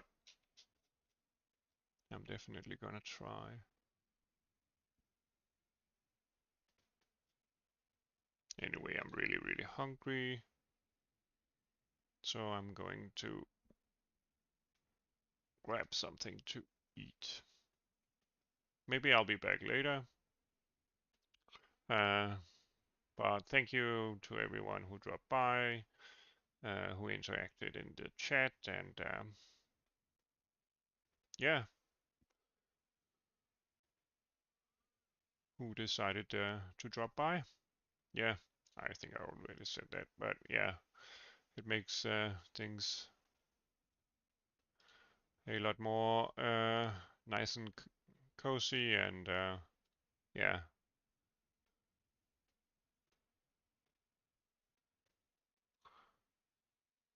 Feel free to comment, like, or subscribe if you have anything you want to make me discuss or even implement. Yeah. Hopefully I'll be seeing you around.